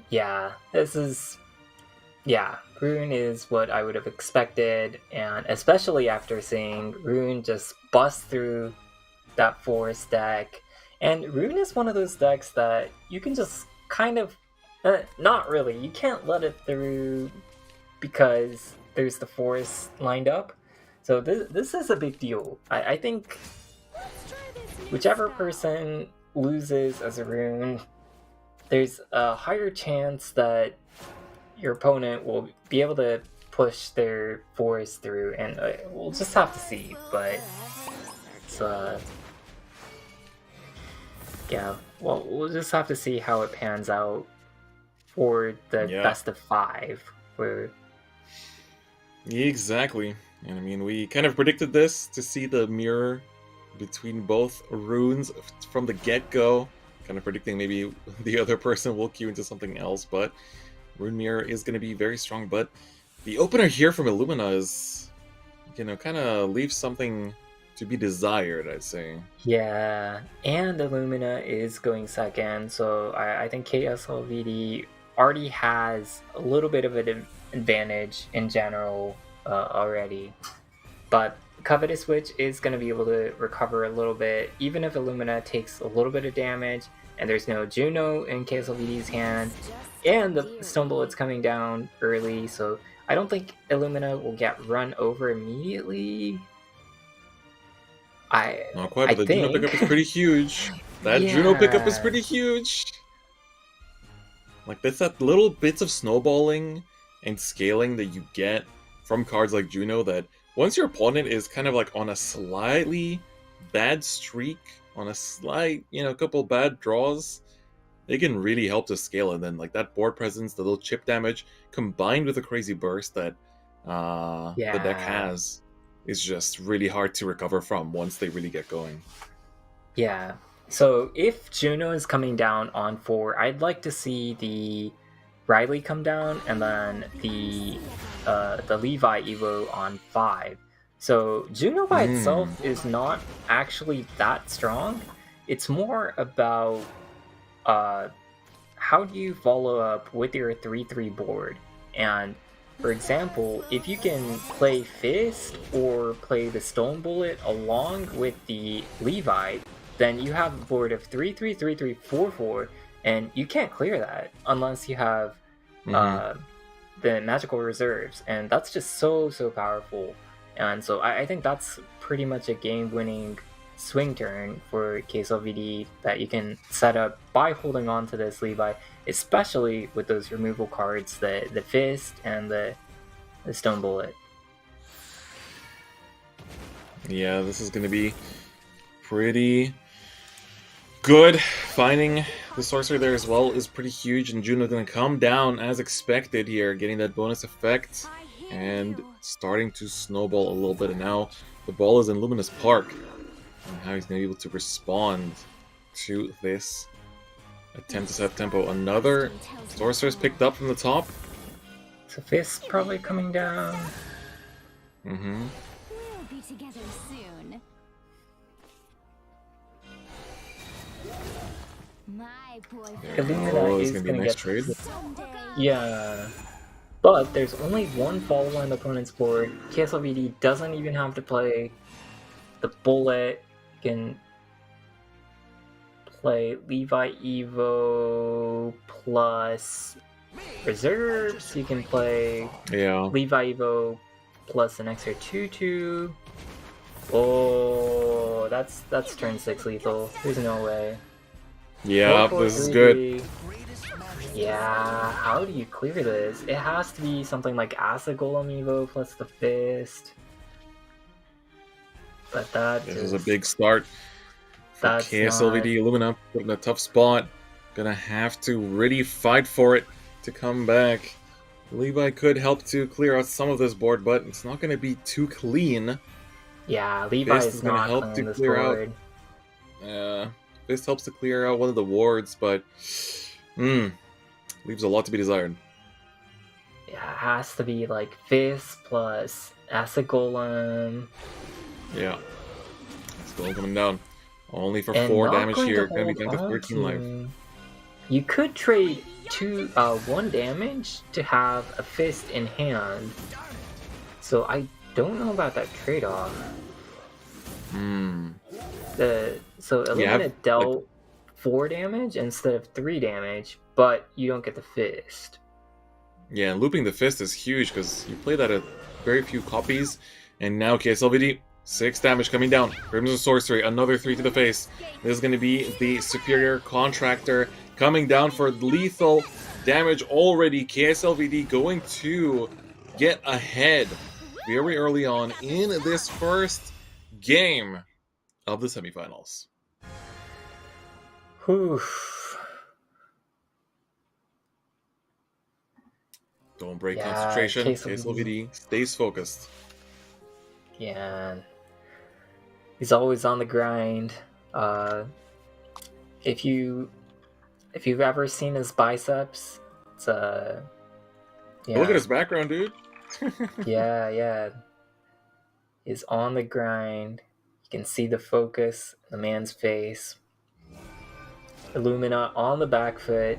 Now KSVD has a chance to possibly queue up the force against Rune. There's the mirror matchup. Still. Well, here goes the mirror. Argenta gonna be the keep. It's pretty good, but we're lacking a little bit in that early discard options outside of the might. Yeah, especially Illumina for is Illumina actually here. playing one copy of Glistering Angel in his Forest Craft. So yeah, Mm. KSLVD really had to win that first game and not let that ruin through, I think, and just give more chances for that Forest Craft, I think. Yep, that is definitely true. All right, picked up some early discard options for Illumina. If you want to be ramping, gonna have to do something. Yeah, the 2-2 early is pretty good, I think, and if it's not contested, you can push somewhere around 4 to 6 damage. So KSLVD probably will have to answer that with maybe a Might. Would you ditch the Norm Blanc here, just to already have that presence before your opponent can start Yeah, picking it it's off? not bad at all. Especially when you don't have that second conductor in hand. I think if you don't have the second conductor, then the Might is another discard card, and it plays around Might to get that extra falling on the board. I personally like just jamming the Noir with the Noir Blanc with the conductor, and this puts a lot of pressure on KSLVD's side. Because especially until they can evolve, the only way to really take it out is like Phylene for the most part, or an opposing Norm Blanc if you can set it up. So technically, it remains on board even as like a freaking quick player. Yeah, it's a free quick player. Like it. Yeah. It's like a thought of a different card game card, but yeah, it's like a quick fighter. Okay, SLVD. I have to decide here, do you start committing some cards that you don't want to be committing too early, because this board, it might not be biggest in stats, but 5 damage every turn is going to add up, and you can't Evo yet, cannot start taking things out on the side yet. What is going to be the play? Illumina with 2 Argente in hand, so going to have plenty of ramp upcoming, but no ramp until the first Evo turn. So until turn 4, I mean. So not ramping to Mars. I'd say it's closer to the moon. It's pretty good. 2 ramp, maybe 3 ramp on, but yeah, this is to the moon, but it's not to Mars. Well, the 5 damage remained on board, and for KSLVD is going to be a lot of recovering needed, as well as board clear going forward. But of course, we know this deck is fully capable of that. For the time being, Illumina debating on how many discards have we had so far by effects? 2, I think, or 3. KSLVD. I think with the ramp, we're now at this 3. Turn 2 ramp. Wait, for which player? Oh, on Illumina side, sorry. Illumina side, there's been 3 discards. Okay. 3 discards, 1 ramp. So Right. Yeah, just Argente plus Sealong is very powerful as well. Illumina looking really strong. An Orbed Cancer, interesting. Maybe going for Gilnelis on this turn, and then not wasting the heal from and the PP from the play points from the Angel's Blessing. That's very So good. You'll still get the yeah. recovery. Playing efficiently, but not ramping at all, and that's probably That's not good. Yeah, I would have liked to see KSLVD just hold on to the Sealong and just prioritize the ramp. It's not an aggro matchup. In the end, it's more of a, it's not a marathon. It's like a triathlon. I don't know. There's the ramping portion of the race, you know, and That's right. I think Queso VD just got pressure during the first half of this triathlon, and there's more events coming up. It's gonna be a little bit a different game in just a few turns. It's the Lumior ramp, just the big guys coming out, and just tons of damage. So I think if you think of the game in phases, the macro game plan, I'm not sure about the macro game plan coming out from KSLVD. Yeah, honestly. Illumina gonna be setting up and ramping here. Gonna go to 9 for next turn. That is good. You can start dealing quite a bit of damage. All force taking out the opposing side. KSLVD only had 5. Yeah, no ramp to be ramping. found whatsoever. There is a Dragwood in hand, so But theoretically, that's KSLVD could have ramped on 4 with the Ceylon, and then Dragwood on 6. And then that would do 2 ramp, and it's not unplayable. But 1 ramp against the opponent's 3 ramp going first, this is pretty much a loss, I think. That I don't think there's any way to deal with this upcoming turn. Yeah, Lumior gonna come down here, and it's gonna be a big one. It's time to start dealing damage, pinging left and right. Ooh, the full kill at least picked up off the top there. Not exactly what you want to see, but it is what it is. Yeah, that's not as strong as I expected. It's just it's only 6 damage, right? 6 damage and 6 AoE and drawing 5 cards, and that's not that strong, right? It could have been a lot stronger. It's a little funny to say that, but finally some ramp for KSLVD. Yeah, that's not too bad, honestly. If KSLVD can ramp twice here, still solidly in this. Yeah, it feels like Illumina's last turn was not as impactful as we had hyped it up to be. If there was a C-long draw here, it would actually be a very even game. But Illumina is still... Yeah, Illumina is very much ahead with that Evo usage. Impressive hit. But there is the double Uranus in hand. Yeah. Ooh, double Darm block. That's huge for next turn. Probably not ramping next turn, honestly. Yeah, it kind of depends off the top there, but here comes Illumina. Double Dragewood off the top. Big damage coming through. Alright.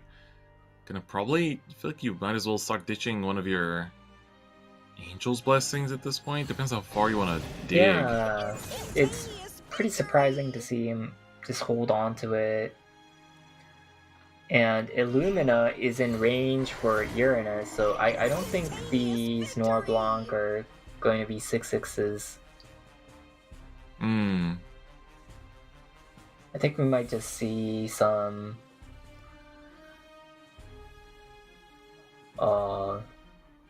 we might see KSLVD play around it. And it's possible that Illumina just doesn't have enough damage if KSLVD plays around the Uranus. So the difficult decision here is drawing 2 damage is going to set you up for Uranus, but Well, I like this, Feline. You get to kind of buy another turn for the time being. And it's been pretty annoying for KSLV to deal with it, so if it works, might as well do it again. You could see Ceylon first, and then try to get a random hit on the 6/6 or the 1/2, and then I think he can sack everything and heal up 6 and not leave much of a board pretty much. Order. Maybe. The order is really difficult, honestly. How do you order this? You want to hit the 5/5, but you want to sack the. I guess it's fine. I guess it's. Oh, going to leave a 5/6. 9 plus the 3/4. The 3/4. Huh. Interesting. Chose not to, because it did have a free Evo on it. No. Yeah. But it plays around the Lumior into a Uranus. No, not really. It doesn't. But the 5/6 really doesn't matter, and you'd rather not have it. Okay. Ooh, that's another. The Warren only Blanca issue is picked that up. yeah, KSLVD doesn't have any threats, and there's Right. not enough heal to really keep on playing like this. There's a few more turns for Illumina. There are a couple threats. There's the Dragwood, and there's the Noir Blanc. You could just jam it for 5, honestly, for more. And you could play Augite for 9, for example. Turn the noise into harmony. Oh, another Uranus Set for to that 10. 18 damage if necessary. Illumina is going to set to 10. Mm-hmm. And KSLVD might be forced to play that Lumior. The KSLVD is just hovering over it. How do you...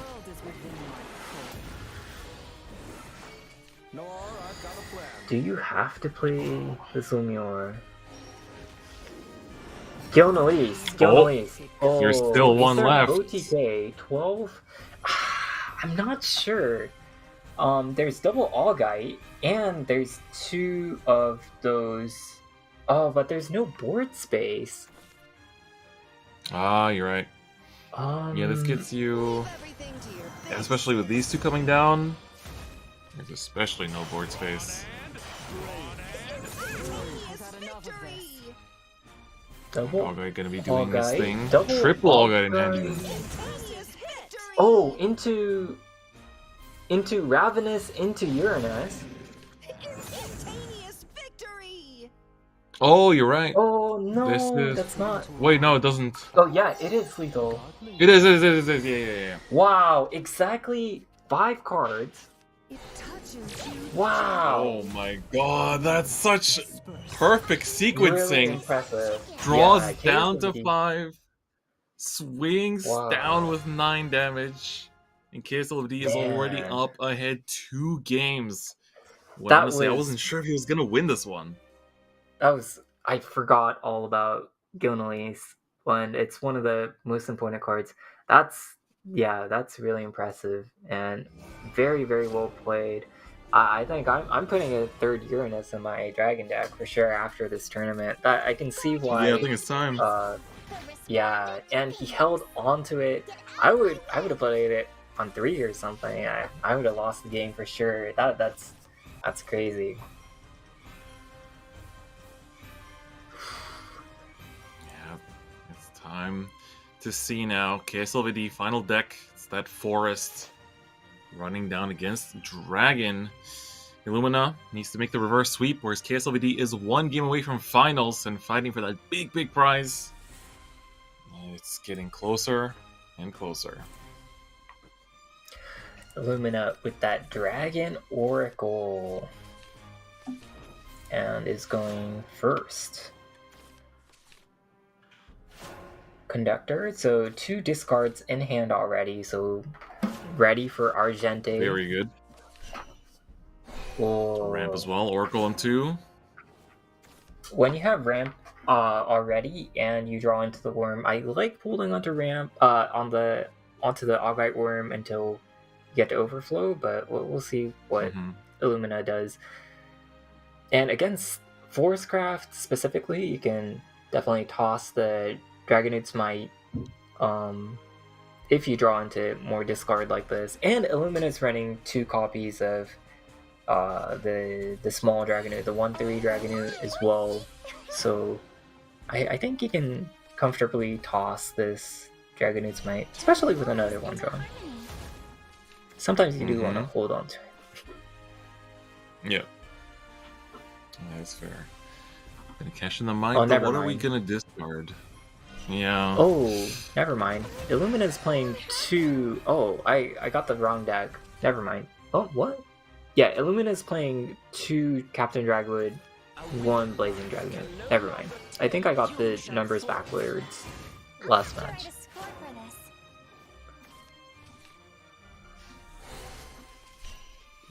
Are we just drawing? Doesn't find And it then you're too cost, sadly. Yeah, but you're at 6 next turn, and then you can, for example, play out Sealong and discard the title Tyranny, and you ramp to 9. That's very, very powerful, I think.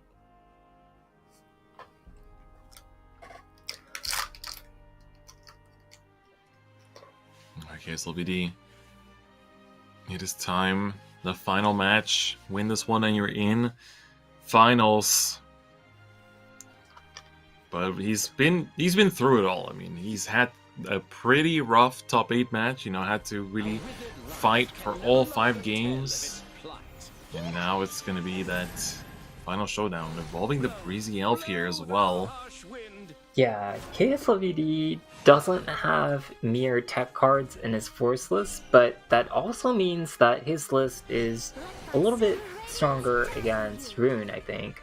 Rune and Dragon. So maybe it'll work out, but if Rune and Dragon make it through, Illumina is definitely a little bit favored because of the 1 copy of Glistering in Illumina's deck.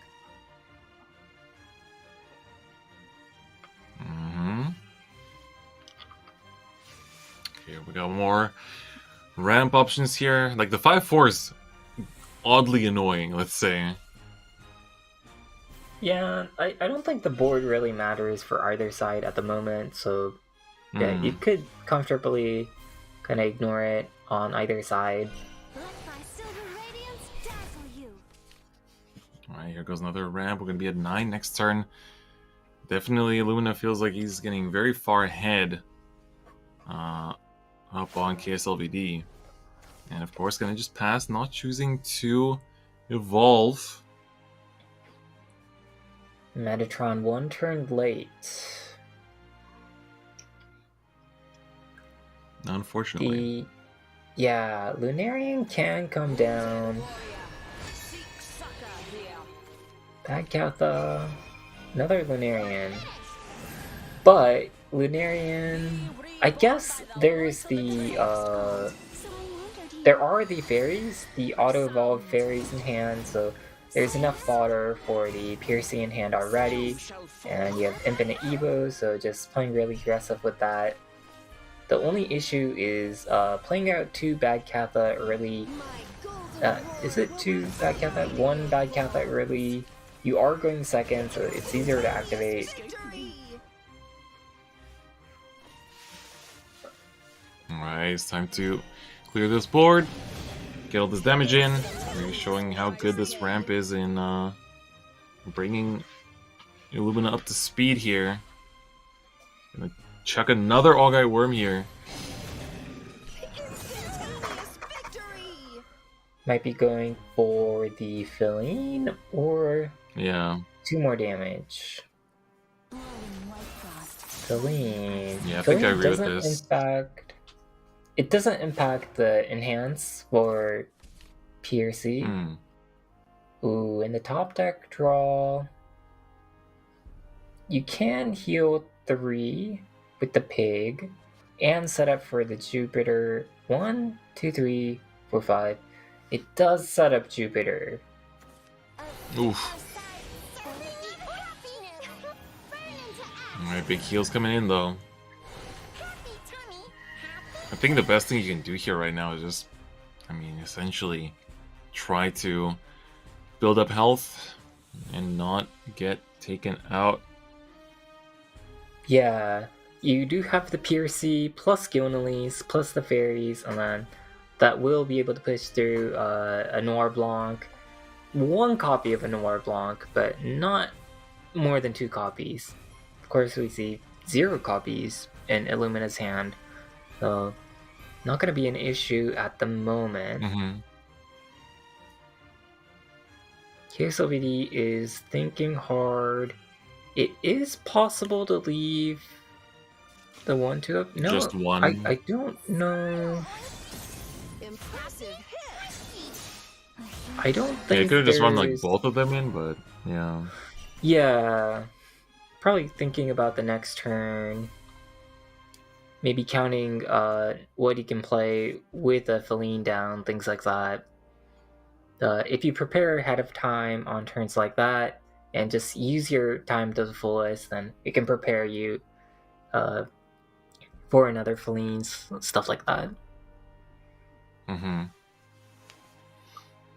Well, the Mier picked up again here.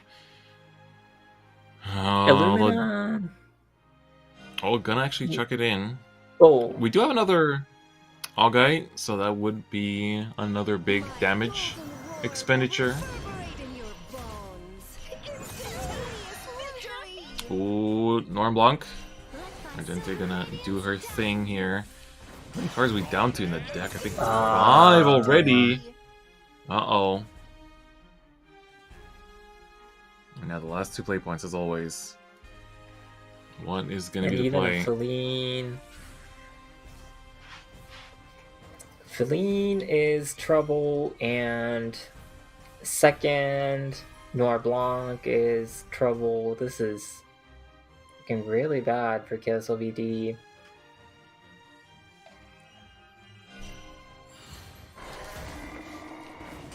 Alright, gonna commit to more damage here.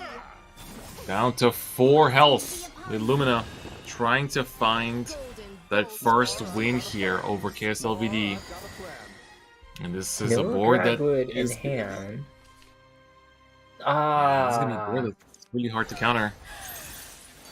But there are 2 fairies, and you can go True. up to 10 health. Is it only 10 health? 3 Evos, 10 health. Wow, that's not enough. Oh yeah. Not Wow, quite there yet. that doesn't clear. Yikes. Yes. It's looking like we might have to focus on game 4 here next for KSLVD. Hey, let's play. Ugly things are not welcome. Heat up. Alright, playing out. And Heal back up to 10 with this swing with a drain. But yeah, it doesn't actually clear, which is pretty wild. Just slightly off. yeah, the Lumior evolve in place, just doing a lot of work. Wondered here. And that's gonna be it for game number 3. Of course, when a Lumior survives, that's over. Yeah. That goes without saying. Pierce you. Gonna just swing and play out the Augite Worm for the 6 damage, and Illumina gonna take a game in the set. Making it 2-1 now. Trying to make the run back against KSLVD. Trying to get that SEAO finals. And if KSLV goes up, we do get the West versus SEAO finals, which I think would be pretty exciting, but it's anyone's game here. And let's see if Illumina can tie up the set in Illumina this Forest Mirror match. My way. Yeah, queuing up for us. I think Illumina is queuing up in the order that he believes is most favorable to him, and the Forest is does have that single copy of Glistering Angel, so maybe a tiny bit favored. But one copy, you're not gonna be guaranteed to draw it, of course. I think Hishiro has one copy of Glistering Angel and was not able to draw it in the top 20 cards or so. And so it definitely favored for Illumina based on deck list, but not set in stone whatsoever. Let evil burn in the fire Yep. of righteousness. Metatron gonna come down, going first. Just a little burn. Another Benevolent picked up. Not exactly what you want to see just yet. Oh, and I like this. The tempo plays from KSLVD. Gonna help to push the advantage.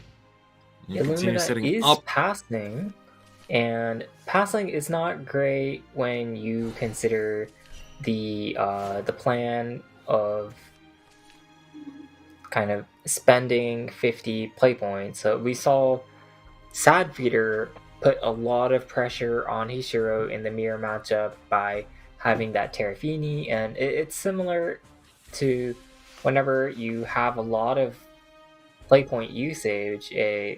If you pass for a lot of, for example, Terrafini recovers 6 play points, but if you pass for 6 play points worth, then that's effectively losing out on 1 Terrafini's worth, right? So, in the mirror, the more you pass and just going second in general, you do miss out on going first is more likely, just from how the game works, to use more play points, Go forth. even if you play a Metatron. And so Yeah. you just have like the first turn, so getting to move first means you spend more play points, but KSLVD is passing. Yeah, truly nothing of worth to put down. Illumina gonna respond with that blossoming Metatron combo. It's gonna be good. You do have to double swing to trade this off, but you get the ramp. It's gonna be important. Plus the full heal 3-8 is nothing to scoff at. KSLVD, the ball is back in your park. Yeah, pretty strong stat line coming out from Illumina, and the 3-8, 3-5, very difficult to deal with every deck, and including in the mirror. The Bellringer Evo does not deal with the Metatron, and there's 2. Wow. Illumina's gonna ramp twice, I think. I've been mentioning like ramping twice forever on the stream, but I think we're actually gonna see ramp twice. The world premiere of ramping twice at SVO All-Star. Ooh, not looking good. 6. So there is, of course, the 3-2 draw. There was the Resh card. There was the I think the outs for KSLVD was Breezy Elf. Just Breezy Elf, maybe? And Blossoming Lunarian. So there were maybe 6 cards as an out with the Bellringer, but not going to hit it. And Yeah. yeah. The double ramp is actually crazy.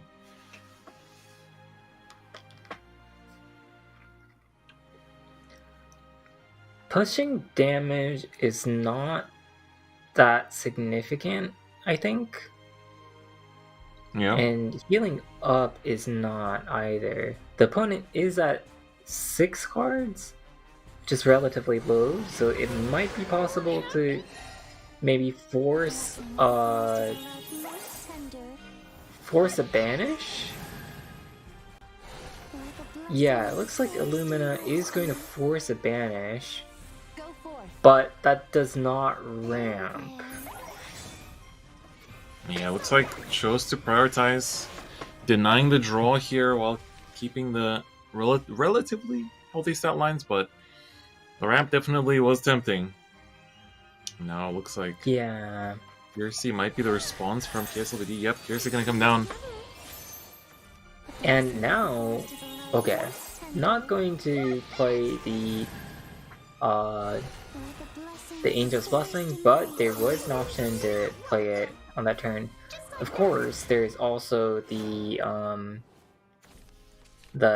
Olivia Sylvia in hand, so it is possible to still activate the Angel's Blessing, but it's going to be a lot harder on the upcoming turns. Yeah, 100%. Lumina really thinking about it again. For him, this is, do or die. One mistake equals the set.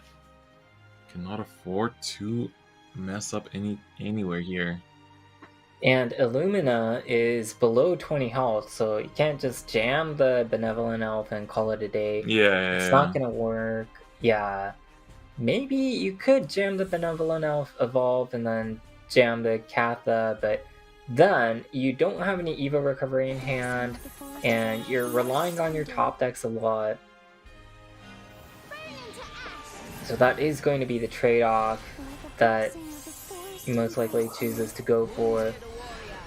Yeah, Luna is going to do that, but having one turn of a weaker potential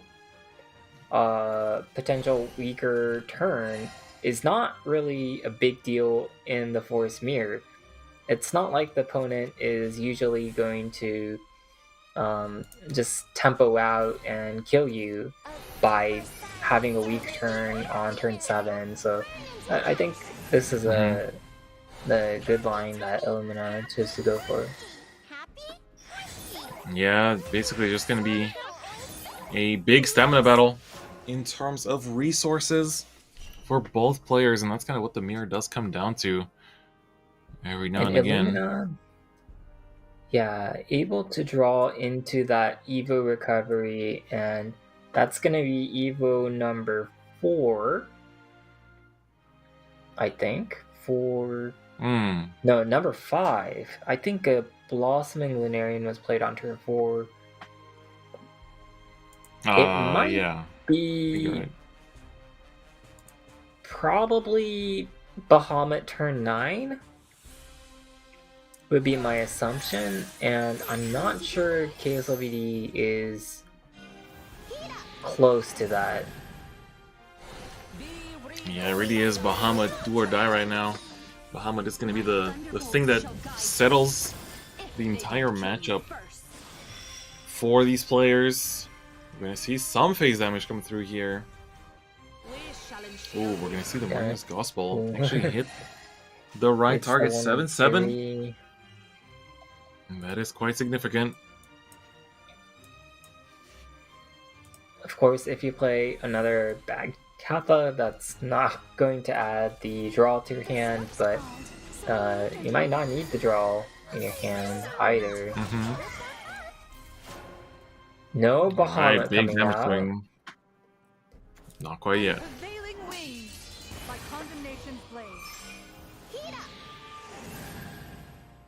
Alright, here comes the big damage. Olivia and Sylvia gets the Evo point back, fort everything. And that restored 4, so that's not bad. I don't think Bahamut's coming out though, and I'm pretty sure Bahamut's coming out for Illumina on the next turn. Yeah, and that's going to be the decisive factor. You burn the Bahamut out the deck.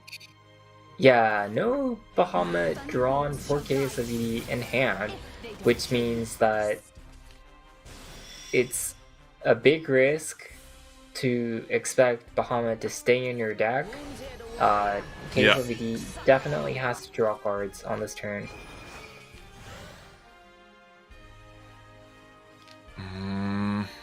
Got the blessing. Got the token Ooh, spell. Bellringer Angel. Bellringer Angel is one of the worst cards that could be played if Bahamut is coming out this turn. It's a big if. I really wish we could see some of the counts, but I would be pretty surprised if Bahamut doesn't pop out, and then you're one more card behind in the Bahamut race if you keep the Bellinger alive. So that would be pretty much over for Yeah. KSLVD.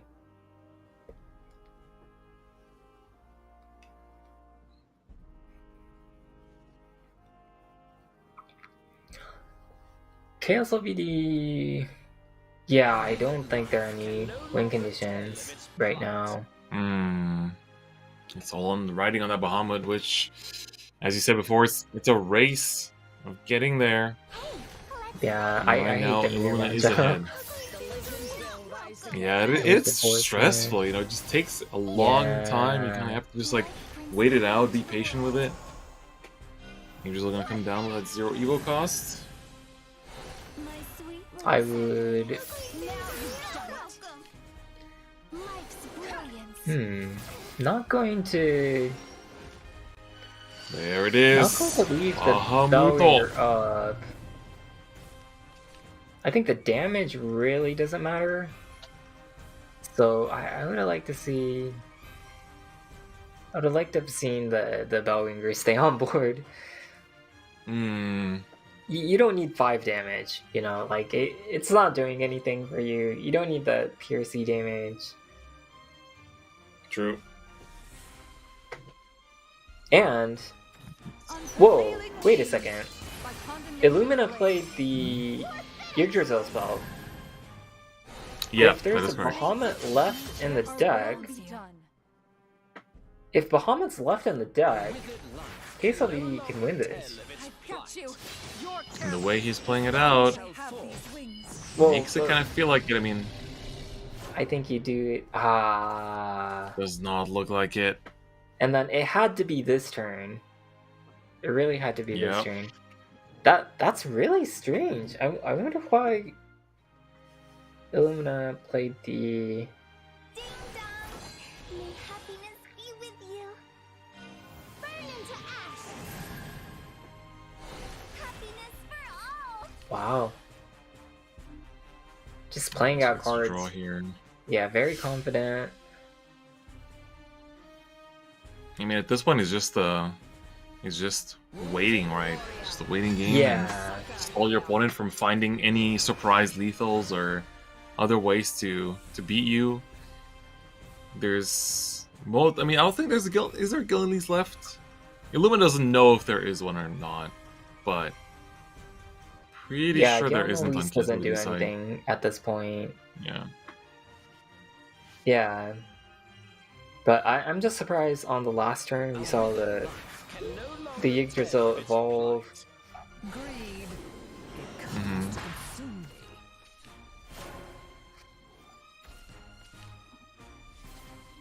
Alright, draws the Jupiter. 3 cards left in the deck for KSLVD.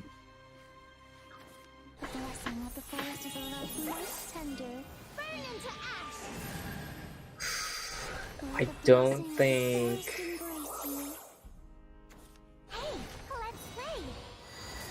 It's I don't think there's a big Bahamut. removal attempt.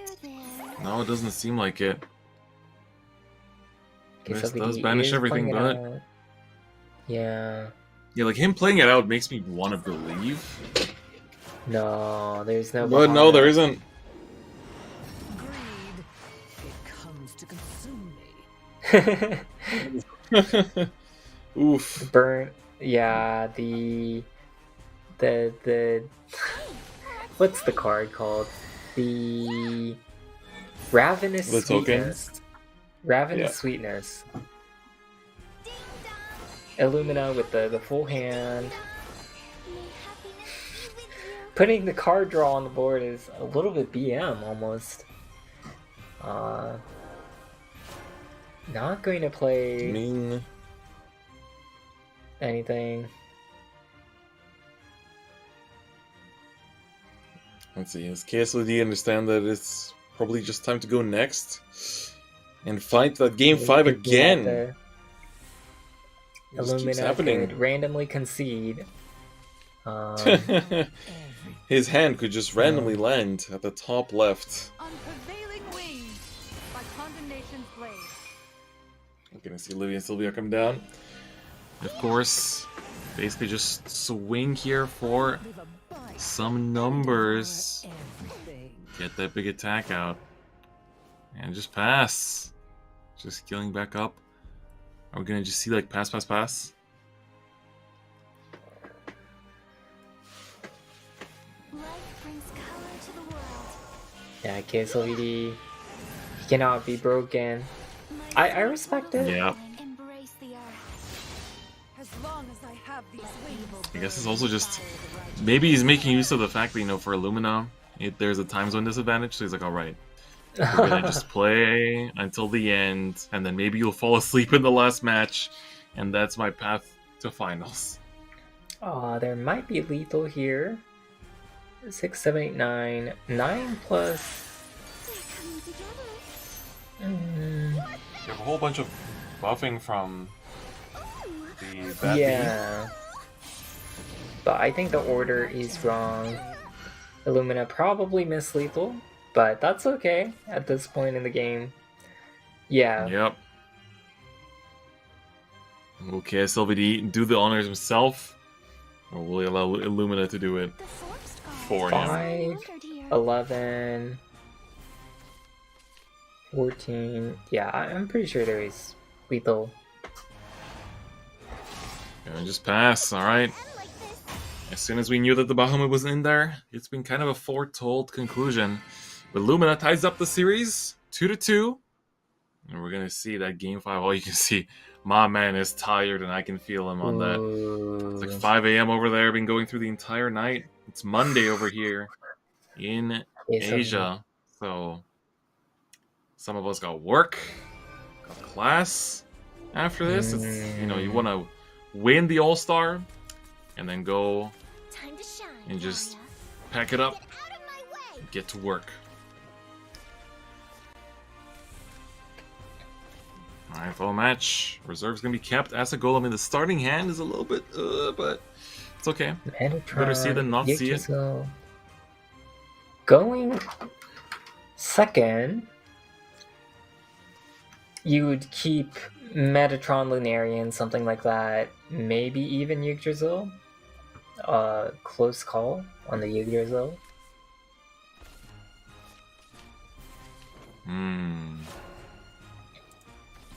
Lumina going first. Let's try this new spell. I still don't know if it's better to go first or second, but I do believe, like, having one fewer Evo point, I guess if Rune is able to set up a fast lethal turn like we saw in one of the earlier matches, and set up a lethal on around turn 7, just deal 20 damage, and you're able to set that up, then going first is better. But if the Rune player, if the Forest player is able to kind of grind it out a little bit, then I think going second is maybe better. So maybe there's Okay. good parts of both sides. I'm not exactly familiar with this matchup, so I will take your word for it. You could probably comfortably pass and not It's take just a too much reserves damage turn. with that breezy. Yeah.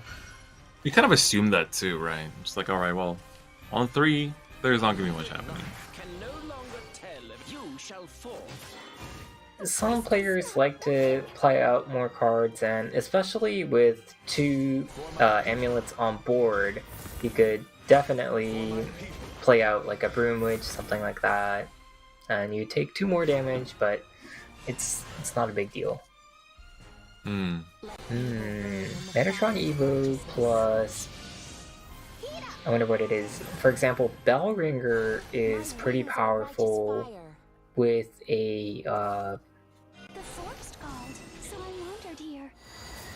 with a Leaf Man later in the game, but you do want to draw cards. There's the Yggdrasil in hand, so I guess that's enough card draw, and you also have the bad Katha, so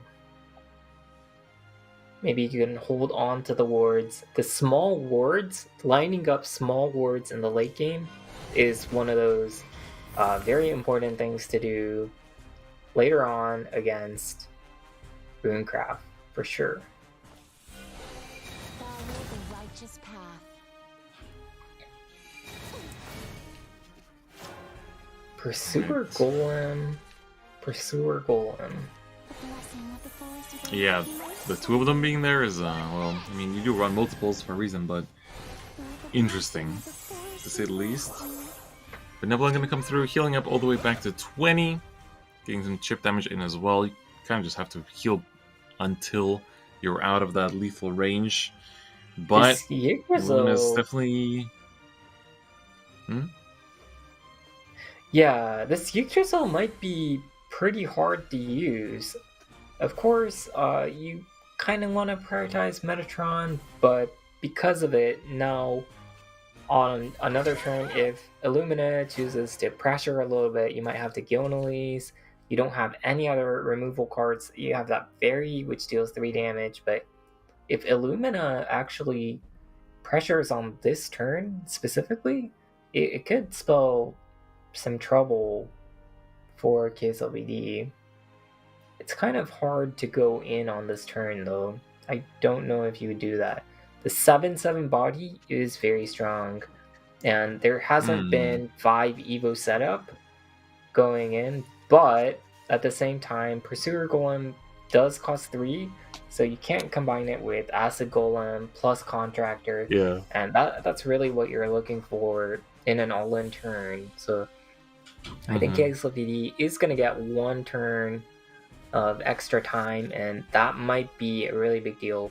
Might also see the Juno come down and try to set up for an all-in turn on 7. It's hard to say, and you really have to just pull the trigger when you feel the time is right. And that could be turn 7, that could be turn 10. It's a difficult matchup for sure. Having 2 copies of Pursuer Golem means that you can probably keep grinding out for quite a while. Yeah. Well, there goes a second. Yeah, playing out Juno. So this, I think, indicates that Illumina might be just going in the next turn, getting that Pursuer Golem off, and going pretty much all in on this next turn, creating a strong board. The issue is that all-inning into turn 8, you open up the possibility of PRC plus combining it with something like the Jupiter, and you're able to fit in 2 of those enhanced cards, or the Jupiter, like Jupiter, PRC, very similar kind of cost, but you do enable that a little bit. Yeah, that's true, huh? You also want to draw with the bad Cathel this turn, but you don't want to run out of Evo points. I think, for example, Yggdrasil would be a very modest turn, and that does not use up Evo points. Or you could go for something like the Skillnalese and draw cards with the bad Kappa and heal back up to 22. Okay, you get the Piercy. That's very, very big. And this 5/7, 3/5, yeah, very, very powerful. Might see good aggro. Some card coming out. Cool. We got the Banish on there to finish up as well. Good board to pass on. And now you don't want a Pursuer Golem on the Bellringer, but it requires 2 hits, and there's no Levi in hand. So what do you do in this situation? Yeah, right. It's just very difficult. Alright, gonna get The rid issue of is that the... there is a Riley. So there are multiple Rileys, and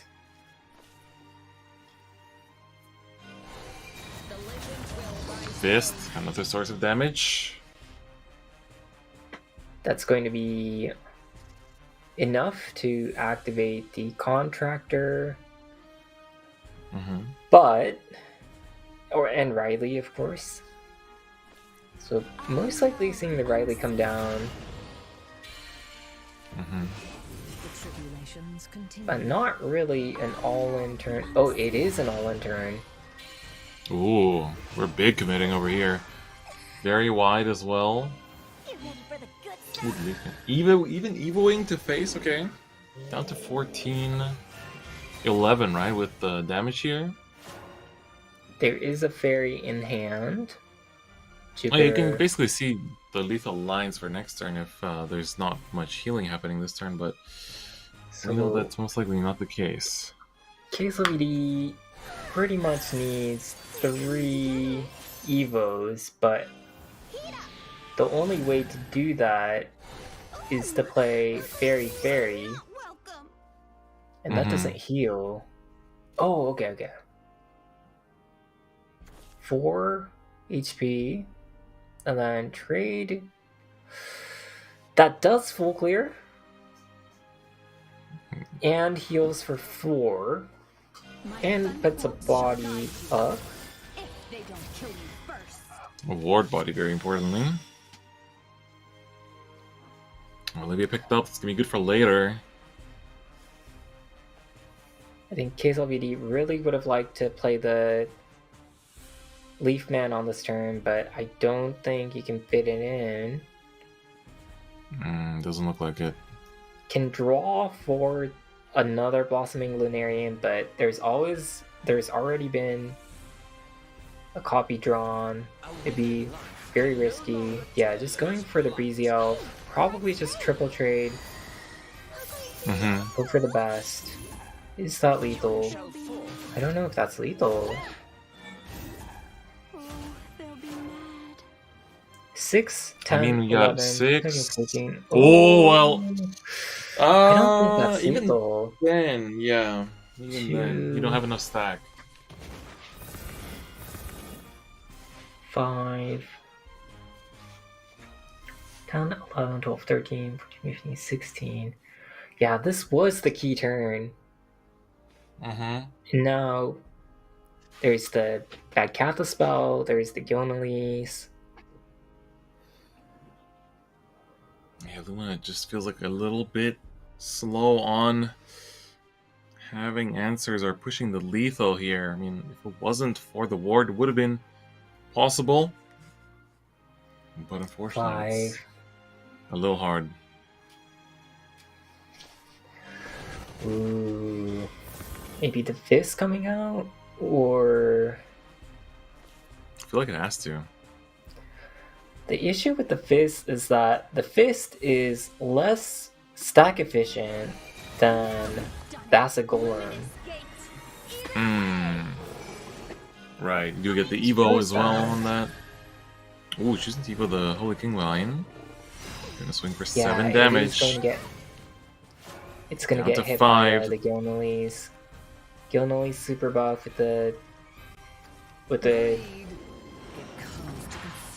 Sylvia Back up to Orcus. 11. Ooh, Wow. nope. Make that a lot bigger. Yeah, this kind of undoes a lot of Illumina's progress. You can even play the Leaf Man here.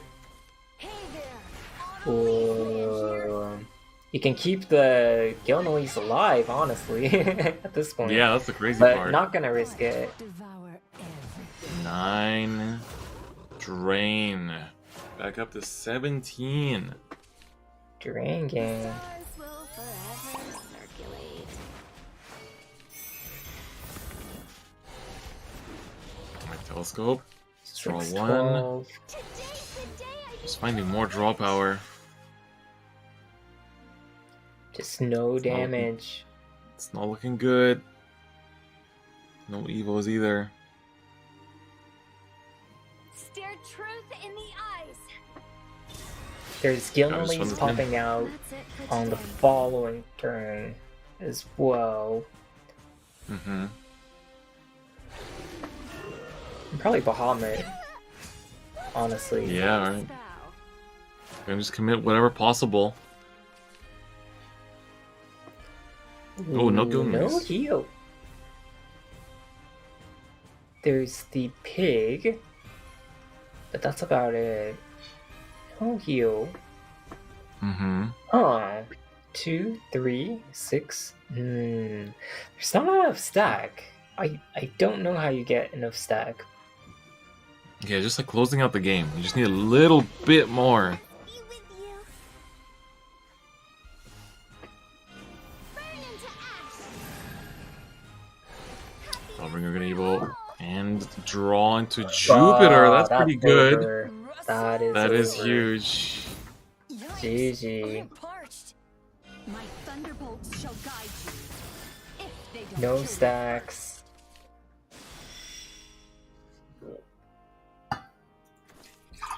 Illumina. The forest called. Boss Hitting a Marion. brick wall. This KSLVD is with a so small huge. mistake, but not gonna matter, probably. You could very... Yeah, Bahamut's coming out. Mm-hmm. Fairy trade. I've got Yeah, you. how do you... Oof. Illumina with the Klappa. Yeah, he knows. Bahama comes out. I'm just a cranky old Big damage, but not enough stack to make the damage count. Sorcerer. Gonna look at another draw, but there's nothing left that Illumina Yeah. can draw into. Oh, the unseeable. Might survive one more turn though, but that's not gonna Nope, be gonna just enough. concede. And yeah, KSLVD takes it in another long and hard-fought set. 3-2 record throughout the entire tournament. Has had to fight all the time from the very, very back, making sure he can claw all the way back into the match, and now making it all the way to finals. Well done. yeah, definitely had a very strong game 1, game 2, and then the Forest deck struggling to get some wins, but got that matchup that he was hoping for, that Rune matchup, and was able to pull it off. So, congratulations to KSLVD for moving on to the finals. Wait, no, Yep. Mm-hmm. yeah, It is indeed Yeah. the finals. He's moving on to One finals. last match left. And it is KSLVD against Southeater Southeast Asia versus the West. The two regions up against each other. But first, a break. ooh. That's right. We have a quick 5-minute break. We will see you after this. We need to let our players get ready so that we can see an awesome finals to wrap it up for this year of SVO. So don't go anywhere. We'll be right back after some short noises.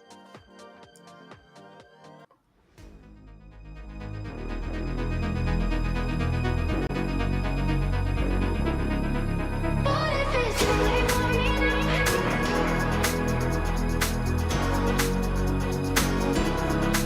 What if it's too late for me now?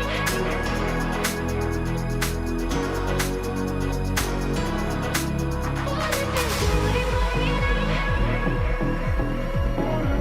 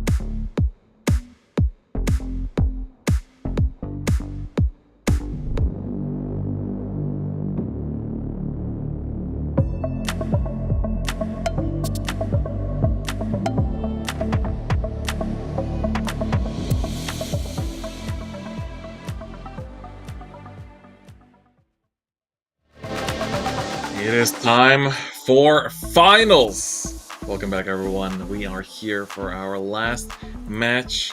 Myself, Paul Washer, and Momo Jelly. How are we feeling before this final showdown between Sadfeeder and KSLBD? I'm feeling like it's going to be a slugfest, most likely. I think there's going to be a lot of this going to be the text that Sadfeeder's had into that control forest that we've seen really work out for him in these matches today. I think KSLBD is going to need to try to find his win against that control forest where he can. Yes, 100%. And then, it's going to be rough. KSLBD has been showing us that he can last these long matches, these long sets, without much of a problem. So I'm curious to see how it's going to pace out in this final one between these two players. Let's take a look at the head-to-head one last time, just so we can see the players that are going to be going up against each other in this final. So you can see here the bracket. Sadfeeder had to beat Kyo in top 8. And then Hishiro in the top 4 to get to the finals, whereas KSLBD has had one hell of a climb here. Had to beat Suya in a 5-game set, and just beat Illumina in a 5-game set as well. So it doesn't matter, even if you're tired, exhausted, you gotta run it back one more time.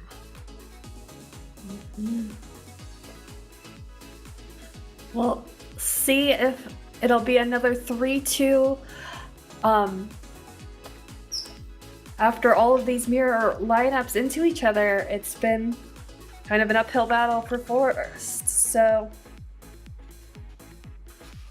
yeah, I've been really impressed with both of these players the most out of everyone today. They've been playing really solid, and Sadfeeder, I think his deck choices, his card choices have really shined, and KSLBD has had to grind for it, but his plays have been really on point, and I think these two players have shown that they deserve to be here more than anyone else, and I'm really excited to see this best of 5.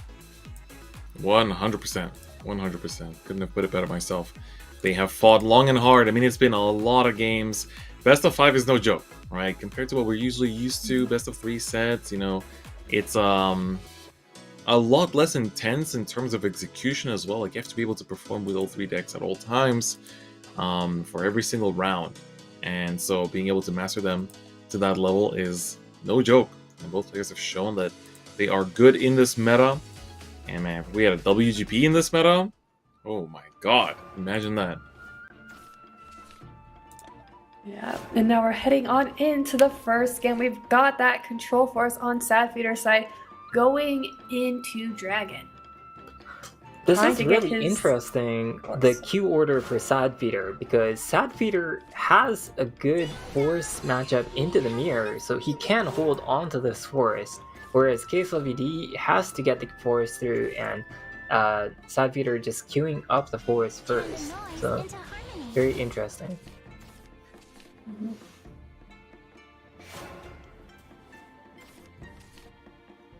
A withered life can no longer tell. You shall It's gonna play out and trade here. Slow start for both players, but we see some ramp and discard options available here on the side of KSLBD.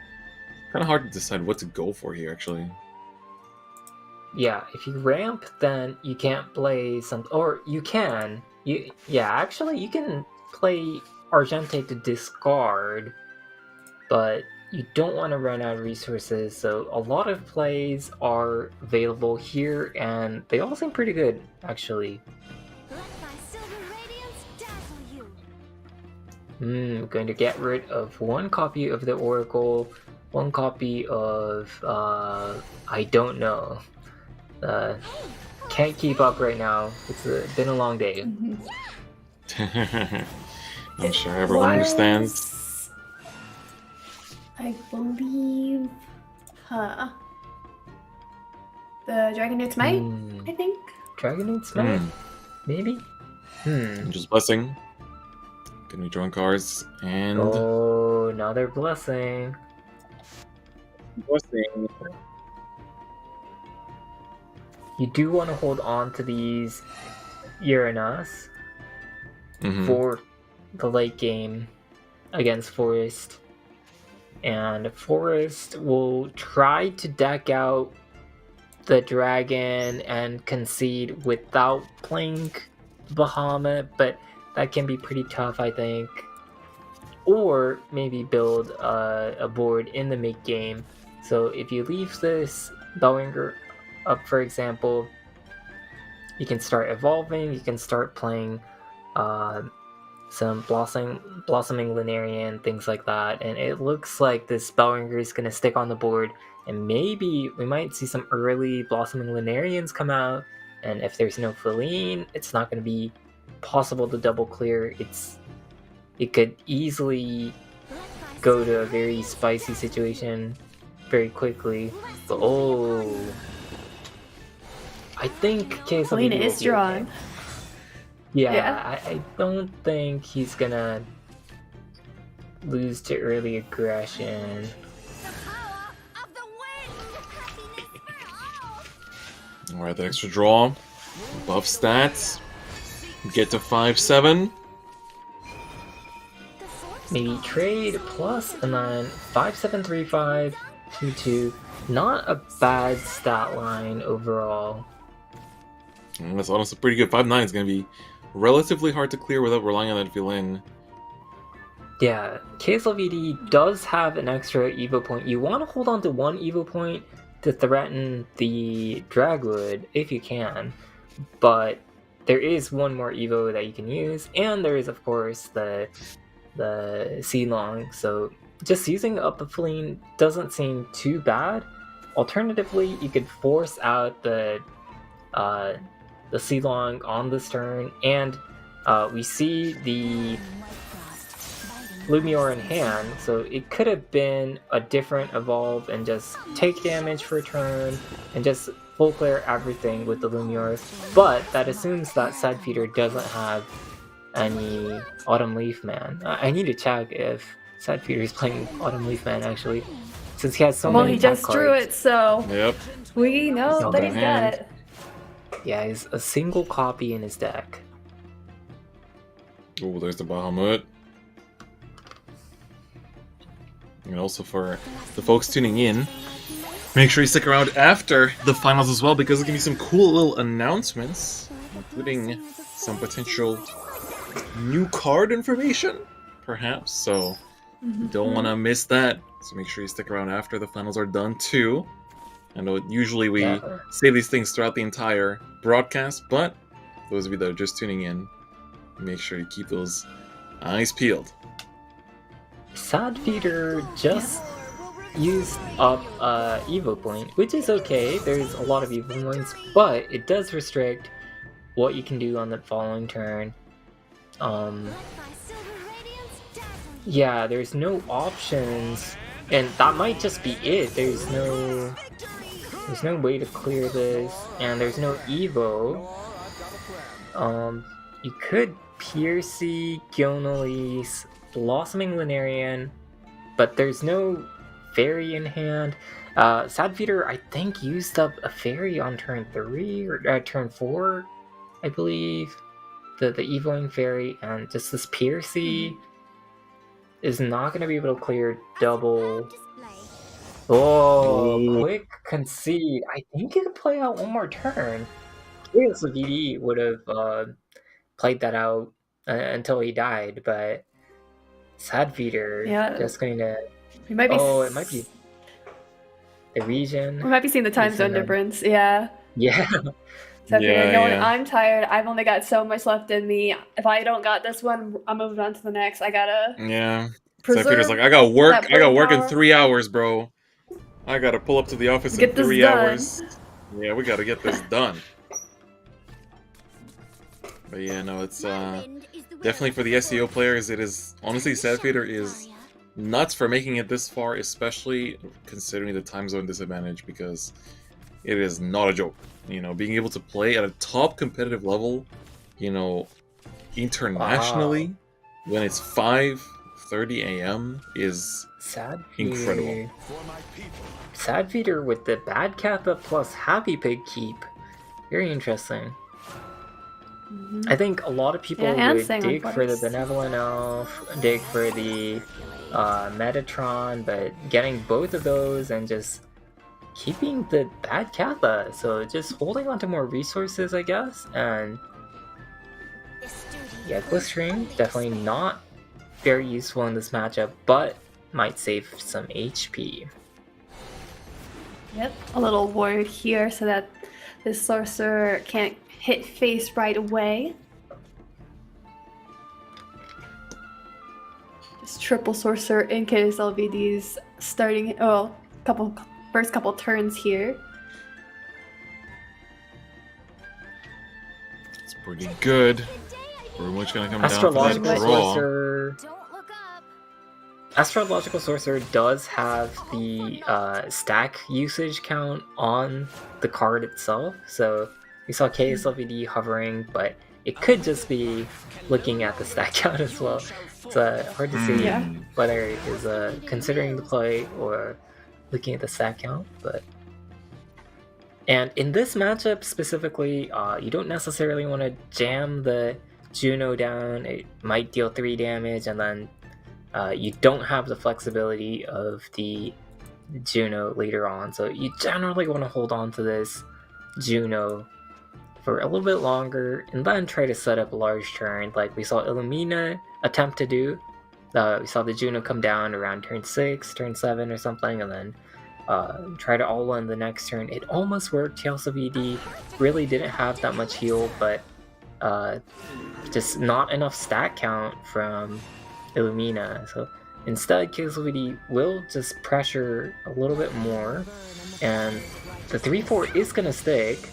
The 3-3-3-4 stat line specifically doesn't it doesn't get removed by Blossoming Lunarian, but the turn afterwards there's a 3-6 with the buff, the 3-8 plus 3-5, and that stat line you can't clear with a Levi, so you end up having to hit something in anyway, and there's no removal in KSLVD's hand. So overall, I don't think the Juno was a consistent play, but I think it worked out in this case.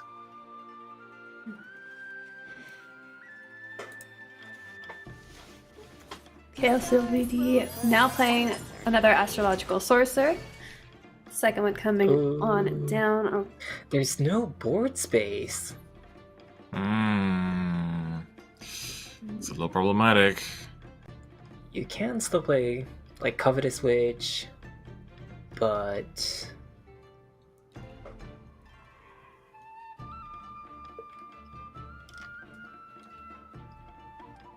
what would you Yeah, play in this KSLD. situation?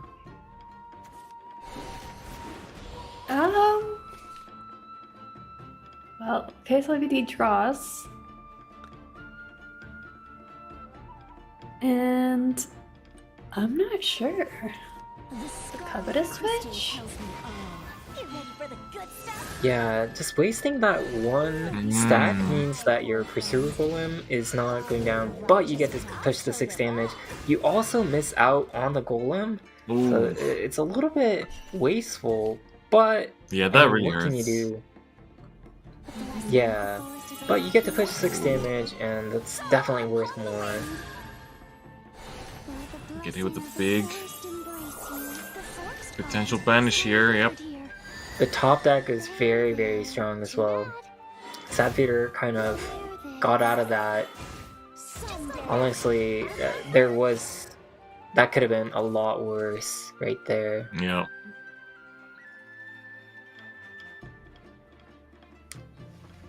Okay, so I believe stack usage is there? Question mark? It's at some number. Astrological Sorcerer definitely glows yellow when there's enough stack usage. So Oh, another Riley picked up. it wasn't 7. There was Broom Witch, there was Astrological Sorcerer times 3, and then there's Juno, that's 5. And I think that's it.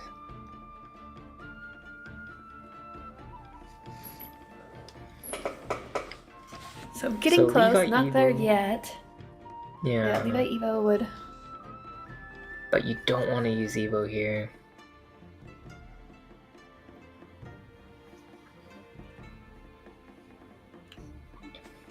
I think Broom Witch plus Riley, Snipe 1, pass. But that doesn't increase stat count. Or maybe you just ignore even more. Or yeah, maybe you just ignore the board. Levi pass? Oh, wait, do you see the pass here? A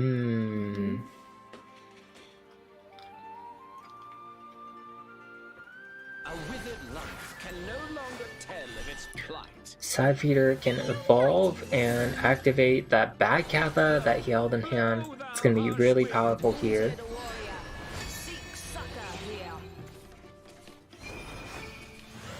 Oh, it's a pretty good target.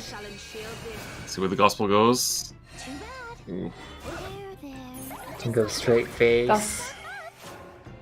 big banish, big damage.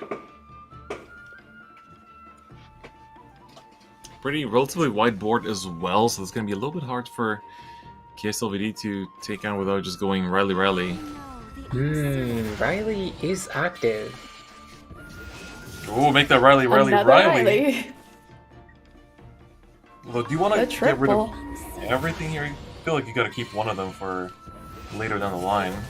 Well, but a lot of tools are being picked up for an OTK later down the line. Now it's just stack management that's being the main concern here. So if you can manage the stack, there's a whole lot of damage in this hand. Yeah, the 10 damage on board really is not too scary.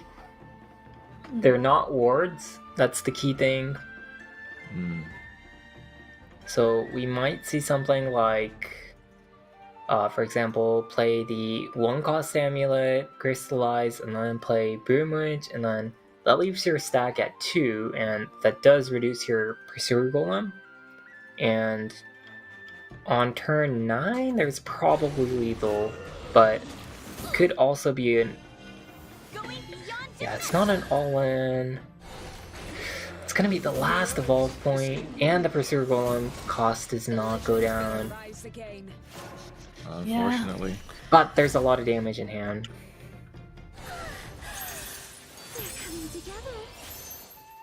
Here's he coming on down. Angel's Blessing, getting some heal. Another Angel's Blessing drawn.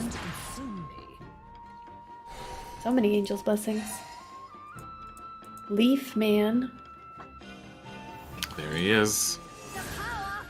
Side Feeder might commit a copy of the Fairy?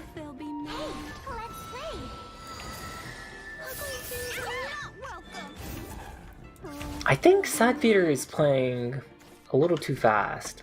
He could have fit in the Bahamut, maybe? Things like that. I think there were some other considerations.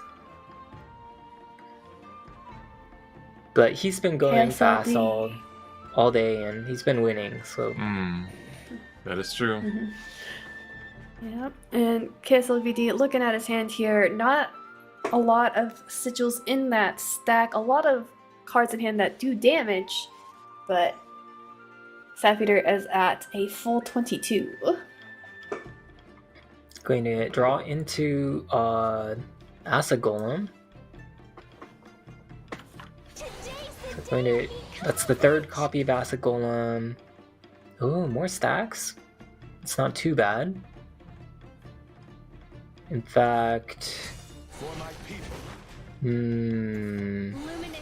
It doesn't set up the stone bullet. That's it for today. It looks like a 2-turn all-in. No. Let's try this new spell.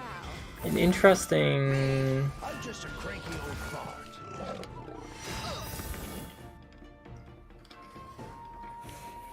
It's kind of all-in, but it's kind of not. It's a Yeah, there's still so many interesting tools in position. hand. So much damage still ready to get output. You have actually just OTK in hand with a bit more stack.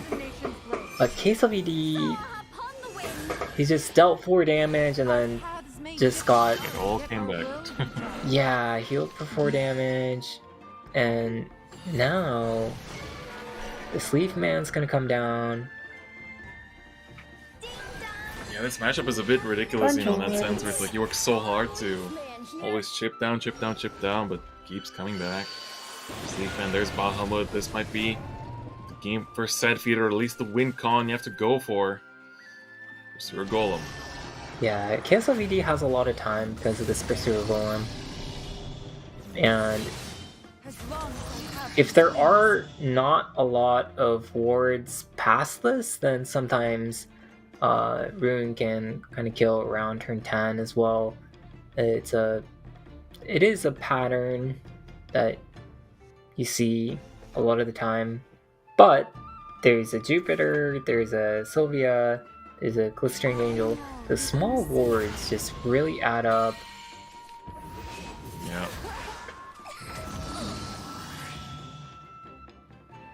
Yeah, not really able to get through. Oh, reserves was still in the deck too. Yeah, reserves would have been very good earlier in the game, but honestly, I think using up the first contractor really makes killing from 1 turn very difficult. My thunderbolts shall guide you. Yeah, I think also like the 1 turn where KSLVD just kind of like was low on board space, and then we saw like some of the sigils get wasted. That's probably one of the more like unfortunate turns, I guess, which kind of came back to bite a little bit around now. Because those were, you know, the stacks that would have been enough to finish the game at some point here.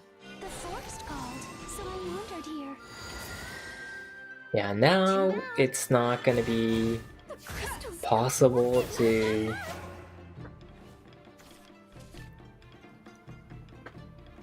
Yeah, this is not going to work out. There's just not enough stack. Mm-hmm.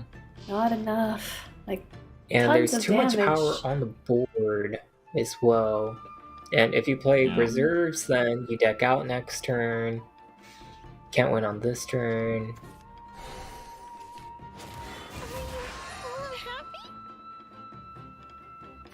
Luminous gates, eat it away!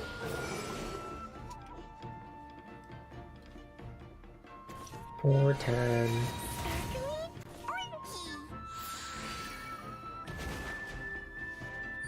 Yeah, I realize that there is not enough stack for this, so just gonna fuse in and pass essentially. Sapphire will take game 2 here through the deck out play, and that ties up the series 1-1. 6-9, 13-14, 20. It's not even lethal if Sad Feeder passes there. Oh my god. That's crazy. And there we see that Forest for Sapphire taking a win. He's got Rune and Dragon still left up, and KSLVD still has Forest and Rune. How are you guys feeling about these decks remaining? I think a key deck that Sad Peter has to get through is the Rune deck. And that's Hmm. because KSLVD still has the Forest deck. And he's queuing it now, so it'll be very big for KSLVD, I think, if he wins this one here. Yeah. Sad Peter definitely got the matchup he wanted into the Forest, and now... Yeah, I think Sad Peter got the better queue this matchup.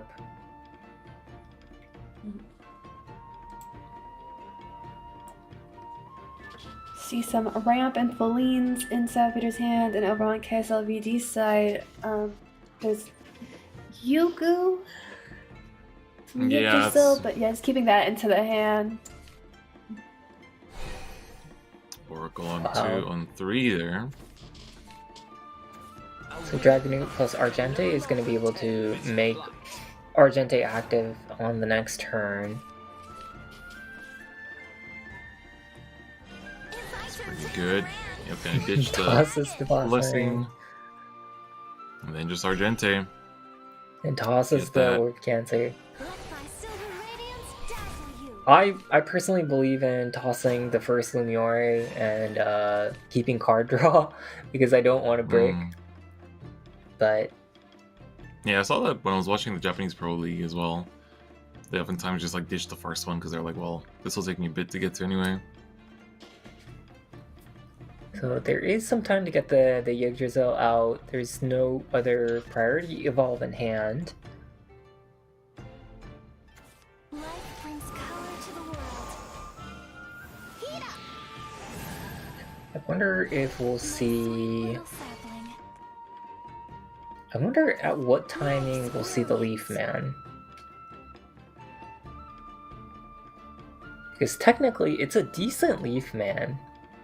It plays around Feline, it plays around the Seedlong. Hey, let's play. The KSLVD is just going to reduce his hand size You shall I'll be fall. back for round 2. and hold on to the Leaf Man. Turn the noise Valuing it more for potential Lumiore turns in the future, I believe. round 2. Yeah, All the yeah. Lumiores have now been drawn. Well, well, well. Blessings be upon you. It's a concert if we're having fun. Finally discarding one. Yeah, I mean, Escape. once you get to that point, it's about time. Alright, passing on floating 5 mana. There have definitely Have a been big turn 4 going up. discards. Mm-hmm. Mm. So Lumiore is going to be active on the next turn. There's going to be 2 Lumiore and then a potential Dragwood turn or Uranus turn. So some big turns coming up, and we'll have to see if KSLVD is able to Harsh wind. get around it. So there's how many evolves? There is the Fairy, Breezy Elf, Yggdrasil, Fairy. Okay, not going to go for the Lumiore on this turn. Toss away 1 Dragwood. There's a second Dragwood. But you don't want to discard these cards. Ooh, gets rid of Dragwood. That's all. That's both Dragwood gone. Escape. I'll make you show respect. Ramping to 10, Next Aman. snap. Now. Wow. Yep. Wow. It's very fast. Yeah, just another day of Sapphire just ramping way past the moon. Yep, Sapphire trying And- to race and seeing if KSLV will join him on it. But KSLVD taking his time, maybe very aware of the time zone differences. He played it out very dragged out against Illumina in the last round as well. I think he just plays Very like Forest that. man. Yeah.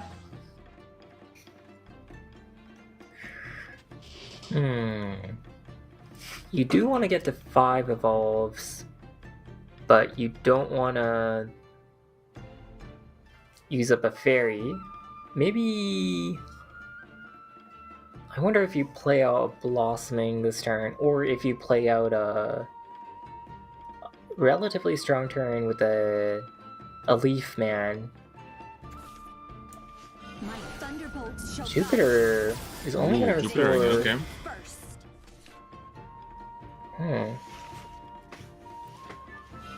Burn into ash. Evolve? That's going to be Evolve number 4, I believe. The forest called. Hmm. Wondered here. 10. Very interesting. That is line. another That's a way to... Big Jupiter. Yeah, it's another way to play around Miore.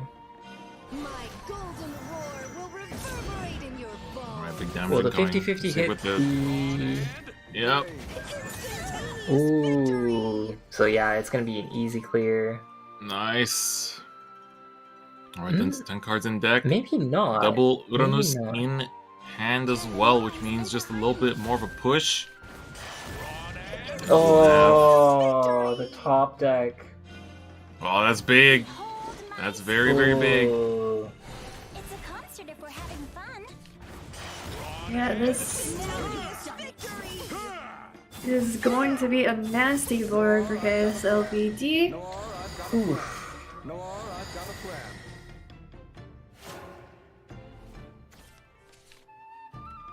Happy Pig. Not. How do you remove Bit here. My Jupiter thunderbolts shall guide you on the Noir Blanc? first. I probably would have Noir Blanc on the Lumiore. Yeah, that's GG. You have to shoot the Lumiore. I won't leave a bite for We any got double devourer. Lumiore plus Uranuses as well. I mean, Uranus takes a bit to draw into, but playing Lumiore will take you there. And then 9 damage ping to the face. And the board is still present. Still chillin'. Not only pen to Yeah. pass just to protect the followers, but doesn't really matter in hindsight.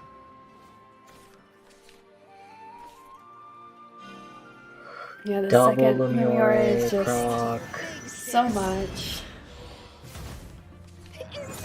8 There we damage. go. Fit into wander among the clouds. Gardening If anything, protecting these with the Autumn Leaf Man means that this 9 damage is definitely going in. And with that, TK Sadfeeder are going to take us to 2 wins in the set. 1 win away for Sadfeeder to become the All-Star Champion for KSLVD. This is the first time that a potential longer set is going at 1 up at a time. Yeah. Oof. But yes, Half Peter just needs to win with the top deck, Discard Dragon, the most brought. Oh, no, not Discard Dragon. Sorry, misspoke. Earthright Rune, second most brought. The other big deck. The other big deck, of course. It is quite setup heavy, but we've seen Sadfeeder execute with it before. I'm sure he's ready to execute with it one more time.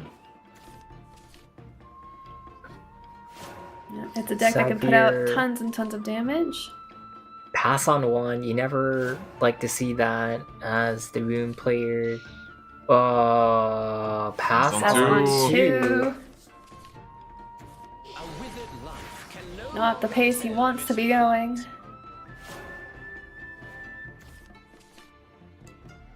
But there is a lot of damage. That is the upside. Yeah. He's drawing to Once all he gets the these parts. stacks. A withered life can no longer tell if it's you shall fall.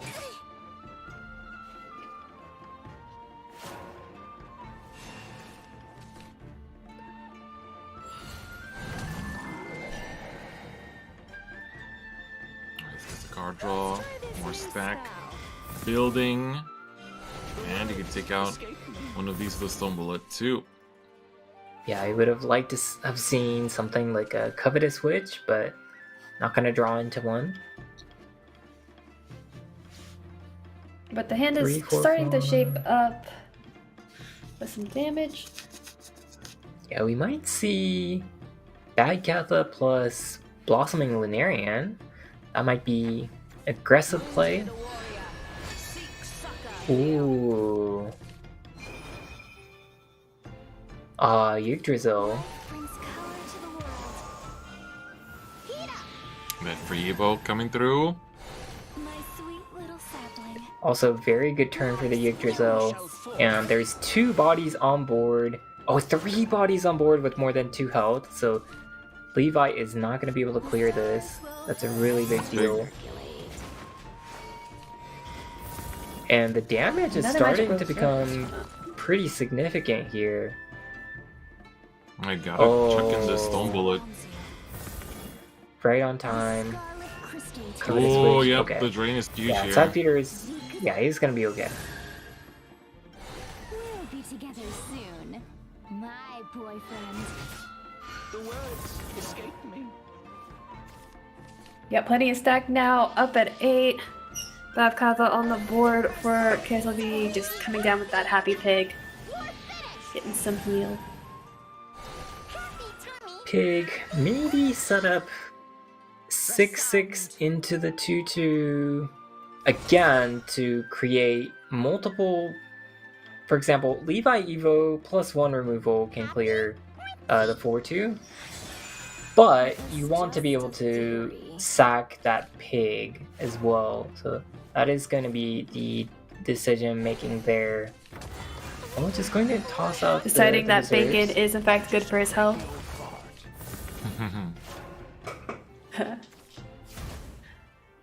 Ooh, I did not see what was burned there. That was Metatron. Metatron. Alright. A lone Levi stands on this battlefield. And Sad Feeder amasses all kinds of ways to just burn through a bunch of damage, but it's already just putting his life total to some crazy amounts. 26. That's a And lot of there's a health. Gilnelise in hand as well. And these Jupiters have to be activating very soon. I think it might already activate. There's Yggdrasil, Pig, Benevolent Elf, and then one of these fairies would be 5, I would assume. Mhm. Yeah.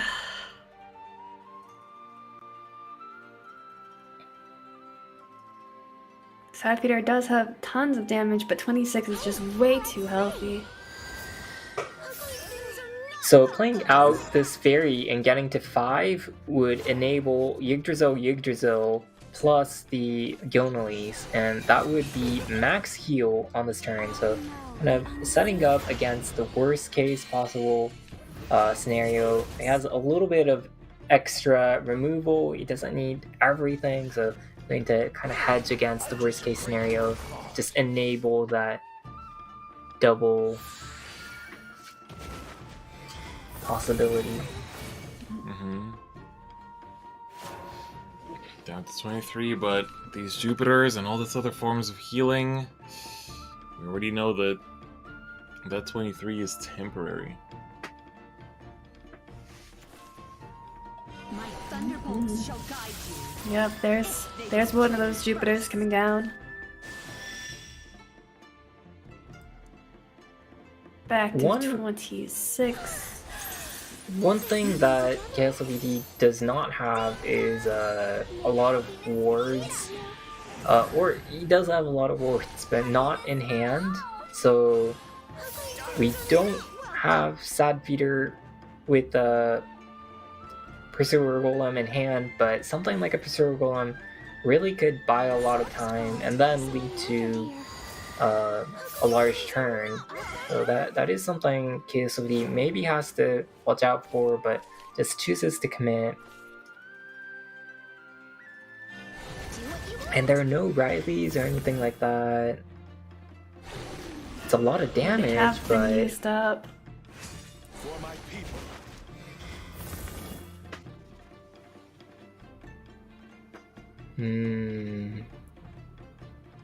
Into Evo and Acid Golem here. Yeah. Gonna take that out.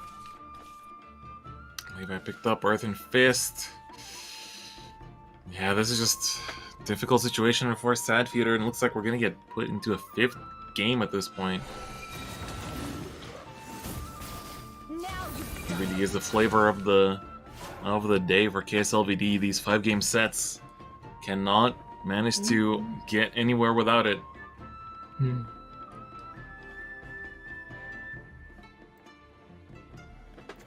Still taking it nice, easy, calm.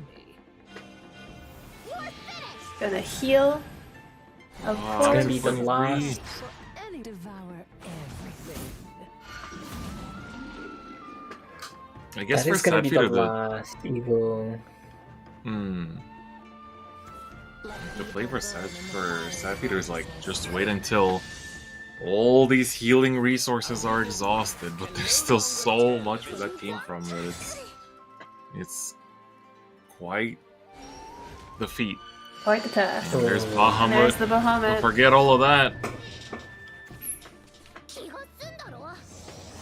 Ah, there's Asa Concede. taps out. Yep, he realizes there's no other chance there. KSLVD and Sad Feeder now both 2-2. Both 1 game off, winning the set. Let's see who is going to reign victorious at the very end and walk away with all of that prizing after this final game. Don't forget, everyone watching at home, we do have some special announcements after the finals, so make sure you stick around. And we're heading into the Earthright Rune mirror match. And I just noticed that it says host goes first when it has like who's going first, who's going second, right there in the mulligan screen. Oops. Astrological sorcerer Welcome in to the in this SVO zone spectator here. seat. Yeah. KSLVD tossing back the Earthen Fist, keeping Covetous Witch. And that Stone Bullet. No one cost. KSLV opens one though.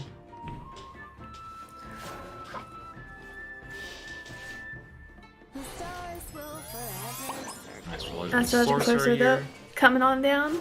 Yep. Such a solid 2.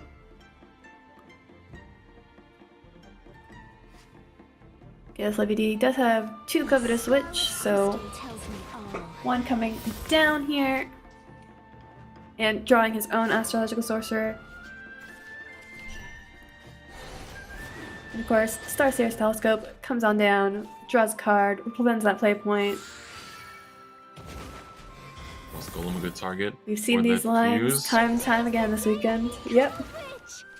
We really have, yeah. The crystal's not working. Reserve is a good pickup. Can help to accumulate some stacks for the big damage later down the line, which It's not see, necessary KSLV to too much. to play the Stone Bullet here, because you're healing up with the Covetous Witch. That's the plan next turn, so KSLV can hold on to this removal and just try to draw more. Yeah, But it's not going to focusing be instead enough on to... just building up his deck.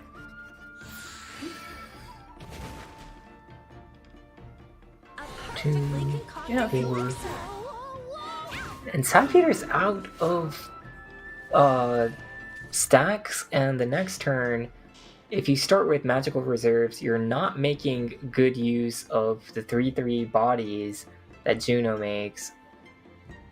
Mm-hmm. The scarlet crystal tells me all. Here comes that Covetous Witch.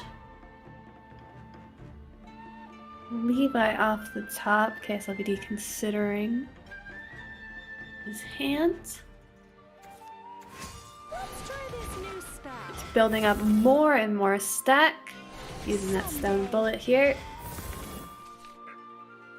Yeah, the thing with Juno is that it's not the most powerful card if the opponent can full clear and you don't have good follow-up. And Sad Peter doesn't really have good follow-up. We saw Chaos LVD go first against who is it? In an earlier match, maybe it was against Suya. I'm not 100% sure.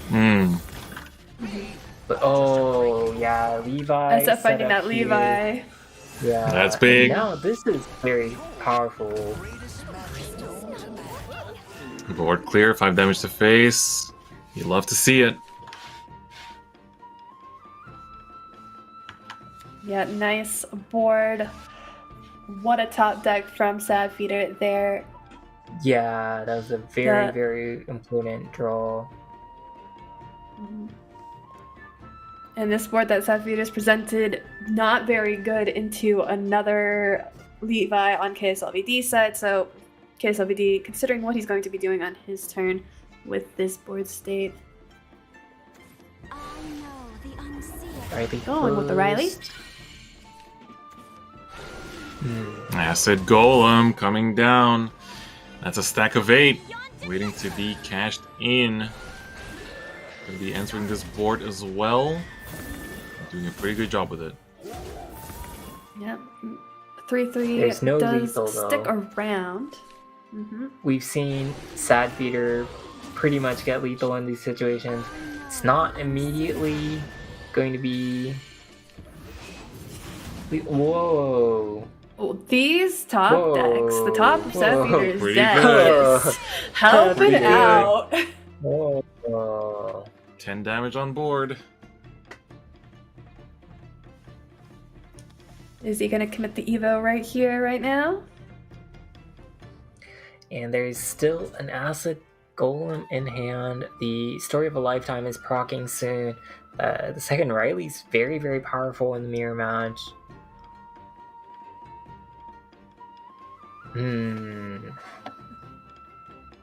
KSLVD can't What a really swing. deal with this.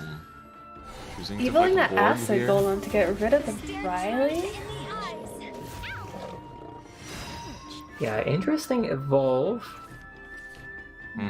Bullet.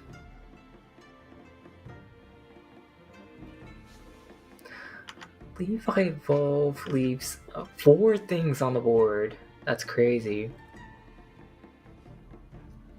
Yeah, that's Yeah, not the best investment. Can also You speak can to play- why Sad Feeder evolved the way he did.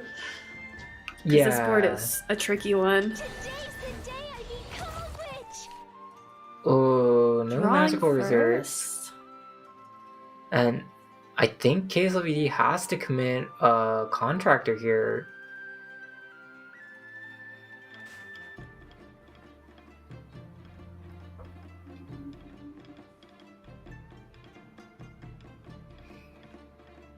Bring that stone bullet. Trying to figure out how to deal with this. Me? I'm just a cranky old fart. The edge of this tournament, the end is near. One of these players is going to be taking it very soon here, and it's Oh, there'll be limited looking pretty good for Sad Feeder. stare Yep. truth in the eyes. 6 life and no heals. Trade with the contractor. Trade with the Whoa. contractor. That's pretty big, Yeah. but Ruler of Rebel. Oh. That's going to be it. yeah, Crimson Swords are coming down, and then Rule of Rubble gets the stack, and with that Acid Golem for the final lethal of the day, Sad Feeder is your All-Star Shadowverse Open Champion. Congratulations to our winner! Yeah! After a long, job to Sad hard-fought Feeder. road. Yep, he must be exhausted out there in Southeast Asia, but taking it for his region, representing it, and his team, of course. Congrats to the Twilight Knights as well. But of course, KSLVD also played very well. What a great showing. What a great day of Shadowverse. Yeah, honestly, it's been amazing. And it's just been back-to-back incredible games. So many cool moments. And while we ended up with like the same lineup by the top 4, there was still a lot of really cool stuff that we saw on day 1, as well as at the top of top 8 itself, and just some really emotional moments and really awesome games. But that's actually not it for us just yet. As we've been alluding to, Sapphire has now taken the champion title, but we have some special announcements regarding a couple things. First, we're going to have a card reveal for the upcoming expansion, and we also have some cool, interesting announcements from Shadowverse Esports itself. So we're going to go for a short break as we set everything up, but don't go anywhere because you do not want to miss this bit of news.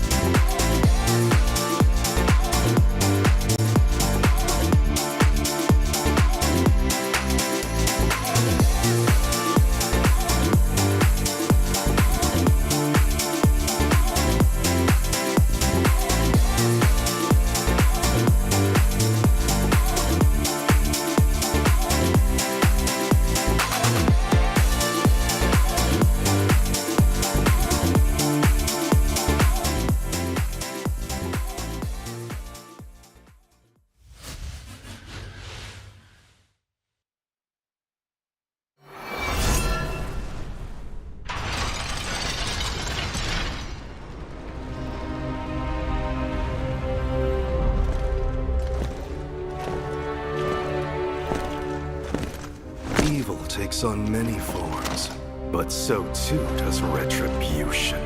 Rejoice, convict. Your perfect punishment awaits here in Asphalt. For sinners the likes of you, there is no tomorrow. Within these walls, part prison, part purgatory, part hell, you will waste away the remainder of your miserable lives. think you can hold me captive? No matter where you lock me up, I will break out and cut down all who stand in my way. Pitiful wretch, how do you not see? Crime demands punishment! You know nothing about me. My sins are mine alone to bear. I reject your sentence!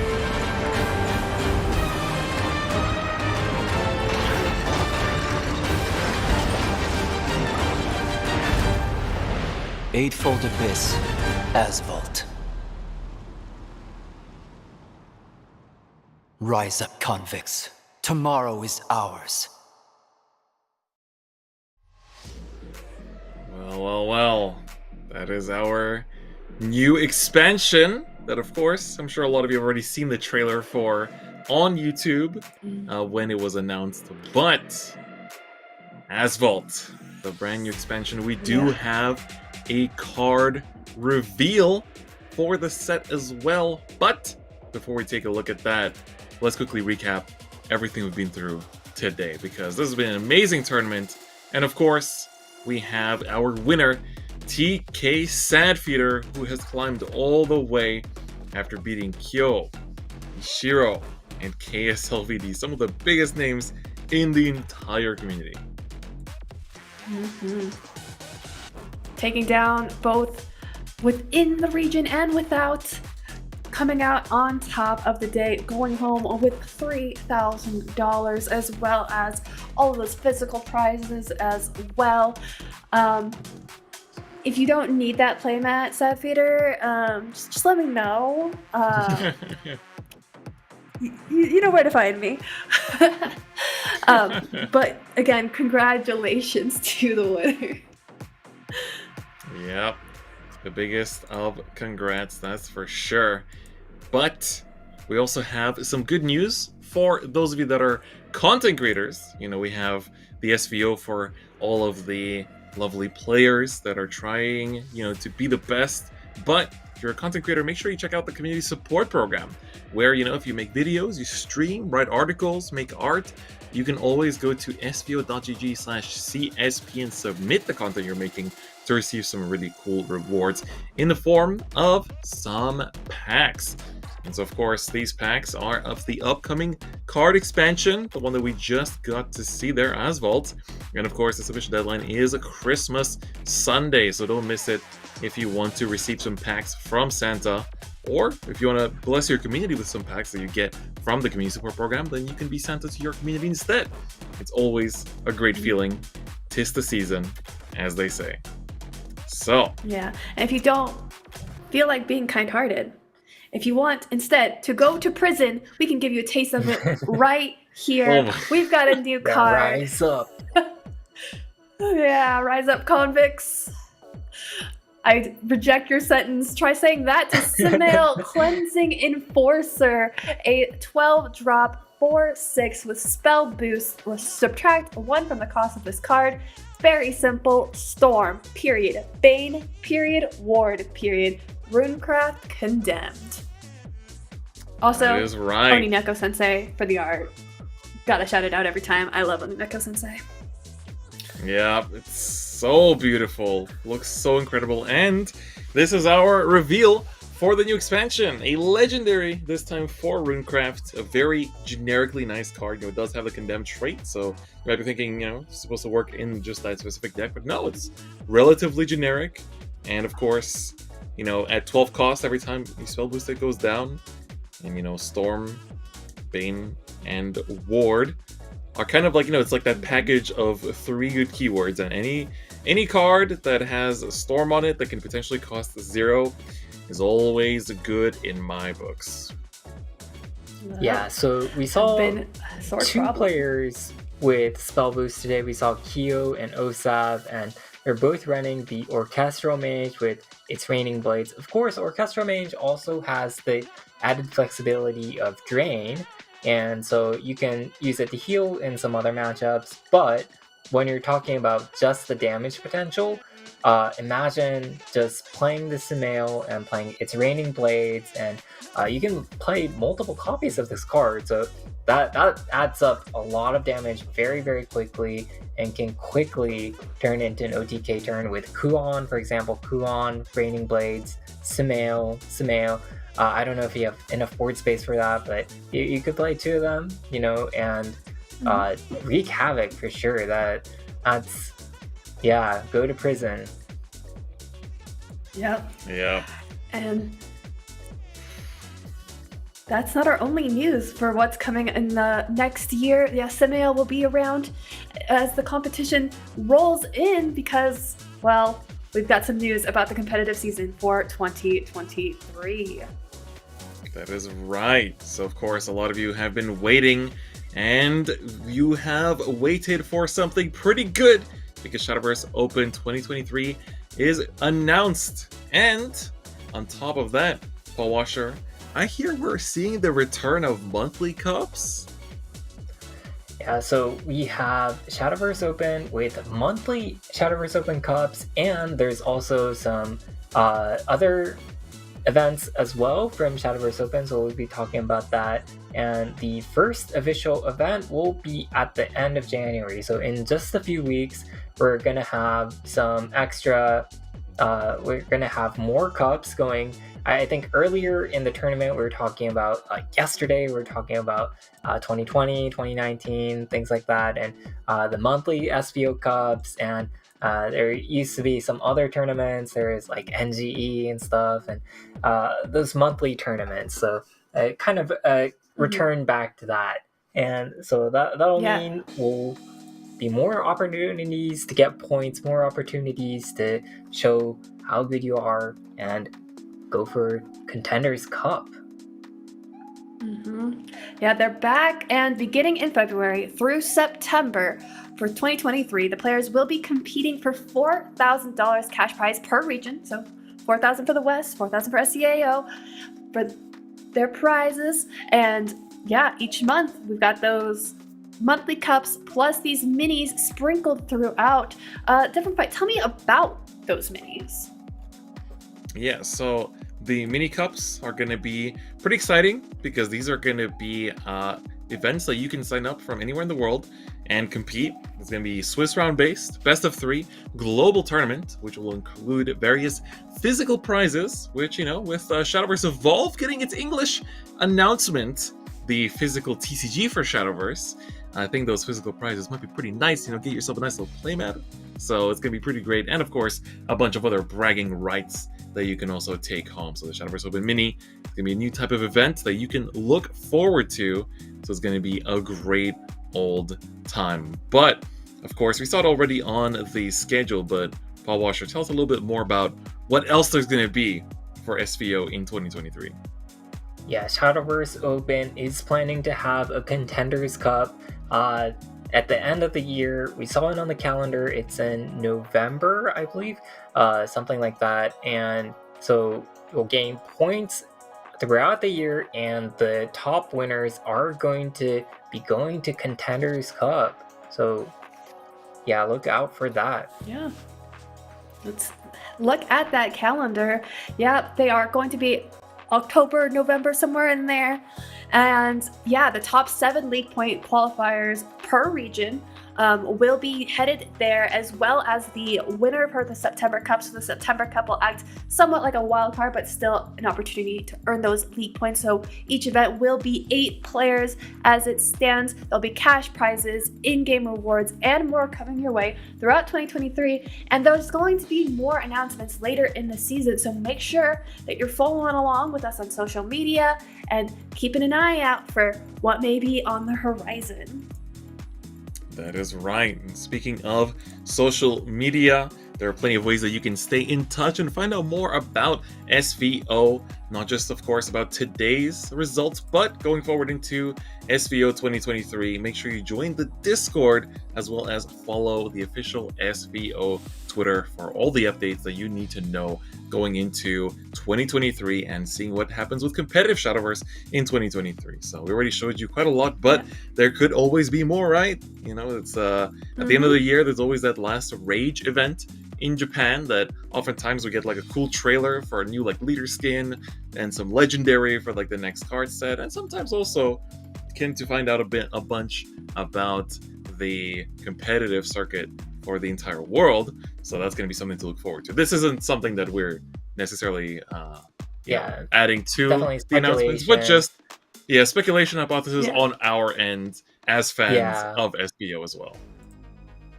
Yeah, there's a lot of unknowns still. There's Contenders Cup, but will there be Worlds? We don't know. No one really knows. Maybe there'll be an announcement at Rage. But yeah, keep an eye out and make sure to check out the Shadowverse esports, the SVO esports Twitter, and the keep up with the competitive community and be up to date on that information.